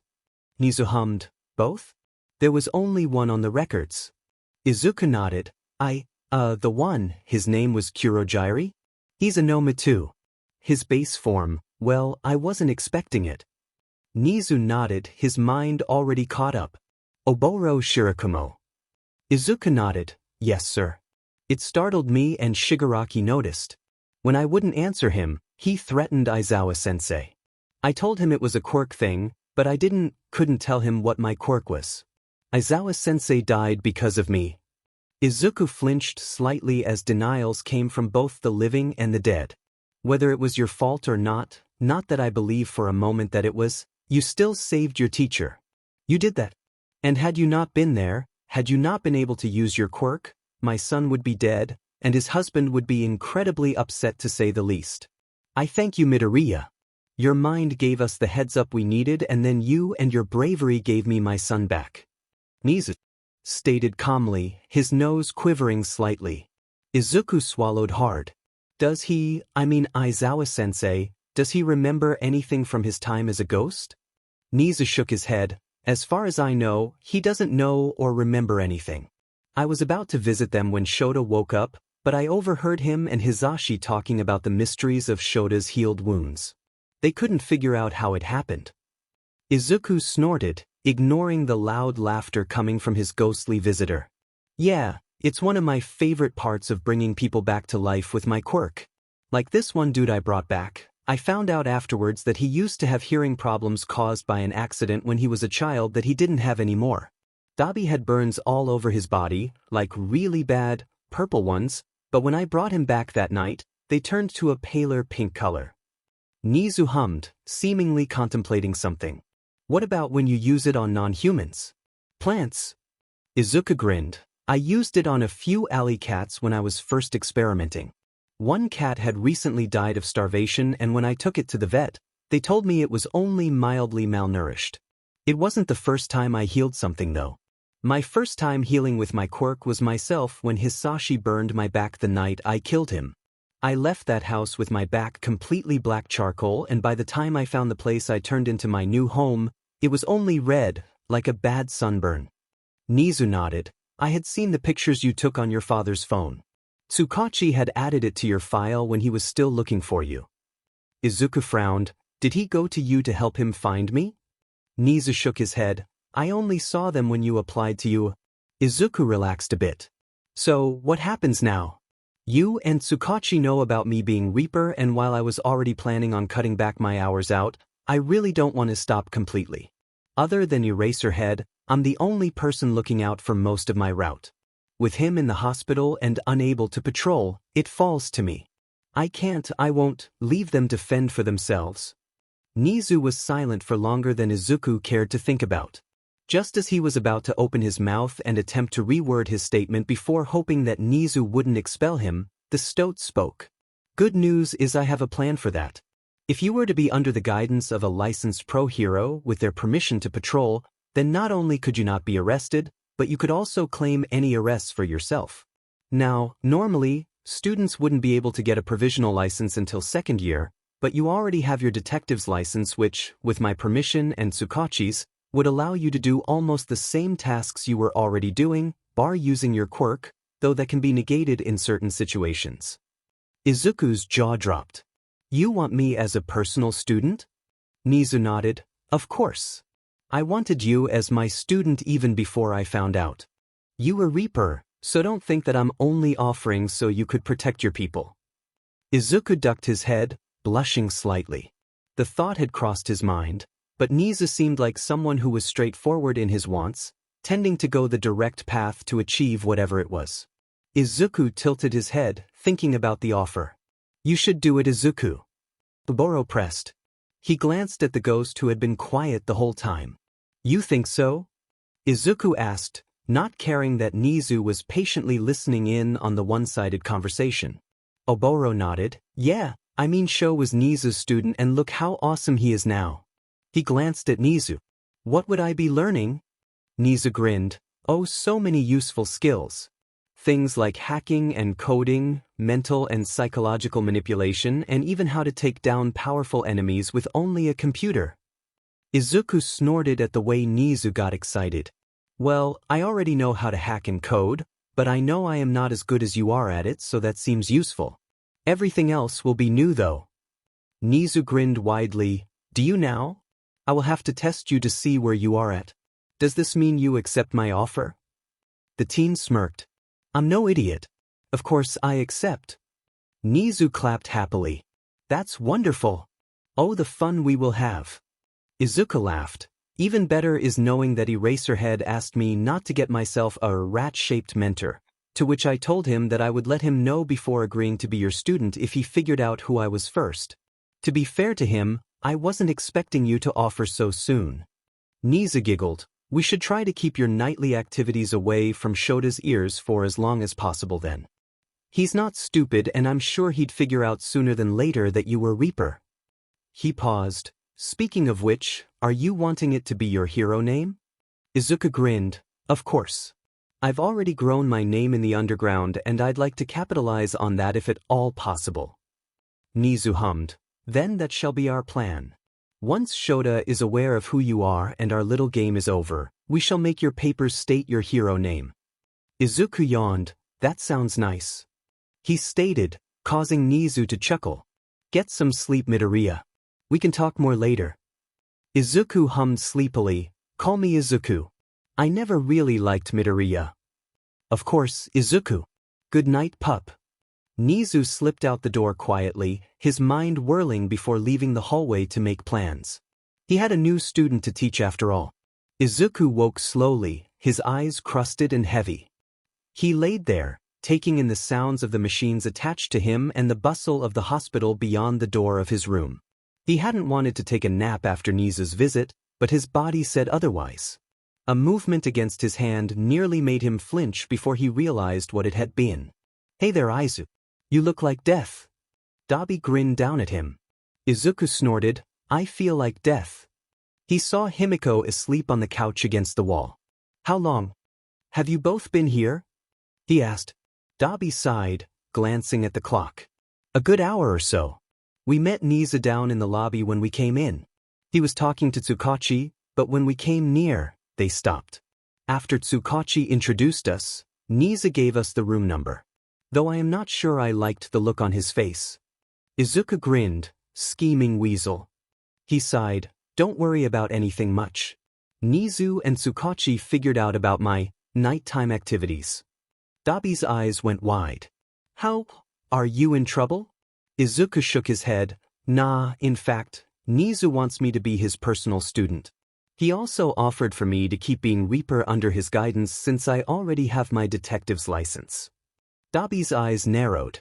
And what exactly does he want in exchange? Izuku chuckled. Just for me to be his personal student apparently. He also likes the chaos I will be bringing around to Eraser.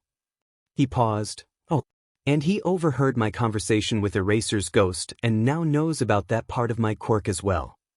Dabi growled. Is there anything else you might have given away? Frowning, Izuku pursed his lips. Seeing as I didn't give anything away, the answer to that very rude question is no. His brother sighed. I'm sorry, Izu. I just don't want you to get hurt. How do you know that Nizu won't turn you in or hurt you for his own purposes? Izuku let out a deep breath, his shoulders falling. I don't know, Dabi. That's the point. But I have trust in Tsukachi and he trusts Nizu. Tsukachi wouldn't lie to me like that. He watched as his fiery brother's shoulders drained of tension, his own form slack and resigned. Fine, but promise me you'll let me know if something happens? Please? Izuku nodded. Of course. I can't leave you and Hime alone. Who knows the amount of trouble you'd get into without me? He cackled at the look of betrayal on the older boy's face. Seriously though, shouldn't we wake Hime up? She's gonna be mad if she finds out I woke up and we didn't let her know. Dabi shrugged. Probably, but she didn't get any sleep last night after we heard your class had been attacked. I didn't either for that matter. Also, I don't know when you'll be able to come home, so I want her to get as much sleep as possible before we have to leave just in case. Izuku stared at the blonde curled up on the couch. That's fair. Did you both eat? Did Hime have enough blood this morning? Dabi nodded. Yeah, we ate some leftovers this morning since neither of us felt like cooking and she had a bag on our way here. He glanced at the clock on the wall. I didn't remember to pack one for later though, so we are probably going to have to head out early, so she doesn't get stabby. Izuku snorted. I'm sure if we explain the situation, the nurses might grab her a bag. They usually have a stock for patients or employees who need it. A hard rapping came from the closed door before it creaked open, purple and yellow hair swimming into view. See, I told you he'd be awake. Kaminari whisper shouted before getting shushed by Dabi. Kaminari, Shinso, what are you two doing here? Izuku asked, his head tilted slightly. Kaminari skipped up to the bedside. We wanted to come check on you and make sure you were okay. Principal Nizu said you had quirk exhaustion and that's why you passed out at the USJ. Izuku nodded. Yeah, I'm not really used to using my quirk, for obvious reasons, so taking on that Nomu creature really hit me hard. His nose wiggled. What about you guys? Did either of you get hurt? Shinso shook his head. Nah, you were the only one that needed a hospital, Midoriya. Izuku blushed as the purplet rubbed his thumb against Izuku's hand. Scared the shit out of me. I thought my only friend was going to die and leave me alone again. Kaminari frowned. He didn't die though and he's gonna be fine. He faced Izuku. Also, call me Denki. Izuku grinned. Izuku then. For both of you. Dabi watched as his adopted brother wrapped the two teens around his finger without even trying, each of them sporting blushes at being allowed to call the other teen by his first name. He waited a few more minutes before coughing, quickly hiding a smile as he jolted Izuku out of his stupor. Alright, Dabi, these are two of my classmates, Hitoshi Shinso and Denki Kaminari. Guys, this is my nuisance of a brother, Dabi. The one still passed out on the couch is our sister Himiko. Both teens waved their hand awkwardly before settling down in the extra chairs nearby. Did you hear that the school board and commission were going to keep the sports festival exactly the same? I would have thought they would cancel it or even push it back a few weeks at least. Izuku growled, his nose scrunching up. Those imbeciles. We just got attacked by a horde of villains and they think the students should act like nothing is happening? Why I out a dash, he was cut off as a yawn came from the couch. What cha yellin' about dabs? Himiko asked, her fangs still on display. Dabi threw his hands up. Hey now. It wasn't me. At his declaration, Himiko squealed, realizing that Izuku was finally awake. I see. She jumped into his lap, her arms flung around his shoulders. I was so worried about you, Izu. Izuku smiled softly. Sorry, Himi. I didn't mean to scare you, but I promise that I am fine now. Himiko narrowed her eyes. Don't do it again or I'll bite you. Izuku snorted. I'll do my best, sis. To answer your question though, I was yelling because the school board apparently thinks that the students' feelings and trauma from the attack needs to be gotten over and have neglected to cancel the sports festival or even prolonging it for a few weeks. Himiko bared her fangs, her normally smiley face full of anger. That's not cool. Their stupidity better not hurt you, Izu, or else. She froze as a giggle came from the other two who had been silently watching the scene the whole time. Oh, Izuku's friends? Hi. I'm Himiko. Izuku laughed. Himi, the purple on is Hitoshi Shinso and the yellow one is Denki Kaminari. His eyes widened as Dabi added his own 2 cents. Yeah, they're Izuku's friends. The a-hole had to know that even the most stupid person on the planet would understand what he was hinting at when he said the word friends. Nice to meet ya. Denki grinned brightly, his head slightly bowed with Hitoshi following silently. Oh, you're in the hero course with Izu. She squealed, startling the two of them. Hitoshi grimaced. Yes. I was in Gen Ed at first, but then on the first day, Aizawa-sensei expelled someone, so I got to take his place. He jumped as his phone buzzed. A quick look at the message had him frowning. Sorry, Izuku, my moms are here to take me home. He turned to Denki. Do you need a ride? Denki paused. Probably should take you up on that. The two teens turned to Izuku. Sorry we are leaving so quickly, but at least you can get some rest. Denki offered before gasping. We should exchange phone numbers. Dabi laughed, holding his brother's phone. I'll give it to you guys.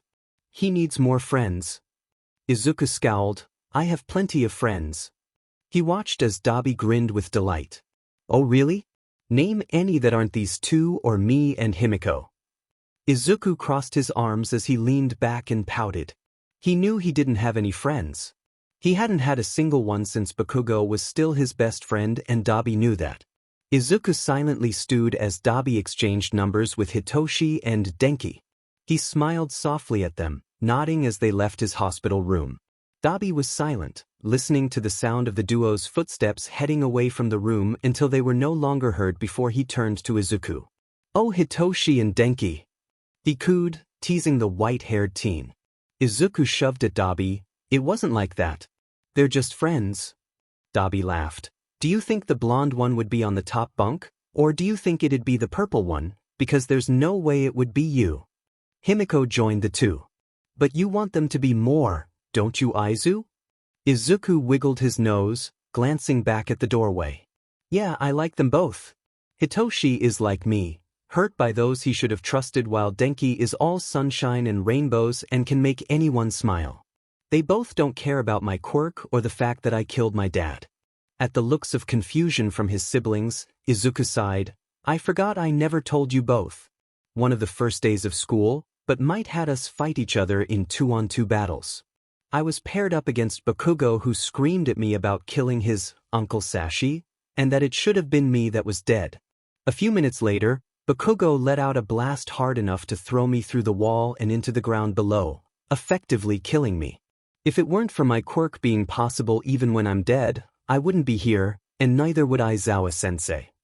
He could feel the rage pouring out of his two family members. "I'm going to destroy that little twerp." Dabi spoke, his voice low and cold. Izuku shook his head. "You can't. If people knew that he killed me, then they would want to know how I came back to life. And that would lead to my full quirk getting out, possibly even to villains. We can't let that happen." He hummed, playing with a loose string. "I can't let that happen. I would rather die over and over again instead of losing my family. You, Hime, Denki, Hitoshi, Eraser, and Tsukachi. You're all my family." He shook his head, leaning back into the pillows. "Okay, Izuku. We won't go after the blonde brat. But Nizu had better protect you from him. I don't want to hear about you dying by his hands again. Just like you don't want us to die, we don't want you to either. Promise me that you'll stay alive whatever it takes." Dabi requested. Izuku took a deep breath before grabbing each of his two siblings' hands. "I promise to do my best to stay alive as long as I can. I'm going to be a hero after all, which is a dangerous job. I can't promise infinity, but I can promise to try." Dabi looked at Himiko, their eyes conveying a conversation that Izuku couldn't follow. Finally, Dabi nodded. "We'll accept that. You try your best to come home to us alive. Every time. You got that?" Izuku nodded again. "Yeah, I've got that." He snuggled further into his pillows. "Can one of you go and see when I can get out of here? I really want to sleep before an easy and short patrol tonight." Dabi frowned. "Why would you patrol tonight?" Izuku sighed. "Because if I don't, then if it gets out that Eraserhead isn't out on patrol tonight and I wasn't also on patrol, someone might connect the dots that I'm a student at UA. I mean, it wouldn't be that hard to see that Eraserhead is a teacher at UA, so why would a student be any different?" Dabi deepened his frown. "Still though, you already have quirk exhaustion." Izuku shrugged. "It's not like I use my quirk during patrol anyways, so what does that matter?" Dabi sighed. "Fine, let's get you out of here. I don't know about you two, but I'd feel much safer knowing we are in our home with all the securities around us while we sleep." He walked down the hallway, his head held high. The halls were barren, silent, almost as if abandoned. But Izuku knew better. It was the students' first day back after the USJ attack, and somehow, Izuku was the first one there. He smirked up at the top of the door he had just barely stopped at, his grin growing as the door opened to allow him entrance. "I hope you use that nifty little trick to freak people out, Nizu-sensei." He cajoled, pleased to find a steaming hot cup of tea waiting for him. "Why, of course, Midoriya. It brings me so much joy to see the chaos such actions cause." Izuku laughed. "Please, call me Izuku. I don't really like my family name. Too many bad memories." Nizu jerked his head in a short nod. "Of course, Izuku." He hummed before continuing. "How's the tea?" Izuku smiled softly. "It's really good. The hints of the honey and cinnamon are subtle and don't overwhelm the apple base." They sat in silence for a few minutes, sipping on the fragrant tea in each of their cups. Izuku could hear the rest of the students thundering about in the school, but he made no attempt to leave, content to sit there in silence. Nizu signed. that was relaxing. Shota, despite the preferences of his husband and myself, has decided to come back to the school to work. Your first task as my personal student is to get him to my office in a way that he wouldn't realize what you are trying to do. Your only ruling is you can't scare the rest of the students and only Shota is to know. Izuku tilted his head. He had a few ideas, ones that could possibly get him in a lot of trouble, but if Nizu-sensei wanted his son in his office, by all means. Give me a moment, sir. He pulled out his phone, clicking a few buttons before sitting back in his chair and sipping on the remainder of his tea. A few minutes later, Aizawa-sensei burst into the room, his eyes wide with panic and his quirk active. "Papa!" he screeched, ready to fight the attackers. Izuku watched as he froze, noting that there was no one else in the room. "What dash?" he gulped, confused. Nizu grinned, clapping his paws. "That was most impressive, Izuku. Please tell me what you sent him to get him here so quickly." Izuku kept his eyes on his teacher who had turned to glare at him. "I sent an alert to his phone, one that at first glance originated from your office detailing that there were intruders." Nizu hummed. "Quite ingenious, using our family ties for your task." Izuku nodded, sorry to cause panic, sensei. He apologized, his eyes searching the man still glaring at him. Aizawa closed his eyes and frowned as he let out a heavy sigh. "It's fine, problem child. I understand more than anyone here what it's like when Nizu asks you to do something. What was your task?" Izuku shrugged, "Getting you here to his office without scaring the students or other teachers." Aizawa nodded, logical solution. "However, I must ask, how did you know?" Izuku chuckled, "I watched the two of you together. Nizu-sensei never climbs the other teachers like he does you. His office also sports all the extras that come with coffee making even though he only drinks tea. You have teacups that are part of a set in your own office with a nice electric water boiler.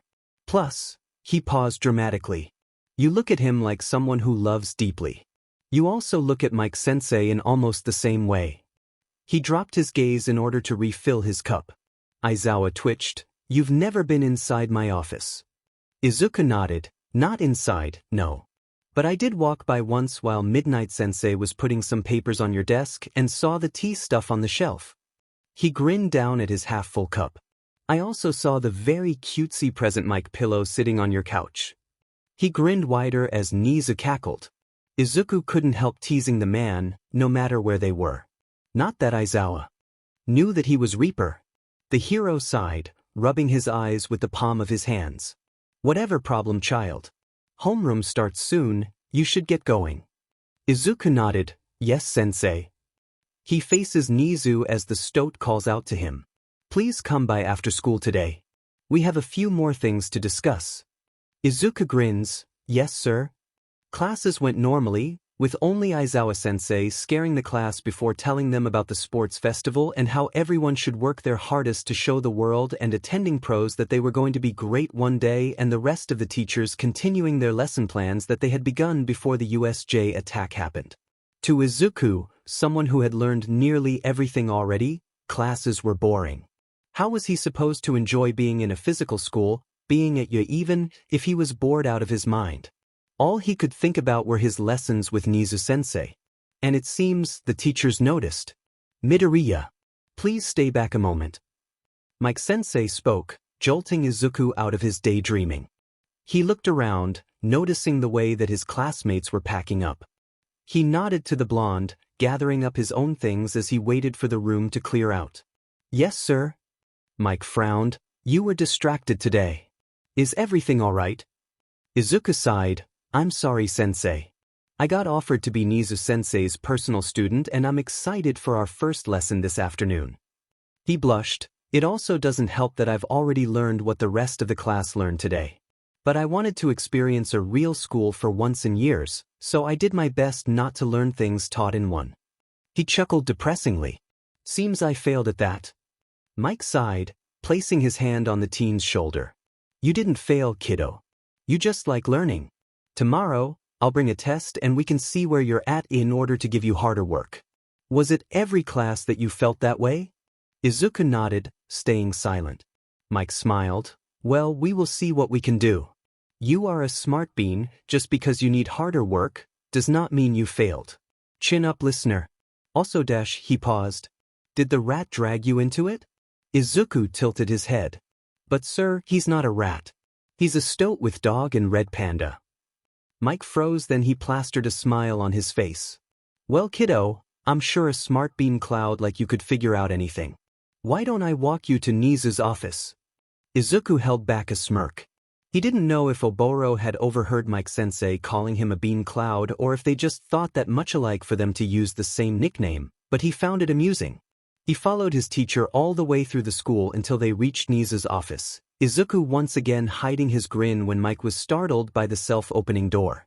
One bean cloud student, here for his lessons, Nizu, Mike called, taking a few steps inside. Nizu was sat at his desk, 3 cups of still steaming tea already waiting for them. Thank you, Mike. You also don't need to worry about testing Izuku here for his classes. I've already got one ready for him. He gestured towards the coffee table in front of his couch, a large stack of papers innocently waiting to be read. Izuku watched as Mike paled. Try not to traumatize him, Nizu. Your hell test is not for the faint of heart. He gave a soft grin to Izuku before he left the room, the door swinging shut behind him. Before you get started on that test, I'd like for you to call your siblings here to the school. I would like to speak to the 3 of you together. Nizu began, his claws clicking against the keyboard of his computer. Izuku frowned. What would it be about? Nizu waved a paw. I'd like to offer your siblings some things to make them happy. Izuku bit his lip as he pulled out his cell, quickly dialing the elder of the 3. Hey Dabi, can you and Hime come to UA? Principal Nizu would like to speak with you both about something he has to offer. Izuku listened as his brother groaned before calling out to their sister, telling her to get her shoes on. Thanks Dabi, see you soon. He hung up, silently placing the phone back in his pocket. They're on their way. Probably will be about 10 to 20 minutes. He sighed. Nizu hummed, that doesn't give me much of an estimate on timing. Izuku smirked, it wasn't supposed to. I'd like to keep my home base location unknown for a bit longer. And you won't be able to tell based on when they arrive as they will come from different directions and different times. He sipped at the hot tea, this one's flavor a sharp cinnamon. He wrinkled his nose, not liking the taste. Nizu noticed quickly, seems you don't like that one. How about a nice oolong? Or jasmine perhaps? He offered. Izuku nodded, jasmine sounds fine. Thank you. I don't mind cinnamon, just not as a tea. Too sharp and speedy. The stoat nodded, humming quietly to himself. I see.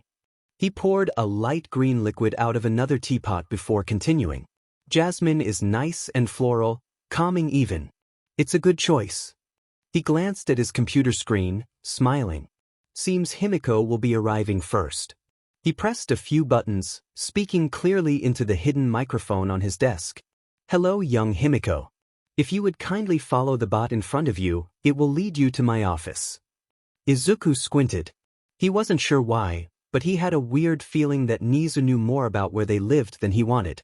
Not that he was going to say anything. He sipped at his tea while he waited for Himiko to arrive, having only needed a short few minutes before the door swung open and his sister walked in. Hiya Izu. Hello Nizu sir. She chirped. Nizu waved a paw. Just call me Nizu for now. He turned back to the computer. Ah, seems young Dabi has also arrived.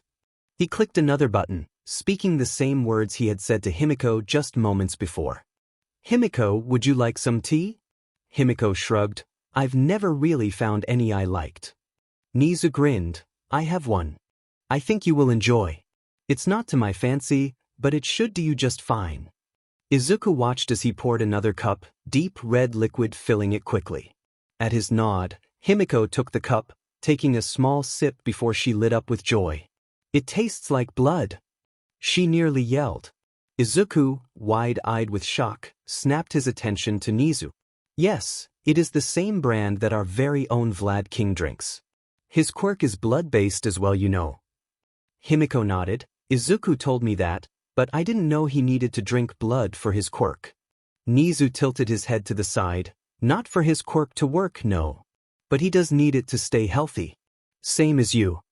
The door opened again, allowing Dabi to enter. I hope this is important, I was going to start dinner soon. Dabi griped. Nizu chuckled. Of course it is. I have a proposition for both of you. Dabi raised his eyebrows. Oh yeah? And if we don't like this proposition of yours? Nizu waved his paw. I don't believe that will be an issue as I have planned these out specifically to make all three of you happy. Izuku sighed. Then by all means Nizu-sensei, please tell us what you have in mind. Nizu sighed, sad that his game was over. I know the truth about Dabi. Who he is, specifically that he is the eldest Todoroki boy. He held up a paw to stop all panic. I am not in the mind to cause panic or harm to your families, both this one or your old one. I only mention it as to allow you three to know that I've figured it out and to offer my help getting the rest of the Todoroki children safe away from their abuser. Enji Todoroki deserves to die for all he's done, but I will settle for getting his hero license revoked and having that sorry excuse for a man thrown in Tartarus for the rest of his life. Izuku whipped his head over to catch his siblings' reactions. Himiko was grinning wildly, but Dabi was frozen solid, his jaw dropped and eyes wide. You want to get Enji, huh? Dabi sank back into his chair, his tea forgotten on the desk. Indeed, young Dabi. With your testimony and those of your siblings, along with the various pieces of evidence that I have been gathering on the man for years, I'm 98% positive we can put him away for life with no chance of escape. Nizu cackled. As well as making you the hero you have always wanted to be. Dabi startled, his full attention on the principal. You want me to go to school here? Nizu shook his head. No, unfortunately, you are too old to be a student here. But fortunately, there is the internship program, so I took the liberty of rounding one up for you. Our very own alumni, Ingenium, has offered to take you on and teach you what he can before sponsoring you to take your licensing exam. And as our Gen Ed class seems to be short one student due to Shinso being brought up to the hero course, I'd also like to offer Himiko that spot to finish her high school diploma. Himiko hummed, I've already signed up for high school courses and paid the deposit. Nizu smiled, I will call them and get your money back if you want to come to UA. It's completely up to you. Izuku kept silent as Himiko thought about her choices. He wouldn't mind being able to have his sister able to join him for lunch instead of staying home all the time, but Nizu was right, ultimately, it was her decision. He watched as Himiko beamed, a wide smile showing off her fangs. I'd love to join you, Nizu-sensei. She cheered. Nizu grinned, his demented smile on display. Excellent. Well, all we need to do now is sign a few things, and I've already called Ingenium here to go over the paperwork as well as learning the ins and outs of working for the IDA 10 agency. While we are waiting, how about we have Himiko sign her own paperwork, and Izuku, you can take your test to see where you're at in your studies. After all that is done, I'll have Midnight come and take Himiko to get fitted for her uniforms before you three head home. Izuku took a deep breath. Sounds great, Nizu-sensei. Izuku didn't know what to do other than his normal training. He couldn't train his quirk without everyone finding out what he could do, and there was only so much that he could learn for hand-to-hand combat without going to Aizawa-sensei and asking him for some help, which would end up leading to the man figuring out his secret. Nizu-sensei had graded his tests and, unsurprisingly, he had tested out of most of the core classes for all 3 years, leaving only supplementals and hero courses. Of course, Nizu-sensei offered for Izuku to replace a few of the empty slots with support course classes as well as business and marketing ones, which Izuku gladly took. His schedule even had an analysis class, much to his utter joy. Classes were nice, and while he didn't make any new friends in them, Izuku didn't feel as if he was ushered into a corner with no way out. He sighed in relief as the bell rang, signaling that it was time for lunch. Smiling, Izuku worked his way across the campus, keeping an eye out for purple or yellow. Izuku! He heard his name shouted, followed by a loud squeak. He turned to find Denki bent over with a slightly flustered Hitoshi next to him, both of their faces red. Hey guys, I was just looking for you. Izuku stated once he was close enough. Hitoshi nodded. Yeah, Denki, and I figured we could all sit together today and catch up since you aren't in any of the core classes with us anymore. He grinned, showing the white-haired teen that he was teasing him. Izuku rolled his eyes. Yeah, I'm still with you guys in the heroics classes as well as PE and homeroom. Denki nodded excitedly. Oh right. I'm excited for the sports festival in 2 weeks, aren't you guys? Izuku frowned softly. Well, I guess so. It's not like I can show off my quirk or anything, so I really have to be good at hand-to-hand combat as well as quick and light on my feet. They reached Lunch Rush's line, quickly making their way through before finding a table in the rapidly filling cafeteria. Izuku smiled down at his meal, the katsudon-filled bowl, sending steam up into his face. He smiled at the memories it brought to mind. Izuku set down the bowls in front of his new family, each of them waiting silently for the katsudon he had slaved away making for the last 30 minutes. It had always been his favorite meal, ever since his dad had told him that his mom used to make the best katsudon Hisashi had ever tasted. He hadn't been able to make it the past few years, too afraid of bringing attention to himself, but Izuku could still remember the way Hisashi had taught him Inko's recipe. He watched, holding his breath as Dabi and Himiko filled their bellies, their ems of delight bringing him to tears. They loved it. He jerked out of the memory as the sound of dishes clanged against the table. Izuku glanced up, the sight of 3 of his classmates sitting down with them confused him. I hope you do not mind if we join you 3. The tall brunette with glasses spoke. His posh-like wording letting Izuku know this boy had been brought up rich. Izuku side-eyed Hitoshi and Denki before shaking his head. No, it's fine. He answered before taking another bite of his lunch. My name is Tenya Ida. Beside me is Ochako Uraraka, Kyoka Jiro and Momo Yaozu. The 2 girls smiled as he said their names, while Jiro waved, her mouth full already. Izuku recognized the Yaozu name. It was a very important family with their hands in many different pockets, anything from science and technology to fashion and schooling. He raised his eyebrow at the small cough Ida let out. I have been meaning to say something earlier, but I am glad that Bakugo did not hurt you too badly. Although, I do wonder why All Might Sensei allowed such an attack on another student. It is most unseemly for such a thing to happen at a school as prestigious as you. Izuku laughed bitterly. All Might thinks my quirk is a villain's quirk. Shortly before the match, when we were drawing lots to see who we would be paired with, he threatened me by saying that if I used my quirk, he would have me arrested for villainy. He looked away, missing the anger flashing across Hitoshi and Denki's faces. Ida scowled. That cannot be allowed.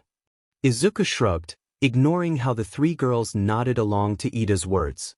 That's terrible. Uraraka cried. Is Principal Nizu going to do anything? Izuku shrugged again, swallowing the bite he had just shoved into his mouth. He didn't want All Might here to begin with, as the OF doesn't even have a teacher's license. All Might went above Nizu-sensei to the commission and the board of directors when Nizu-sensei said no. He hummed, but it'll be okay. Aizawa-sensei will be sitting in on all our heroics classes from now on, especially since the man couldn't even be bothered to show up for his class. Yaozu frowned. Which class was that? Izuku stared directly into her eyes. He was supposed to join us at the USJ, and instead of showing up for class, he ran around the city doing hero work. I know for a fact that he was called to help out during the attack when the rest of the teachers came to rescue us, but again, he never showed up. Nizu-sensei was not pleased.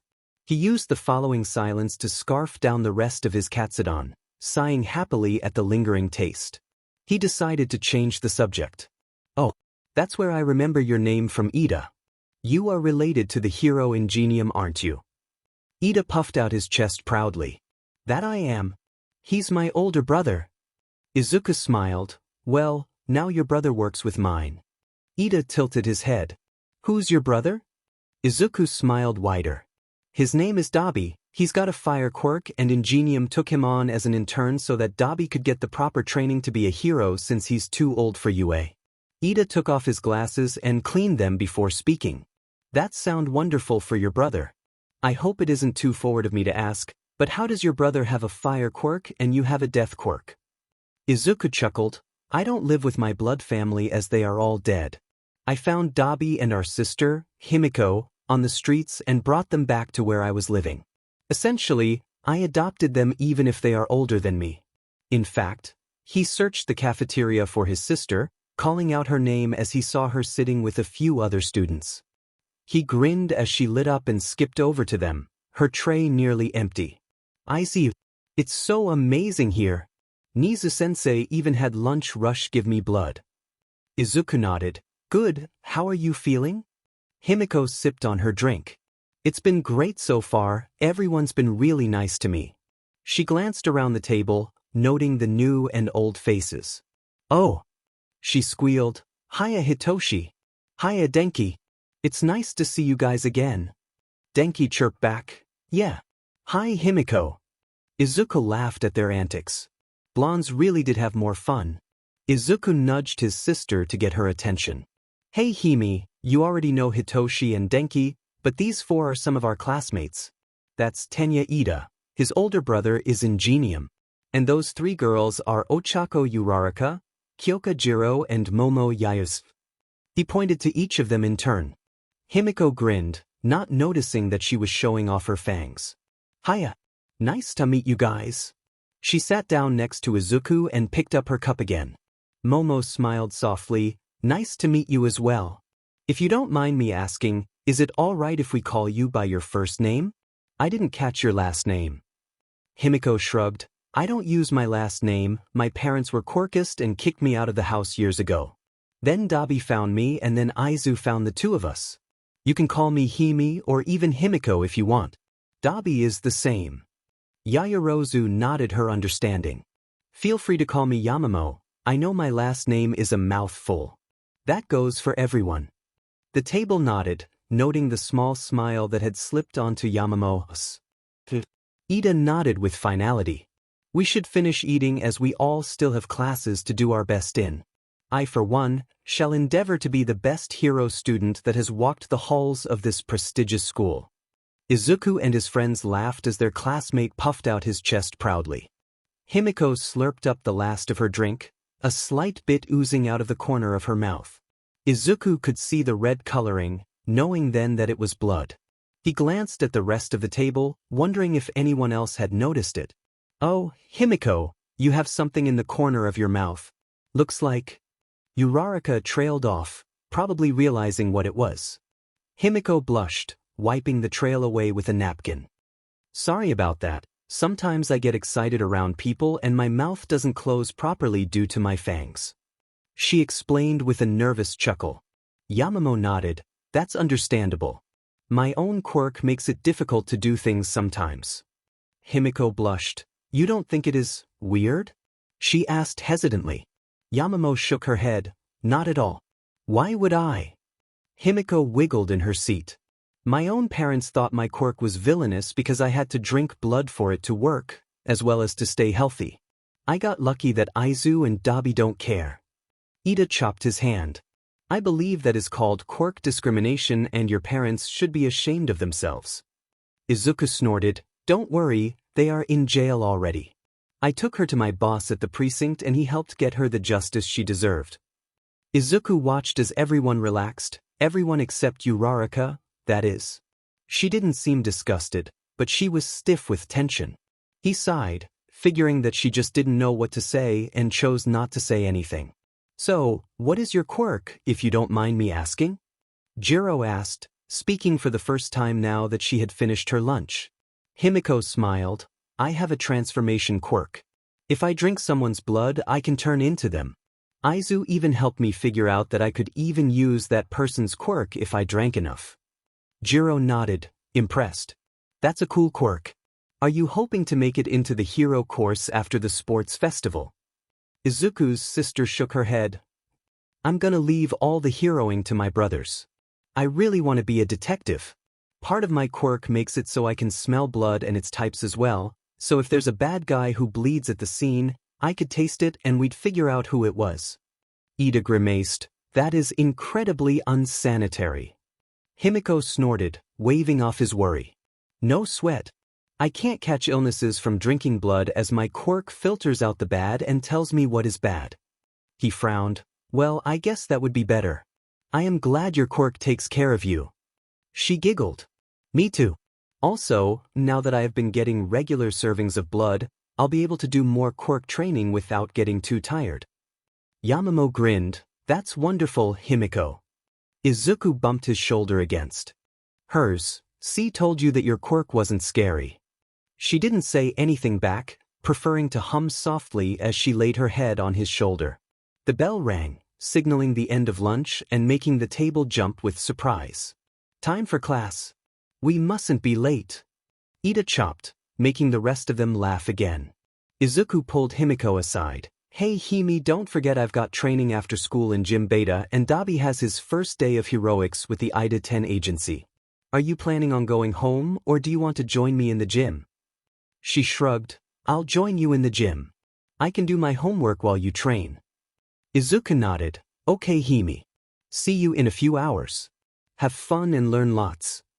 He watched as she grinned and walked away, proud of the person she had become.